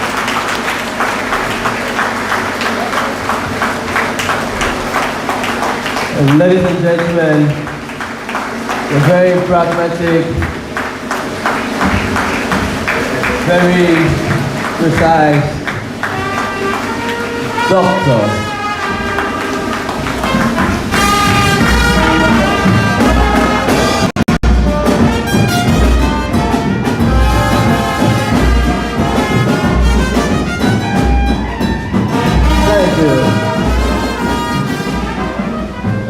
Thank you. Dr. Ibrahim Wada, OON. Please put your hands together for him. Put your hands together for him. Such a wonderful delivery. Unlike the past that he mentioned earlier, Dr. Wada knows these parts of the world so well. I'm sure he must have done income and Afan while he was here, and he will do more, Afiafere and the rest, before he leaves Akwa Ibom. Please put your hands together for him, put your hands together for him. Thank you, sir, for such an impactful delivery. And so we're going to do two things in one long minute so that His Excellency, who has other things to do, can also go to attend to other states matters. We're going to unveil the book that is about the history of the NMA. Before we call on the book reviewer, I would like to call on the chairman of the occasion to say hello. We'll just say hello so that when he has arrived, a lot of people were looking forward to him and we're asking me, where is Nensek? Where is Nensek? Ladies and gentlemen, a man who philanthropy is his second name, a great supporter of the Nigerian Medical Association, a man who his company has sponsored lots and lots of medical, surgical outreaches in the far length and breadth of Akwa Ibom State. Engineer Stephen Okoko, a friend of NMA, CEO Nensek. Welcome to my vacation.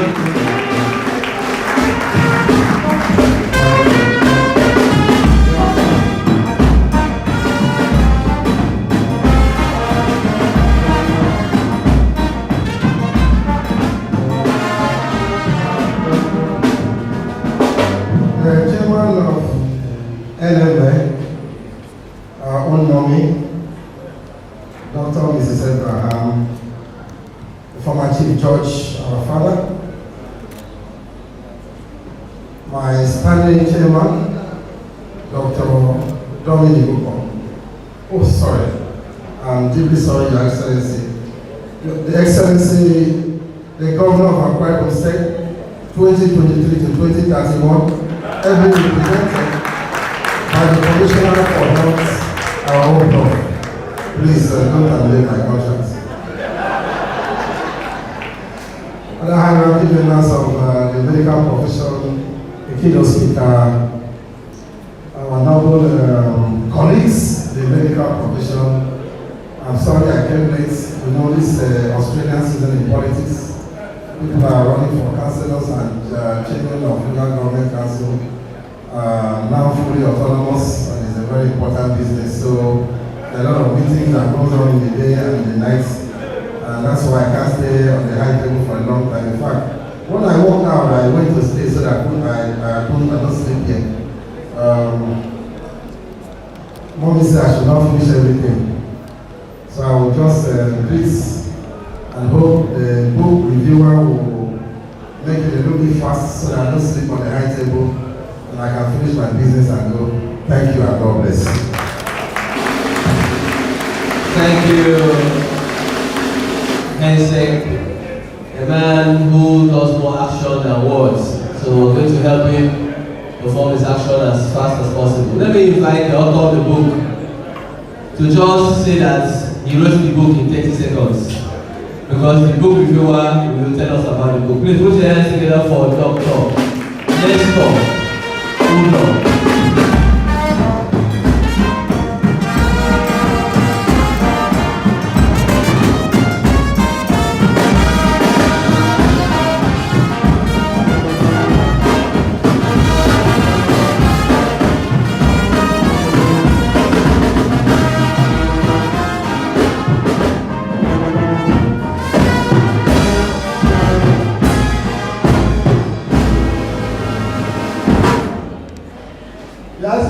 The Executive Governor of Akwa Ibom State, ably represented by his dear wife, I beg to stand on the existing protocol. Today is fast spent. But first of all, let me correct the MC. I am not the author of the book. That book was written by the committee that was set up by the Nigerian Medical Association. So we have to give credit to that committee. I am not the author. I was only the chairman of the committee. And whatever I would have said or not said is amply captured in that book. Therefore, there is aspect, so there is no need to make elaborate speeches. But I want to thank the incumbent chairman of the Nigerian Medical Association, Professor Abraham. I was appointed a medical officer in this state in 1987, and that is the year the state was created. I have lived through all governments, I've served all governments, and I am part of the history of the Nigerian Medical Association. I used to be very happy. At the point I contested the chairmanship and lost. I know everything about the NMA. It's why no man had thought about putting together the history of this association. It is often said that if you develop a girl child, you develop a community. I have seen that, and that is very clear. I am taking an example from myself. Most of the major decisions that I have taken in my house have been influenced by my own wife. And therefore, the NMA has married another wife, has married a wife, not another wife. And that wife is the incumbent chairman of the NMA. For them to do what other men, all men in the NMA, the chairman will not do. So, Professor, I thank you very much. I want to appreciate you for appointing me chairman. I don't know what you saw to do that. But I have to say again that, well, I'm not boasting. I've been with the NMA. And so most of what I know there are from experience. What I want to see now, because the NMA has had very, very serious challenges in the last 3 years. The Nigerian Medical Association was never like this. I was there when Dr. Diaban was the chairman. I was there when Dr. Tirobe is here, was the chairman. I was there when Dr. Eno, I hope he's still here, was the chairman of the NMA. And several others who have really, really achieved. And I can tell you that what I have seen so far is not what it used to be. I'm sorry to say. I am looking forward to the day when the NMA will return to the glory that was bestowed on it by these people that I mentioned and many other people. All that happened at that time, you will see it captured in this book. And therefore, I want to recommend that not just doctors, so everyone in this state should have a copy of this book. Because you never could tell whether your son will want to be a doctor.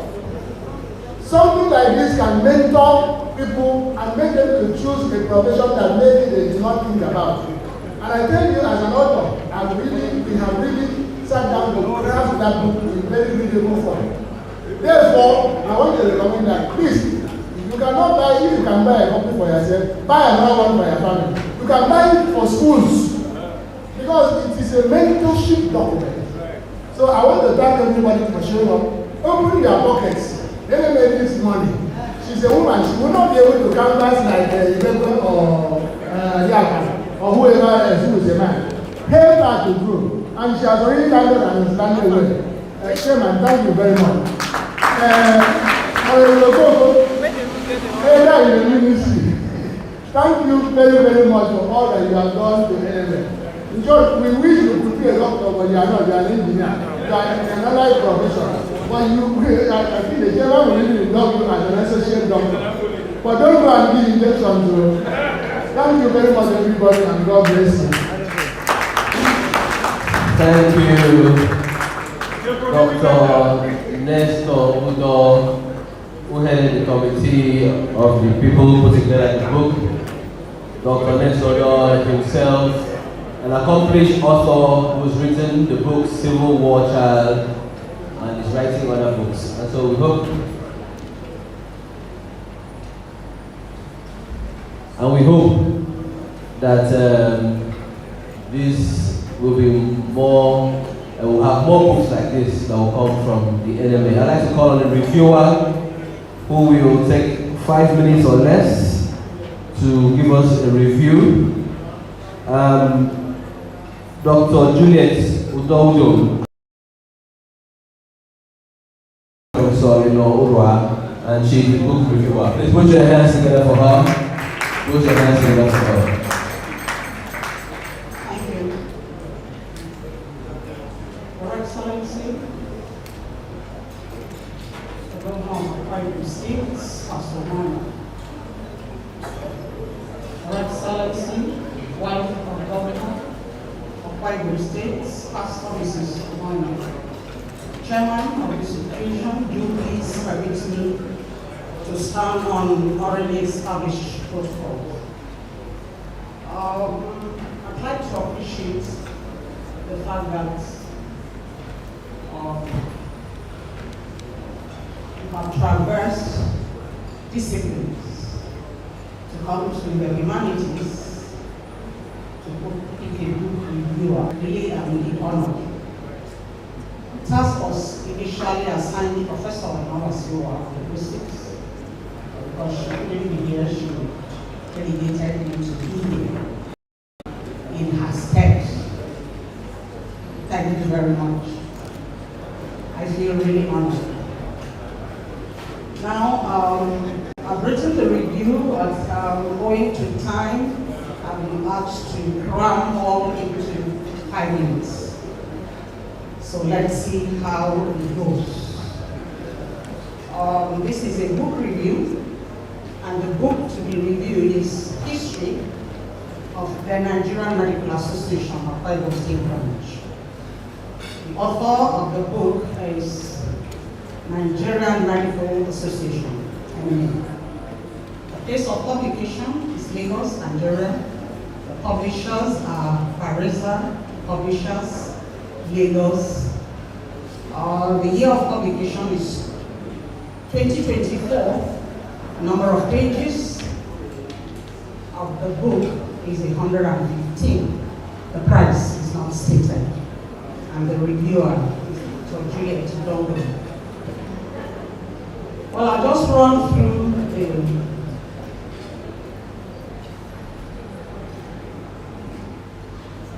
the book has 11 chapters. The chapters are numbered in Arabic numerals as follows. 1. The title of chapter 1 is Akwa Ibom, the host state in history. The title of the second chapter is Historical Evolution and Constitutional Development of NMA.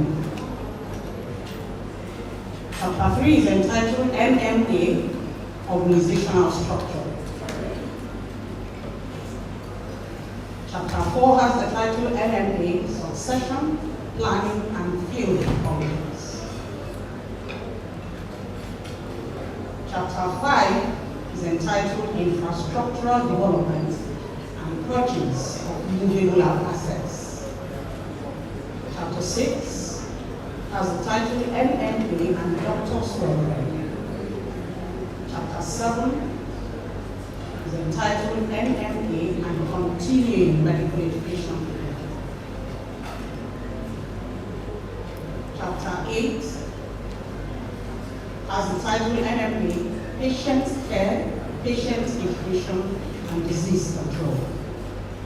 Chapter 9 is entitled NMA and the Challenges of Labor Conflicts.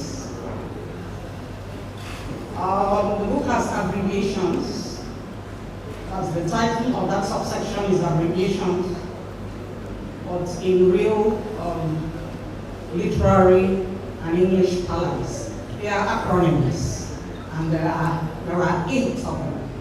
8 acronyms: the NMA, Nigerian Medical Association; ARD, Association of Resident Doctors; CME, Medical Education; and ASMEDA, Association of Specialist Medical Doctors and Academics; NAGGM, ADP, National Association of Government General Medical and Dental Practitioners, MDCN Medical and Dental Consultants Association of Nigeria, and CPD, Continuing Professional Development. It also has references, of course, as a book where it documents where information were obtained to write the book. They couldn't just have sat down in all this and written a book, because the book is currency. Then for the evaluation, mainly the book is written in prose, simple prose. The language is simple to understand. In their introduction, the author said they were going to tell a story, and that is what it is. And in telling a story, in our discipline, we employ the past tense, and that's they did appropriately. Please clap for them. I didn't know that medical doctors would write history. Maybe in this era of collaborative research, they could be collaborating with historians and become medical historians, maybe. All right. So the paragraphing is written because they were able to employ and aptly so employ what we refer to as connectives to transit readers, from one paragraph to another. So there's logical connection and connectivity among paragraphs. So the paragraphs flow and the thoughts flow. The chapters vary in length, and I think chapter 8 is the shortest chapter. Okay. So all in all, since I've been asked to make it short, my impression of the book is that it is a story well told, and it is achievements well recorded. So while commending the NMA for producing this important book for the present and future generations, I strongly recommend it to all of us of NMA, of which I'm one. I have a daughter who is a medical doctor. To all of us of history, and to the general reader. Thank you very much for your attention.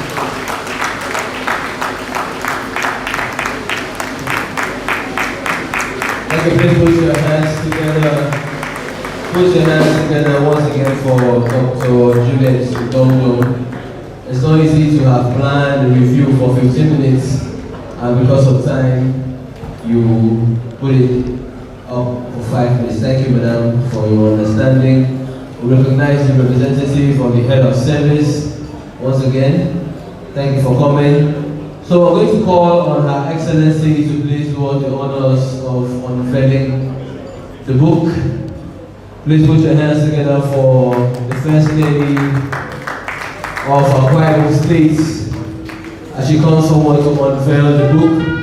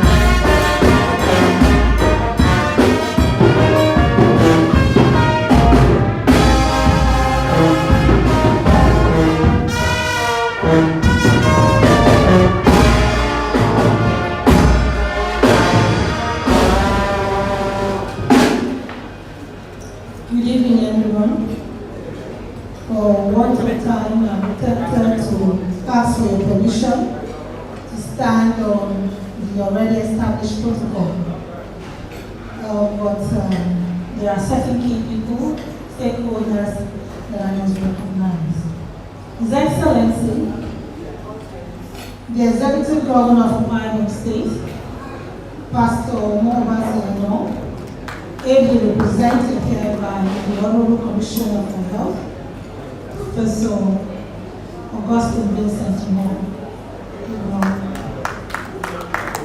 The chairman of the Nigerian Medical Association, our host, a woman with sterling leadership qualities,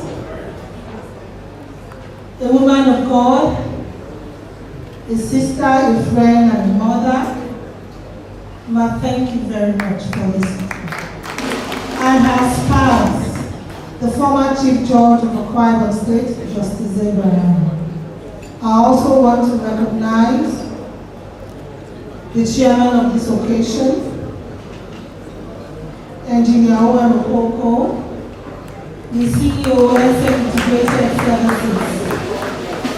Let me also recognize Dr. Dominic Upon, the first NMA chairman and the former Commissioner for Health of Akwa Ibom State. The keynote speaker, Dr. Ibrahim, thank you for your keynote lecture. It has enlightened us and we are very grateful. Let me also recognize Her Excellency Secretariat. They have been formally introduced by the Chief Press Secretary of Her Excellency, but please can you stand up again for recognition.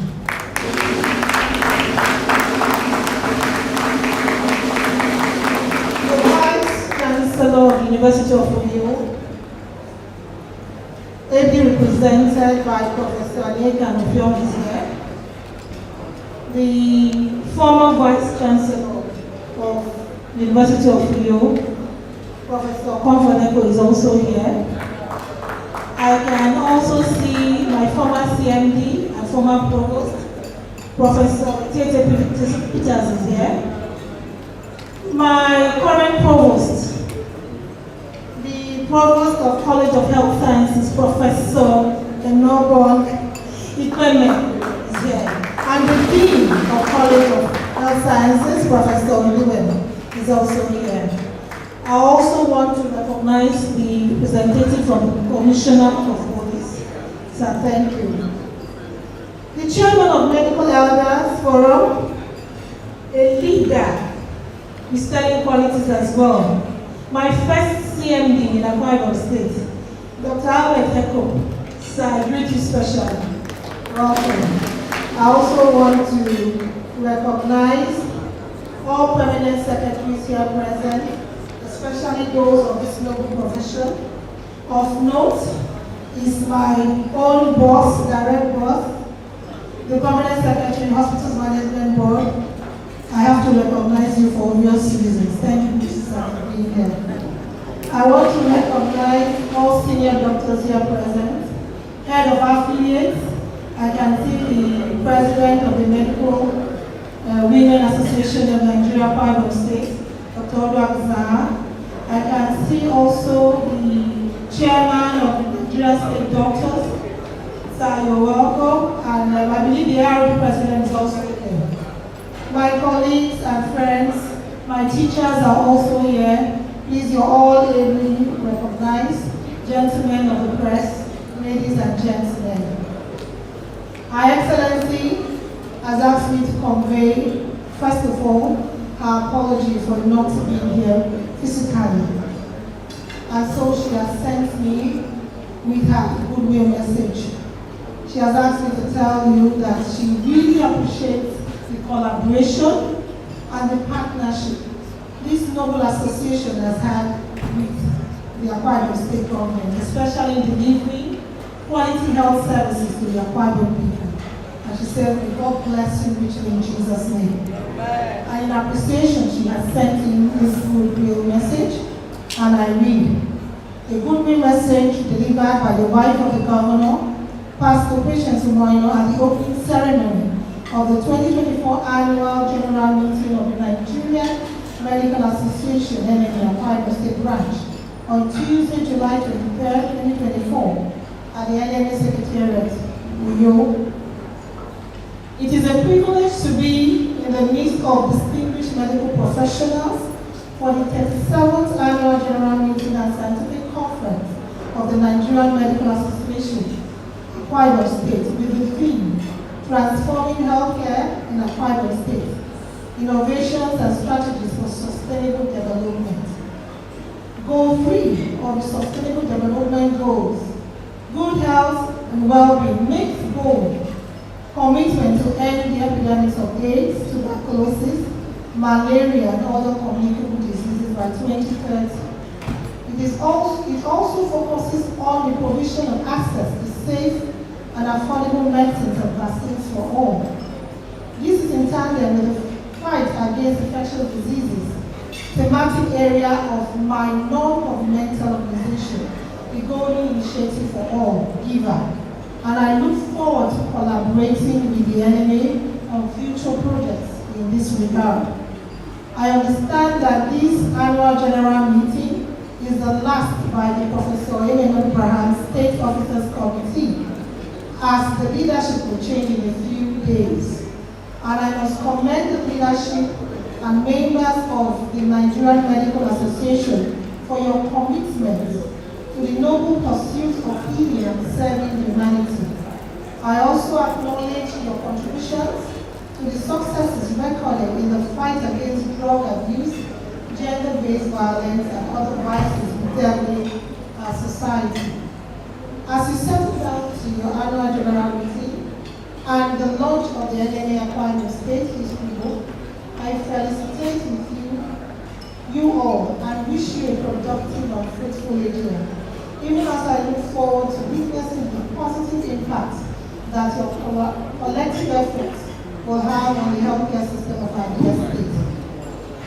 In appreciation, Our Excellency has asked me to pledge the sum of 1 million naira to the Nigerian government, payable as soon as she gets the account. Thank you for listening.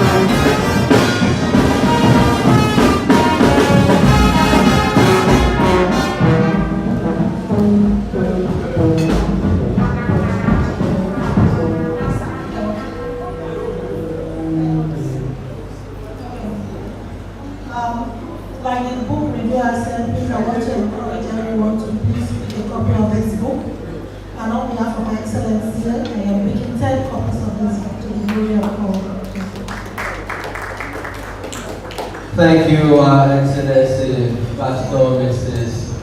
Patience Umoino, for unveiling and landing well. Please put your hands together for her.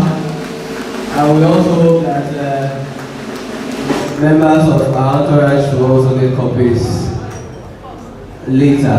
Please don't leave this hall if you don't get a copy of the book. But for now, let's call the chief launcher to please step forward and do what he knows how to do best. Ladies and gentlemen,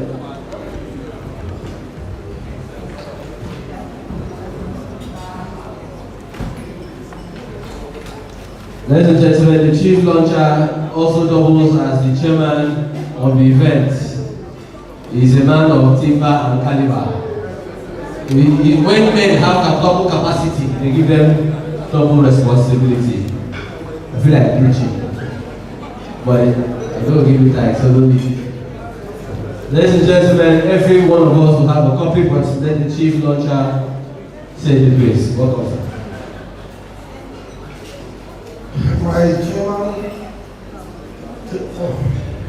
Your Excellency, the performing governor, the best performing governor in Nigeria, Governor of Akwa Ibom State, 2021, Pastor Obama, fully and ably represented by Professor Augustine, Our Excellency, Dr. Mrs.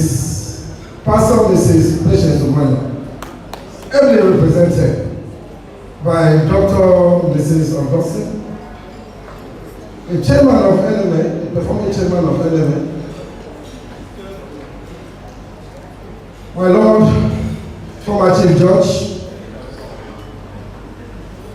I recognize former Commissioner for Health, Dr. Dominic Upo. I recognize all the high people in the high table. I recognize the powerful college of past chairmen of NMA Akwa Ibom State, Executive Council of NMA. I recognize my noble colleagues in the medical profession, friends of the medical profession. I stand tall as an associate member of NMA. To say that you agree.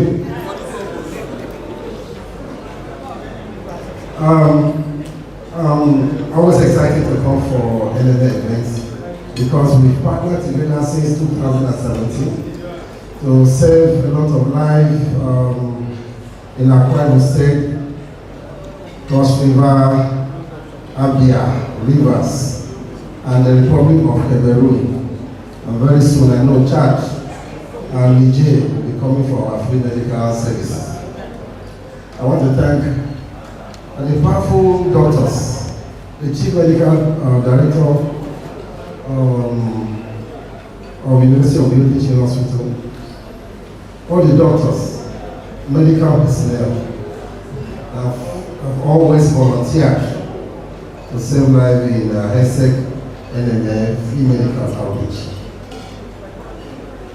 There is no events that NMA or its affiliate associate will invite me that will not come.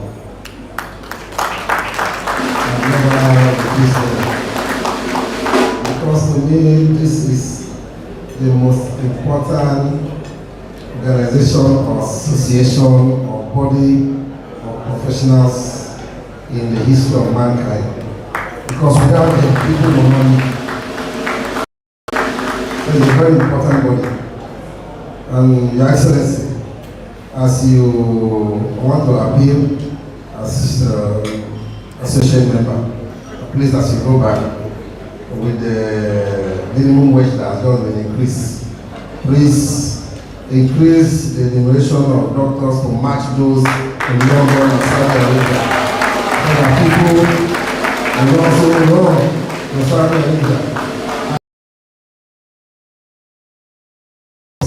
For the past 8 years, they are the best in the world. They have, according to our records, they conducted over 4,000 major surgeries, no fatality. They are the best. You can't have that kind of record anywhere in the world. So I appreciate you. And on behalf of my wife, my children, my family, the strong management and staff of HESEC, we will support our mommy, the chairman of NMA, as I've always done. Support NMA, support the book launch. I don't know how to call it, launch or what, but we will support it with a sum of 5 million naira. Thank you.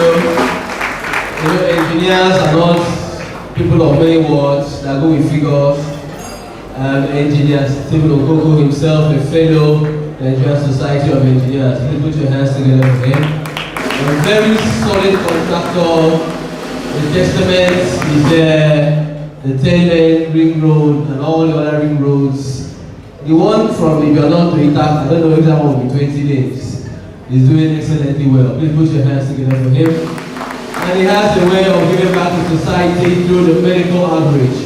From Ikarabasi to Oron to you everywhere, he makes sure that people who cannot afford surgeries can get them, and then life can be better. Partnering with the government to enhance healthcare delivery for the people of Akwa Ibom State and beyond. Please put your hands together for HESEC, for always partnering with NMA. Your Excellency, when you speak, nobody will speak again. And so please, please allow me to beg that your mother association says that you will speak in the next 1 minute after they have called on Dr. Dada and 2 others to receive awards so that you can see and they can take pictures before you. And they will say that the governor was there when they gave me this award. Please put your hands together for the NMA chairman as she comes forward. And we give award to Dr. Dada and a few others who will also, Ibrahim Wada, who will also support the book as they are also receiving the awards. Please put your hands together for the NMA chairman. Put your hands together for the NMA chairman.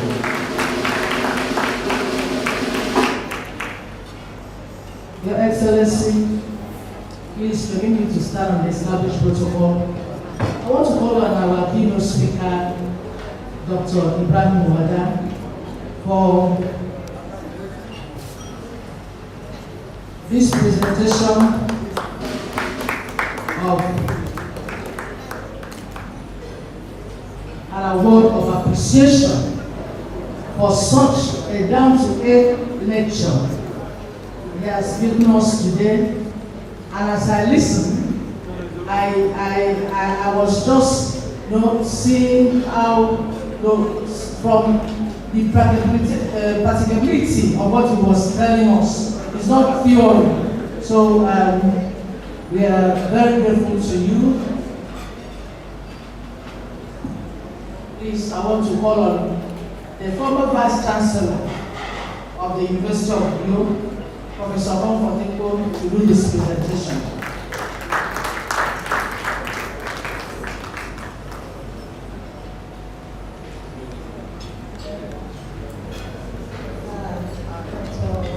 I'm excited to do this. I know you are results, and I am also a result. So you really feel all this afternoon, and this comes from Nigerian Association, and it's given to you for being the keynote presenter at this year's conference. Thank you very much.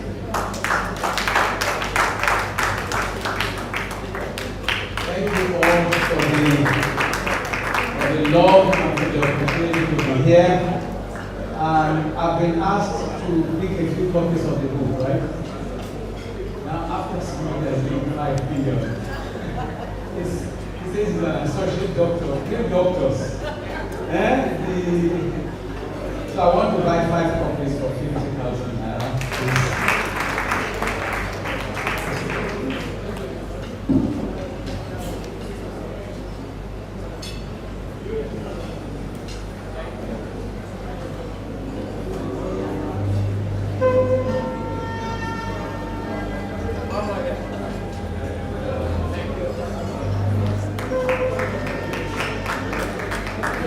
Okay, that was the NMA appreciating Dr. Wada for coming.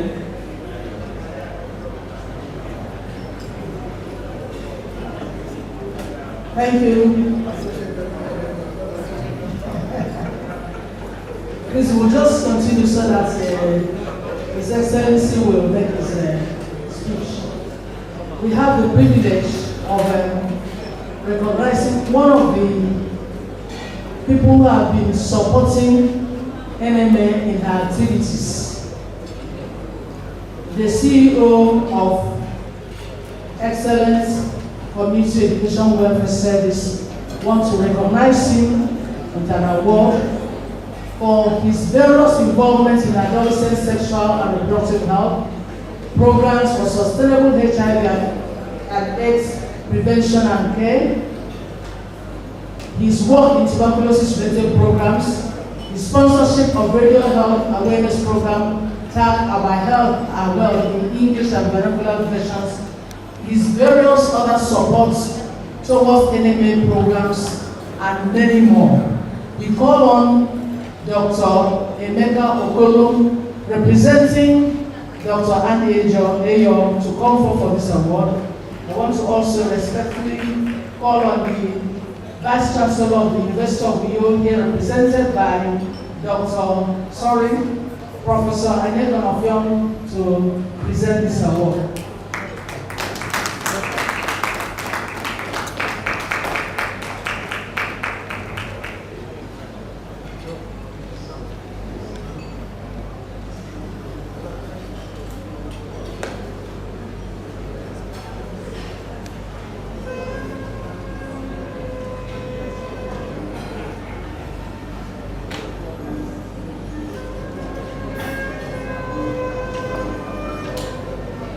Congratulations.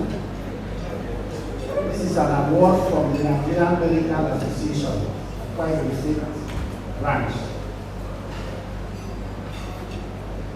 Humanitarian Service Award presented to Dr. Andy Ayo for your selfless service to humanity on the 28th July 2024. Congratulations, Dr. Andy.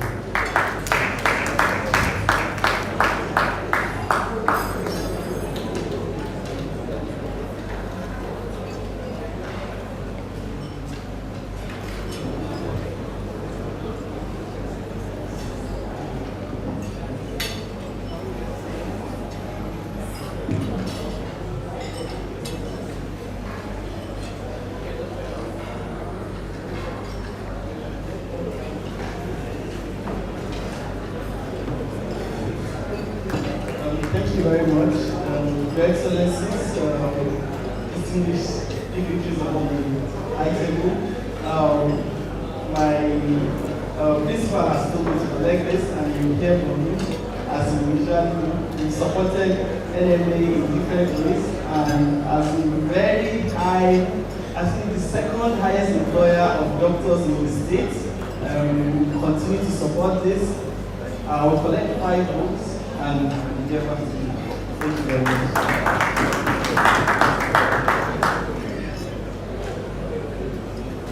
Thank you very much. An award of appreciation is going to be given to Dr. Nathaniel Yafan, who is a public health physician.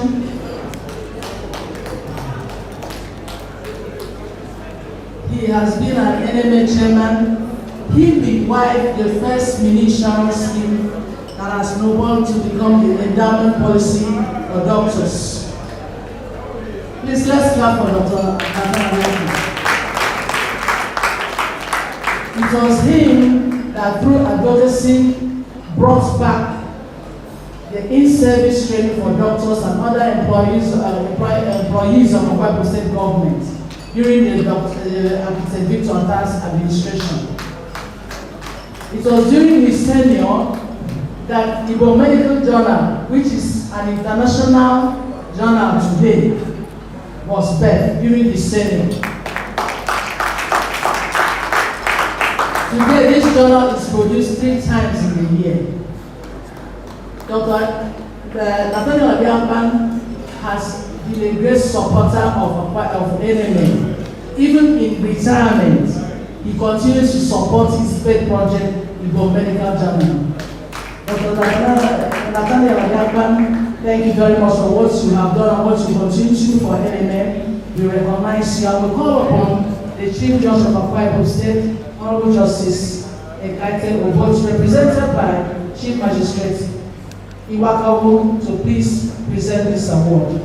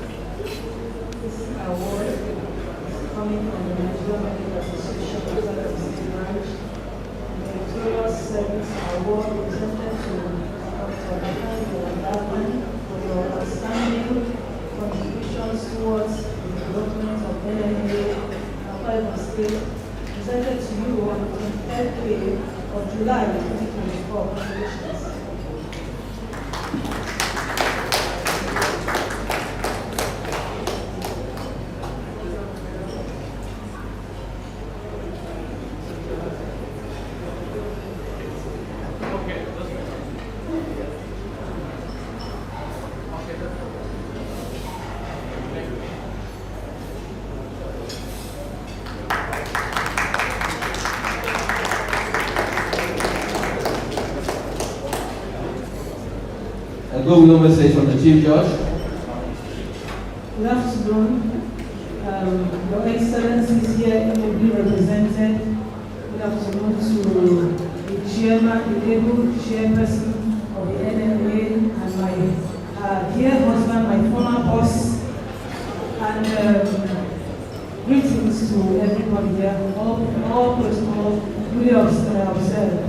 My boss, Honorable Justice Ekaite, has she's unavoidably absent because of pressing and unavoidable state functions. So she has asked me to represent her here, and it's difficult to fill those big shoes, but I'll do my best.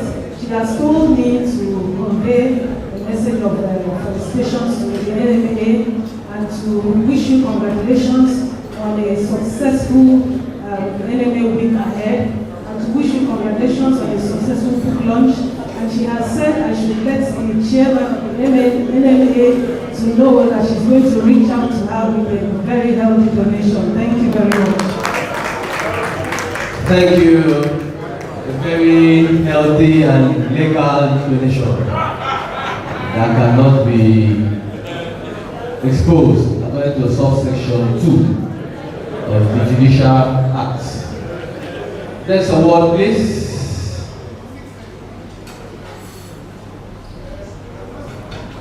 Dr. Nathaniel, it's like you forgot to respond. So please, respond well.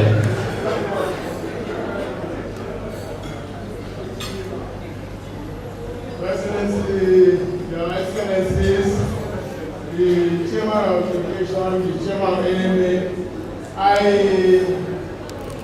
first of all, let me congratulate this woman because she's the first woman to become the Chairman of NMA, and she's done well.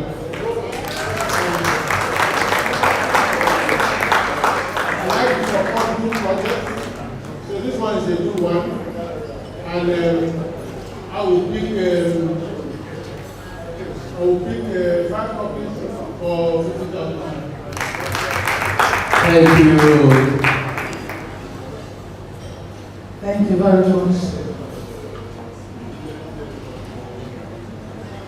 The next award of appreciation goes to Engineer Uwem Okoko. Engineer Uwem Okoko, a graduate of civil engineer, is a great philanthropist, administrator, and healthcare enthusiast. He has contributed immensely to the health sector of Akwa Ibom State. He started a novel collaboration with the Nigerian Medical Association in carrying out medical and surgical outreaches in the state since 2017. We have seen over 21,000 patients and thousands of successful surgeries, and no casualty has ever been recorded.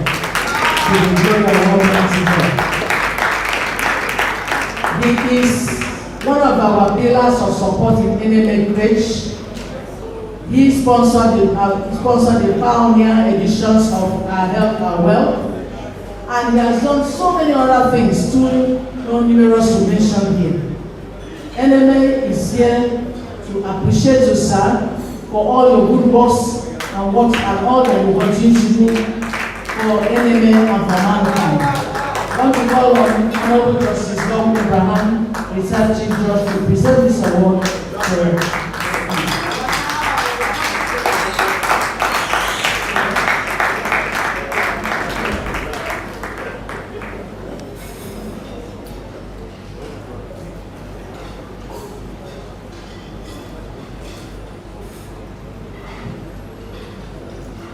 due respect to your Excellency, the Chairman of the occasion, other dignitaries, fellow doctors, ladies and gentlemen, it is my privilege, renowned engineer, to present this award on behalf of the Nigerian Medical Association to you for your selfless service to humanity on this Tuesday, the 23rd day of July 2024. Congratulations.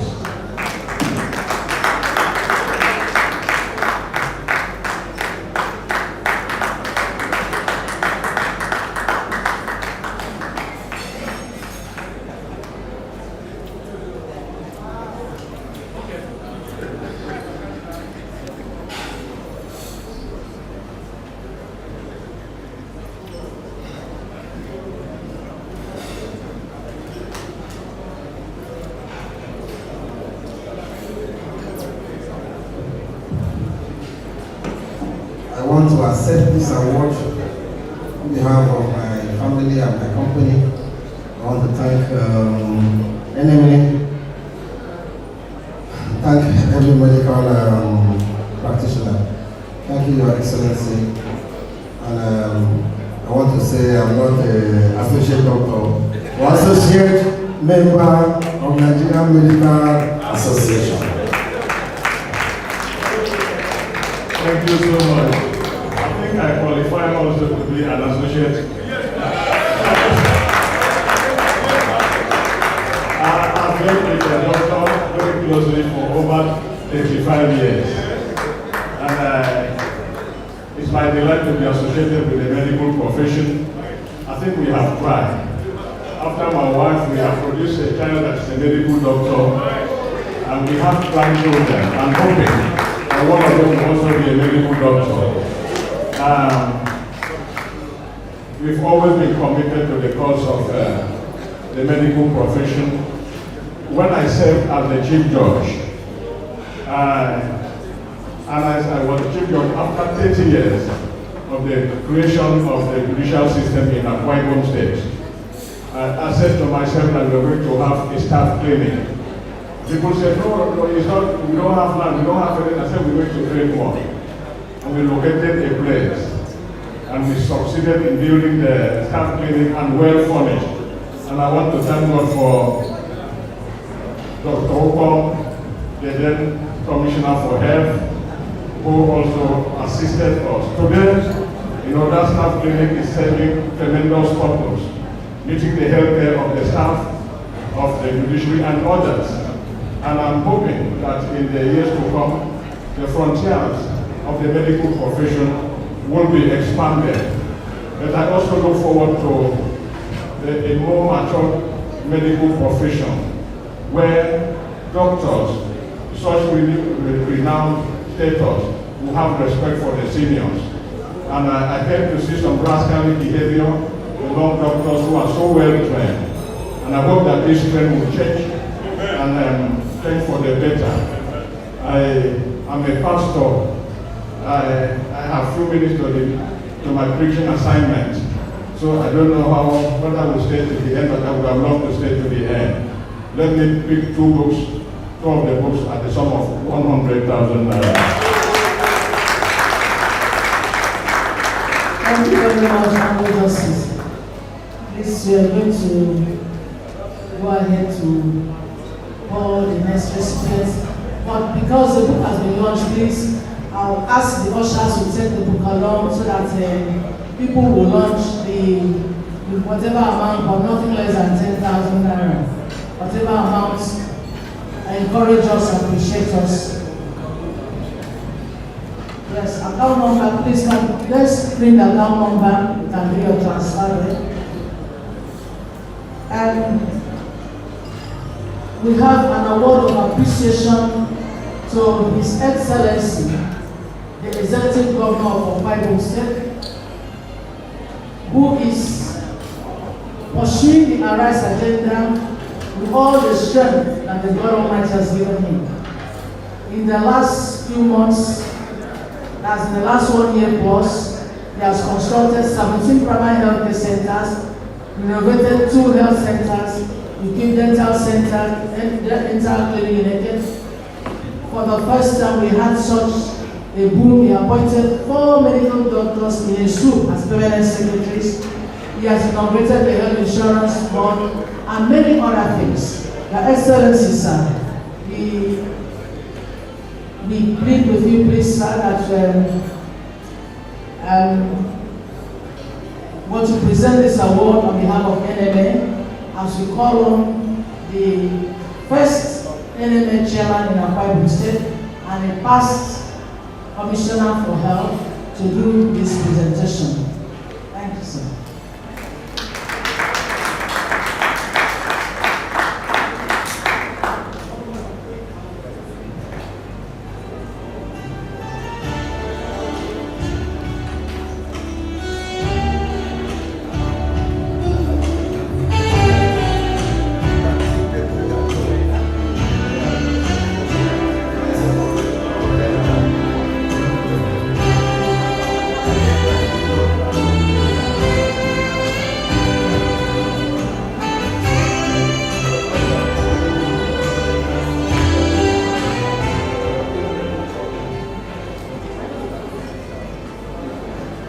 Your Excellency, the Executive Governor of Akwa Ibom State,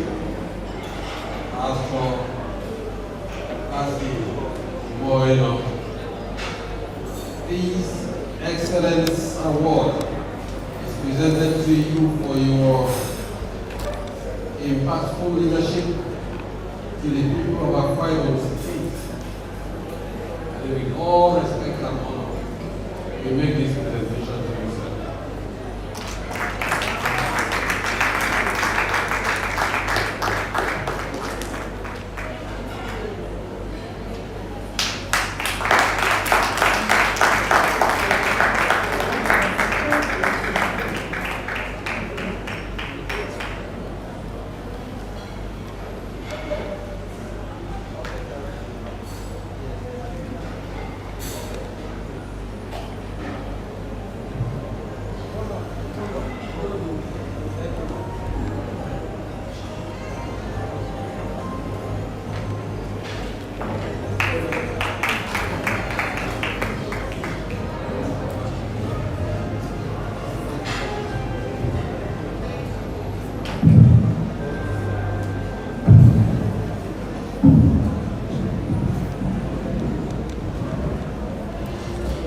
Excellency, the wife of the governor, wife of State, represented by Dr. Mrs. Rosemary Moore. Please, I want to request that the few people who are still here should be at their seat. Some people meant for people to be strolling around. When the speech at this point, His Excellency, some people.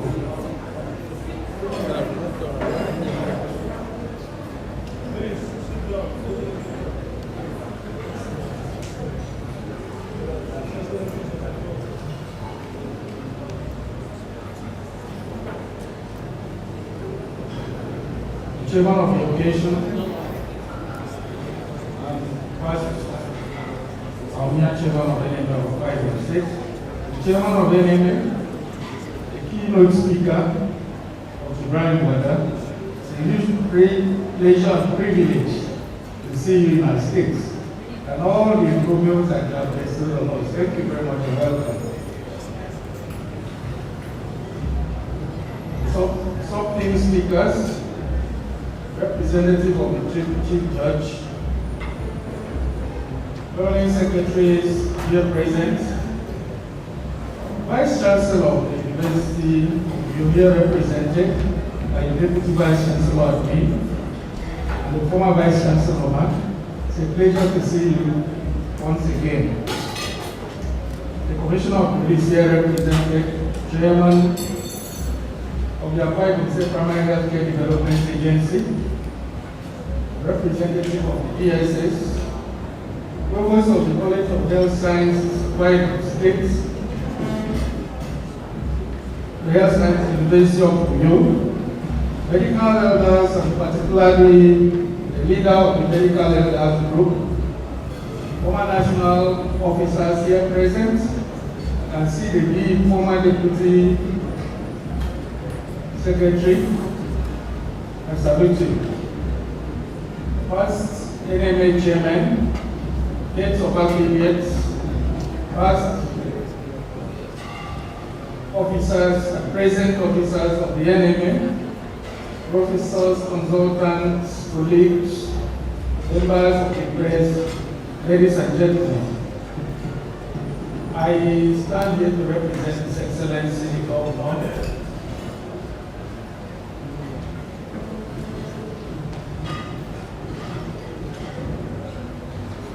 Can someone please ask the people saving to stop for a moment?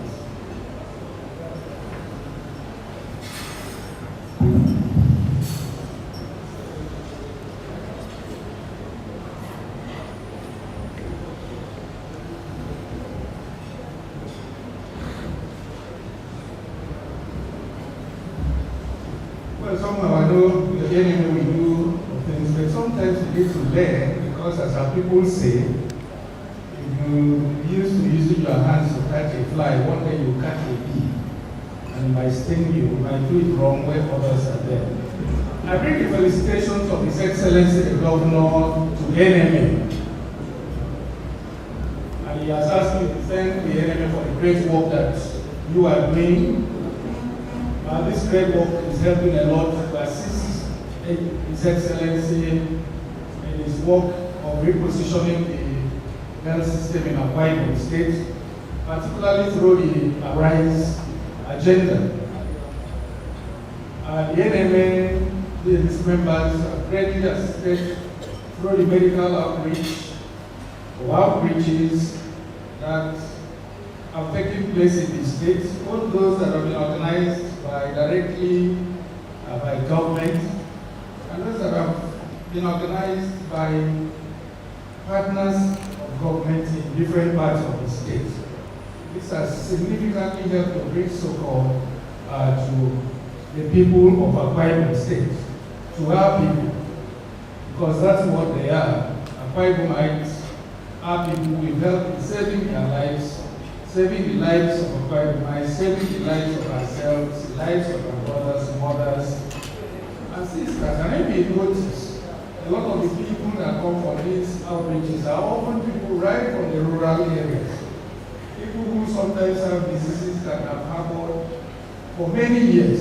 And His Excellency is quite excited that we've been able to offer help to these people and this way, because this also really falls, goes in tandem with the ARISE agenda, which is great to bring help and to bring health care closest to the people in the rural areas.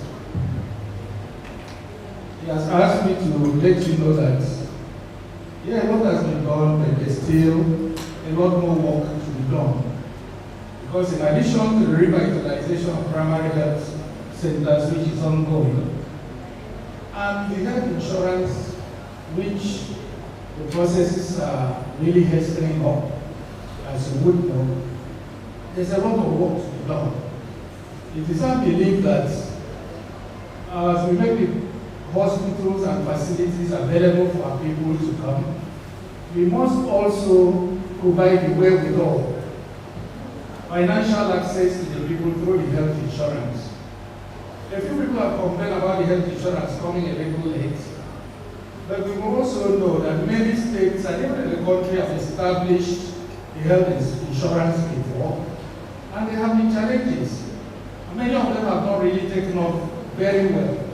If we have waited this long to start the health insurance, we might as well wait 2-3 more days to make sure that we come out with something that is very good. But when it comes, I'm sure it will be good and we will be proud. What we need to do at this point is to begin the gospel that health insurance is coming and this will be different. For people to key in when we roll out, for people to support it. Nothing is ever 100% good. We must not use that some attitude of sometimes of highlighting the bad and just to be able to show that bad news makes good news. We must help to propagate all the good things from it. As we stand, we have more than R1 billion in the account to start off health insurance scheme. So when we do kick off, which is going to be very soon, we expect that we will take it at different levels, step by step, until we are able to get something good to the ground. So that at the end of the day, we'll be able to have function, we'll be able to have the facilities for the patients to grow. We'll be able to have provided them financial access to be able to access help in those facilities. And then, very importantly, we also want to ensure that we have healthcare personnel that will take care of them. The guest speaker was once again his erudite self and has provided us even the things we didn't know about ourselves, some good data, some good perspectives. But I want to reassure him that yes, the challenges are there, but we're doing everything possible to address those challenges as we speak. His Excellency has already approved an intake of more than 400 staff. We do not want to, we are not going to employ the last chunk at once because that also presents human resource management challenges for us. At some point you find out almost 4 will also retire at the same time and then you bring in again and then have a huge gratuity landing on you at the same time and all that. But we are going to have a phased intake of health, human resources for health to be able to ensure that at some point at least we reach a very good level. For now we know it is good, we are not living in denial. And Japan syndrome has not really helped. The other day I took a quick assessment and we found out that the doctor less than 1 year, just about 1 year, we have had to stop the salaries of more than 100 staff who are either left or for some reason are no longer committed to providing health care services. And to this extent, just as you rightly noted, His Excellency has also asked that we prioritize training. And for the doctors who are in the residency training program, His Excellency is committed to providing for you the residency training grants. And that is coming very soon. So if we do this and the patients get to the facilities, then we'll also be able to put forward ambulance services, knowing that if you pick someone who is ill on the road or who has an emergency and get to hospital, there's financial capability for those facilities to be able to manage no insurance. So that is the step-wise manner and approach that we want to deal with this process. We are not dealing only with training for medical doctors. As we all know, we have obtained accreditation for all our schools of nursing and have commenced the College of Nursing, which is with all the courses in the School of Health Technology that are due for accreditation, we obtain accreditation for all of them. This is essential for us to help us to the human resources for health that will be able to man at least at certain level. We have challenges at the consultants care for our secondary facilities. But what we are also doing, bringing sessional consultants and contract consultants to help us. I'm aware that their contract for the last batch has just run out. Even today, I did discuss with His Excellency, and that is going to be renewed. So if you are with us, remain, there shall be no trouble.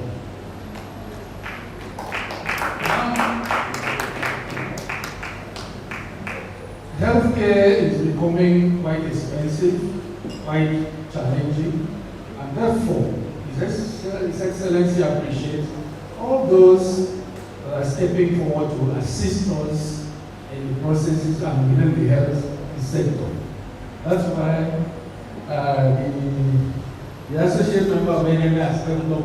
I was going to give him huge thanks for all that he's doing and all the support that he's providing for his NMA. But when you see him, or the lighter will tell you that he has missed, because now I would have laid my hands on him to make him the proper associate. So His Excellency appreciates all this, and he has asked me to exhort medical personnel. Although sometimes you can do so much good work, and as it is many times, just one bad one can spoil all the things that we do. Some of the reports coming from NMA for some time have not been too nice. But in the life of an association, we know that there are usually some bits of ups and downs. His Excellency exhorts you to continue to live that noble life of the profession and for which doctors are known for, so that the doctors in Akwa Ibom State, when we speak, will be able to say, my people are doing well. If we do that, we will continue to see the good hand of government in assisting the association in Akwa Ibom State. And to that extent, he has been informed and aware that the tenure of the current agency is coming to an end and elections is coming. He exhorts you to be of good conduct, so that we will not come to hear that there were issues. That is, we believe strongly that the NMA will do the right thing. Sometimes when you are representing someone, it's difficult to differentiate between yourself and the other person. We try to do that throughout this speech. But this one, I will speak from the perspective of an NMA member and a past chairman of this NMA. With due respect to my senior colleague, Dr.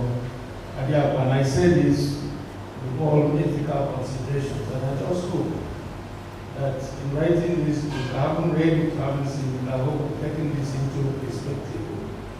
People usually say, "Can I friend them?" And therefore, when we were speaking, giving the award, I did hear the NMA chairman talk about the medical journal. I need to say this and say this very clearly.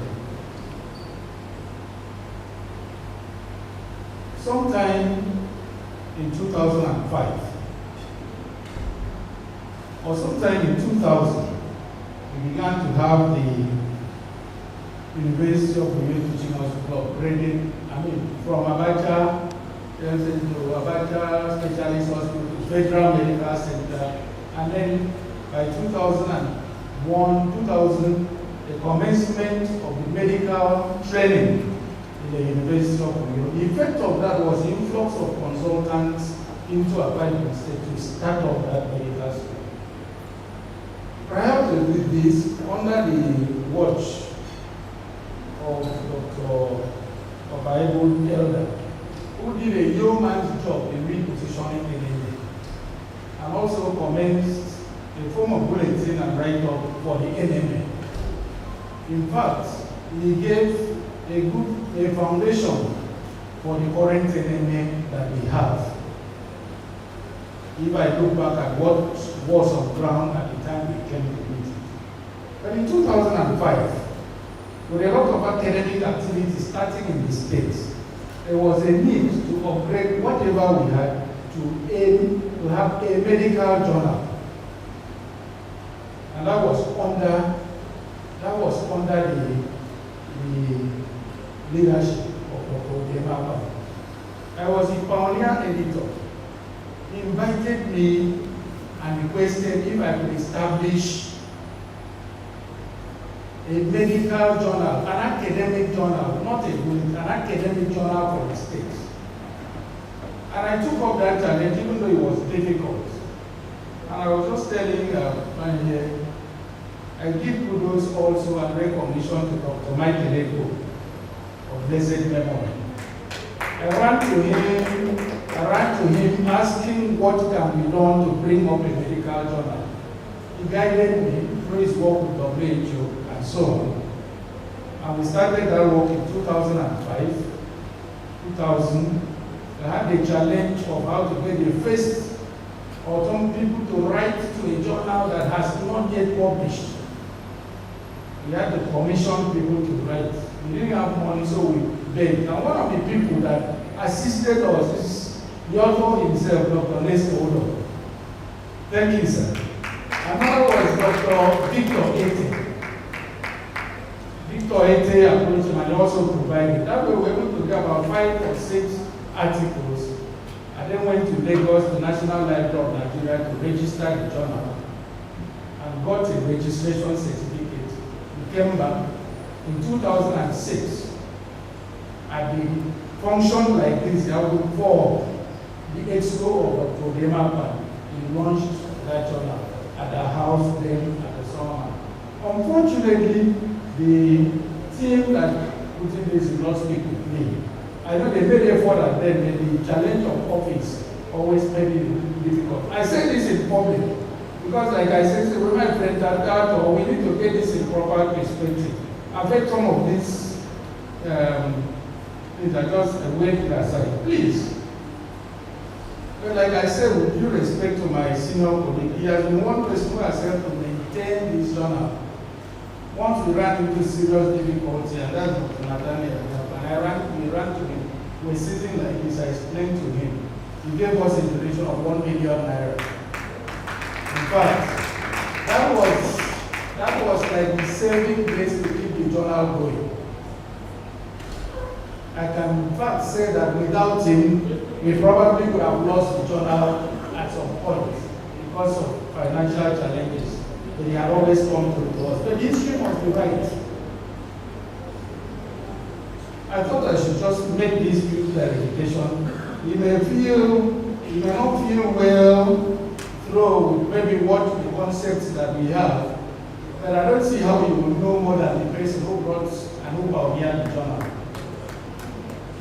Having said that, His Excellency has also asked me in expression of his great love for NMA and a continued commitment to work with NMA and bring about the dividends of good health and their rights agenda to his people. As decided, he's going to support this NMA. That support will be to NMA, including your journal, including your NMA activity, and so on. And that support will be to the sum of 10 million naira. Thank you very much. God bless you all.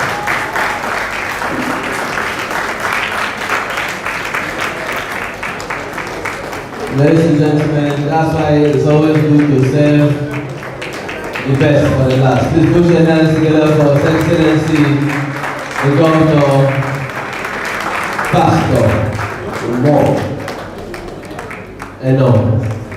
And so the Governor has said the best for 10 million naira. Everyone should have a piece of the book and lunch before they leave. If you don't have cash, you can have if you make a transfer. Please let nobody leave the hall. His Excellency is still here. Let nobody leave the hall. His Excellency is still around. And with the wife and members of the entourage. Dr. Okay. Group photograph, please. Let's have His Excellency and the wife, keynote speaker, chairman of the event, retired Chief Judge, Commissioner for Police. Commissioner for Police, thank you very much for staying with us. You know, in security matters, you don't speak much, but you can speak to the chairman in private about supporting and landing. Chief Judge, thank you very much. Please, let's have a group photograph.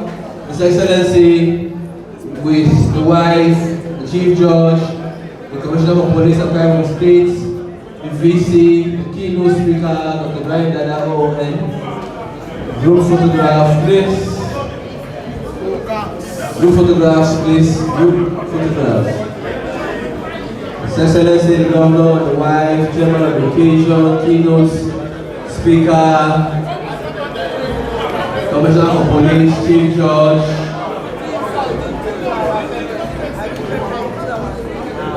Photographers, please be taking pictures. Sharp, crap. While members of the AOC are taking the book round. AOC, are you giving book to the chairman to buy? Okay.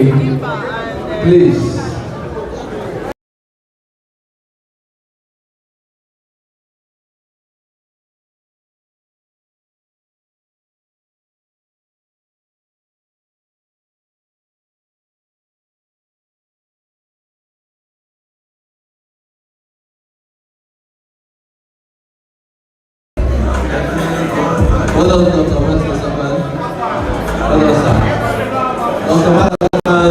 Author of no repute, he will buy the book. I hope we all have the book.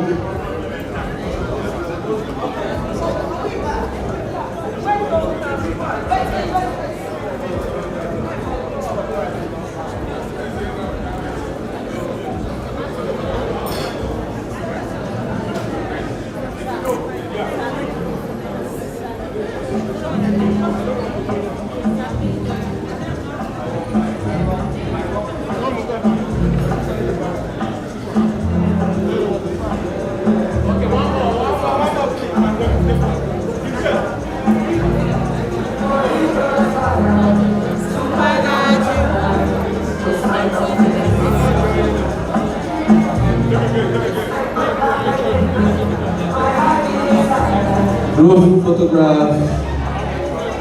After this, you have a vote of thanks by the NOC Secretary. People who buy book, keep buying the book. I don't talk say members, head of service, head of service, Commissioner of Police, Chairman, City and all the political elites. 2 books, head of service. Head of service, 100,000 naira. 2 books, 100,000 naira from the head of service. Former VCDO, Mrs. Comfortable and half. 50,000, Dr. Ekwe, former chairman. 50,000. Who is writing? Okay. You will look back at the video. Video, are you on? Donations, please. Donations, please. Thank you, Your Excellency and the wife. Thank you. We'll see you at the luncheon. Increase, donation. Alpha. How much?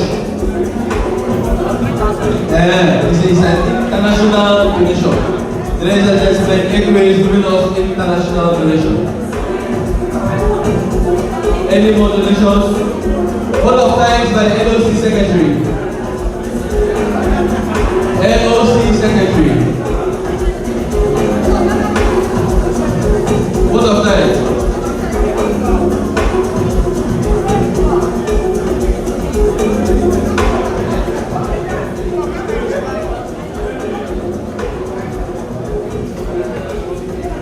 On behalf of the 2024 Nigerian Medical Association, Akwa Ibom State, AGM committee, and the entire members of the NMA Akwa State family. And we wish to thank God Almighty for making this day a huge success. We also want to use the opportunity to thank the Excellency, the Executive Governor of Akwa Ibom State, Pastor Omobasi Eno, ably represented by the Honorable Commissioner for Health, Professor Augustine Moore. The NOC also wishes to thank Our Excellency, the First Lady of Akwa Ibom State, Mrs. Patience Omoyeno, ably represented by Dr. Rosemary Moore. We also want to thank the Chief Launcher and Women's Studio Okoko for agreeing to grace this occasion. I want to also thank the keynote speakers and other speakers, Dr. Ibrahim Wada, Dr. Adyapan, and Dr. Chukwueze. All members of the high table, we also thank them. All members of Akwa Ibom State who have turned out massively to support this opening ceremony, we thank you. We pray that God Almighty, in His infinite mercy, will grant all of us journey mercies as we continue the activities of this 2024 AGM.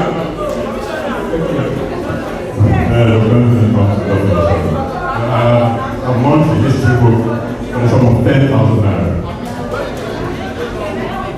Dr. Soro launching 10,000 naira. We welcome more selfless launchers. Launching.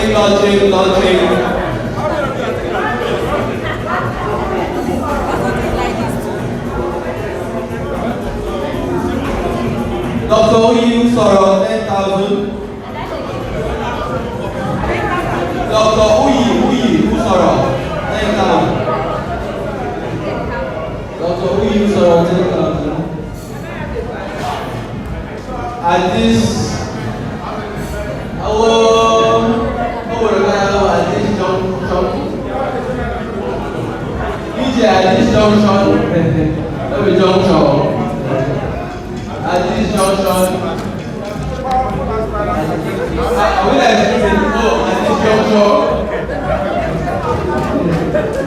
ladies and gentlemen, thank you very much. On behalf of all the vendors that have made this possible, the chairman and members of the SOC and the Nigerian Association, we thank you, we thank you very much indeed. We'll see you at the next AGM. Don't forget to enjoy this on YouTube. Share the live stream link so others who are not here can watch. Thank you. This is Asama Class sign up. DJ Yanga.